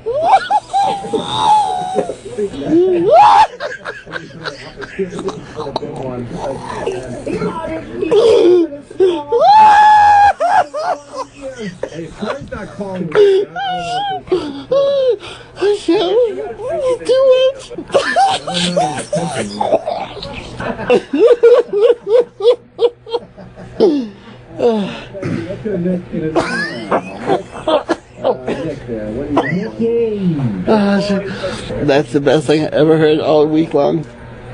Ah, Jesus. Now, for somebody who was laughing at the impression, the fact that he said, ha ha ha, oh, the ice cream, ha ha, he was laughing at E-Rock. Yeah, there's parts, if you listen, where he's laughing, and he's not even doing the impression in the background. Well, I'm glad that the truth was settled. We have to take a break on this show? Oh, yeah, we're way behind. Oh, God. Well, we are going to talk about the perv switch, because we talked about it at the beginning of the show. The replay's at 3 p.m. Eastern if you missed it. But at the beginning of the show, we were talking about a guy getting busted and the perv switch. So I wanted to visit that and revisit a classic perv switch clip. We'll get into all that and more when After Opie and Anthony Live continues. The Virus, Sirius XM. And now, the Opie and Anthony Show continues. This is After O&A Live. I love it. It's the White Stripe. It's After Opie and Anthony Live. I'm Sam Roberts. We were just talking to E-Rock. He's back from his honeymoon. That was your official honeymoon, right? Yeah. And it got ruined by us. No, it wasn't ruined. You still had a good time? Had a very good time. Tell me this, E-Rock. Before we move on to other things, were you and your wife intimate on this honeymoon? It's none of your business. Sam said you did not. But Roland said you did. It's a debate we were having. And, you could kind of get all this out of the way, answer all the questions that everybody has. Was there intimacy? No one has these questions. Physical intimacy? Just you. Actually, we did, though, during lunch. I got to tell you something, Roland. I love E-Rock's new attitude that he's had today. I hope that he continues with it. His whole just like, I don't care anymore attitude. It's sassy. It's sassy. It's cavalier. I got one guy on Twitter who's asking me to ask you why you blocked him, but I'm assuming it was because he was being an asshole, right? Who, me or Roland? You. Sorry, Eric. What, did I block him? Yeah, some guy said you blocked him. Probably. And what's the chance of you unblocking him?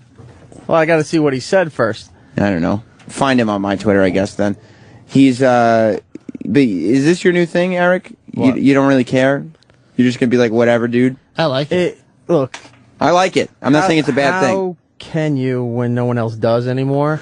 And it's just like, I'm not going to stress myself out anymore and make myself nervous or whatever else I was doing beforehand.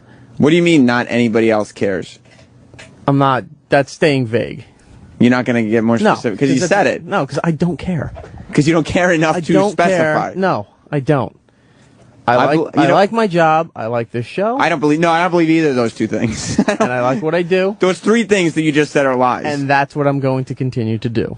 You're going to do what you do. I'm not going to drive myself crazy anymore. Nope. What was driving you crazy before that you were doing? Just this environment. And you're going to be like, now you're going to be like, whatever, dude.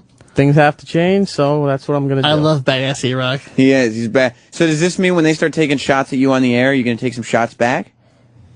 Because you're not that good at taking shots back. You take a lot of lumps, but you don't, you should dish them out more. We'll see what happens. Well, what do you think? What's your gut? I don't care anymore. I love this. You like that, Roland? I love it. You like that attitude? I'm going to adopt that, too. Is Mikey Piff showing around the Hits 1 interns? I think they're interviewing. It's intern day? I don't know. I didn't get we wouldn't know. Well, Roland, we were talking. They're right out there. Why don't you bring them in? No, because if they are, I don't want to get in trouble. Oh, what a pussy. Oh, look at this one now, Sam. I don't care.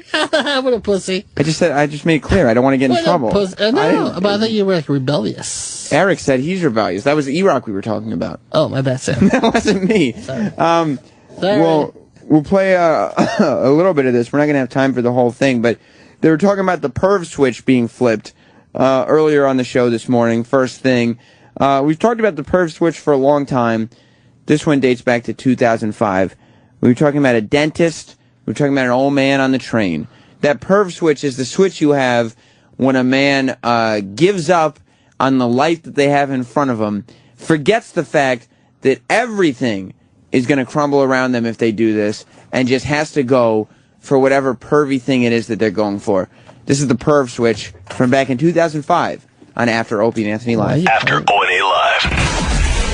I'm fascinated with pervs. I gotta tell you. Wow, who isn't, Opie? Because there's something that just goes on in their heads. The dentist that was the woman. The dentist story we had about a month ago. Oh, my God. The doctor that just, is examining a woman. And he's, not even a guy that should be given breast exams, but, he's grabbing her boobs. He's grabbing crotch. He's getting her naked. He's the dentist puts the woman under anesthesia and she wakes up and she's a little askew. She's feeling dirty for some reason. Her clothes are a little off. Because, because when you violate a woman when she's under, laughing gas, you expert? No, you still have to put her back together. You gotta put her clothes back on. You just don't do it quite right. Do you know something? I don't think a lot of guys know. Women adjust themselves in bras, and they know where their boobs are in those bras at all times. You ever sleep maybe in your underwear and you wake up and maybe you were rolling around and your underwear is twisted around sideways? Could you imagine waking up in the dentist chair and all of a sudden your underwear are like that? You would know there was some shenanigans going on, Do you call it shenanigans? A little hanky-panky, perhaps? But you would know something happened. I'm sure women wake up and go, my boobs just don't feel right in the bra. Like the nipple isn't pulled up enough. They're a little bent in there or something, But they smell like the dried saliva smell you get when you lick something. You know that awful smell of dried saliva on skin? But the fascination I have with these people, like the dentist story, all of a sudden everything is normal. Everything's fine. The teeth cleaning is going on, and what have you. He's and a dentist. He's the dentist doing an examination, and all of a sudden a switch goes off in his head, and he just loses his mind for a few seconds, and then his whole career is fucked. Just gone. Gone in a flash. Because the switch just goes off in his head. Well, like any normal person, you walk the streets, you're at your job, just like the dentist or something. You look at an attractive woman and go, wow, I would love to see those breasts. Or, whoa, what a great ass on that girl. I wonder what it looks like if her pants are pulled down, a thong or something. Most people just think that. This guy is thinking that. She's laying in the chair, maybe. He's looking, and then he's like, yeah, well, all right, she needs a filling. Bicuspids a little. I gotta feel those tits. I gotta feel the tits. And then he does. Little, hope I gave her enough Novocaine. Yeah, I'm seeing a little darkness on that back molar. I got snatch. I'm gonna squeeze her snatch. I gotta feel this snatch. They just lose their minds. You women don't even know what you do to guys. And these pervs, that's what happens. And we have the latest guy. Yeah, an old-timer. An old-timer. Oldie-timer. Well, they're seeing women passed out, too, all the time, which has got to be hard to be... You're a doctor, and they're just laying there with their legs open and a little... How do you not touch? The women... Is that a pervert, I'm saying? I don't know. They're laying in that dentist chair. They got the little thing. Maybe the gas is going in. Their mouth is open a little bit. Cleavage, perhaps. You're seeing a little bit. You're working on the mouth. The mouth is very sensuous. It's very sexy.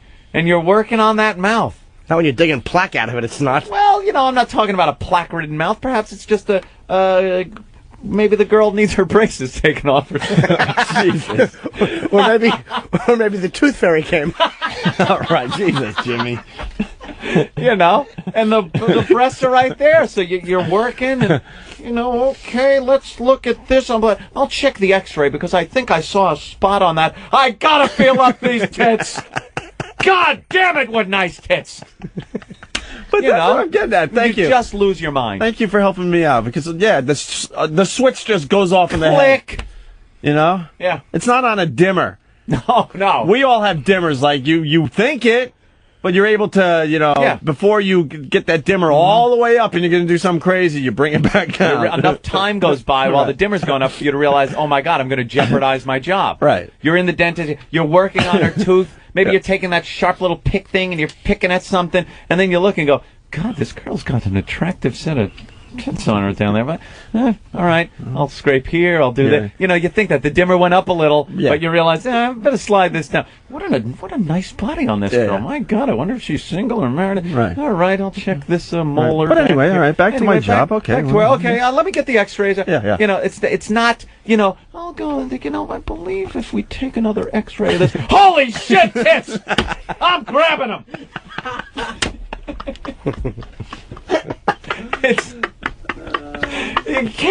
You can't just flip the pervert switch. These guys in that second just completely jeopardize their job is gone. You gotta have some kind of gray area that you common sense can delve into and maybe talk you down. Don't do that. This can be the biggest laugh I've had on the show. Oh my God, it's the biggest laugh. Nice skin. Oh my God, I think her button was open on top of her. I could see down her. Better not look. I'm professional. All right, this is the dimmer, right? This is the guy. That we all have. Talks it down. Okay. You're able to common sense talk yourself down. As opposed to, she does have a little plaque on there. After O&A Live. Look, I hate to be the one to do it. I don't want to start Who is Roland shaking hands with out there? Roland, you sly dog. I don't want to be the one to interrupt bits. I would love for the genius of Opie and Anthony to continue all the time, but we are running out of time. We got to get Ron and Fez on next. It's a Monday morning. Ron and Fez are going to come in here like gangbusters. They got a lot planned out. My co-host, Ronnie, the great Ron Bennington, hasn't arrived yet, so I don't know what's happening on Ron and Fez, but they're putting the banners up So there's going to be somebody getting interviewed. There's going to be some fun stuff, and there'll be some jokes. E-Rock, beautiful return to the radio. Thank you. Thank you. And we'll see you tomorrow with more Opie and Anthony and more after an Opie. Wow, that's hard to say. And more I'll after just end it on that. Opie and Anthony live. The Opie and Anthony show is now over. For real this time. Check out the O&A show on Facebook at facebook.com/Opie and Anthony. And catch Opie and Anthony live Monday through Friday from 6 to 10 a.m. Eastern. Ron and Fez are next. Hey! On The Virus.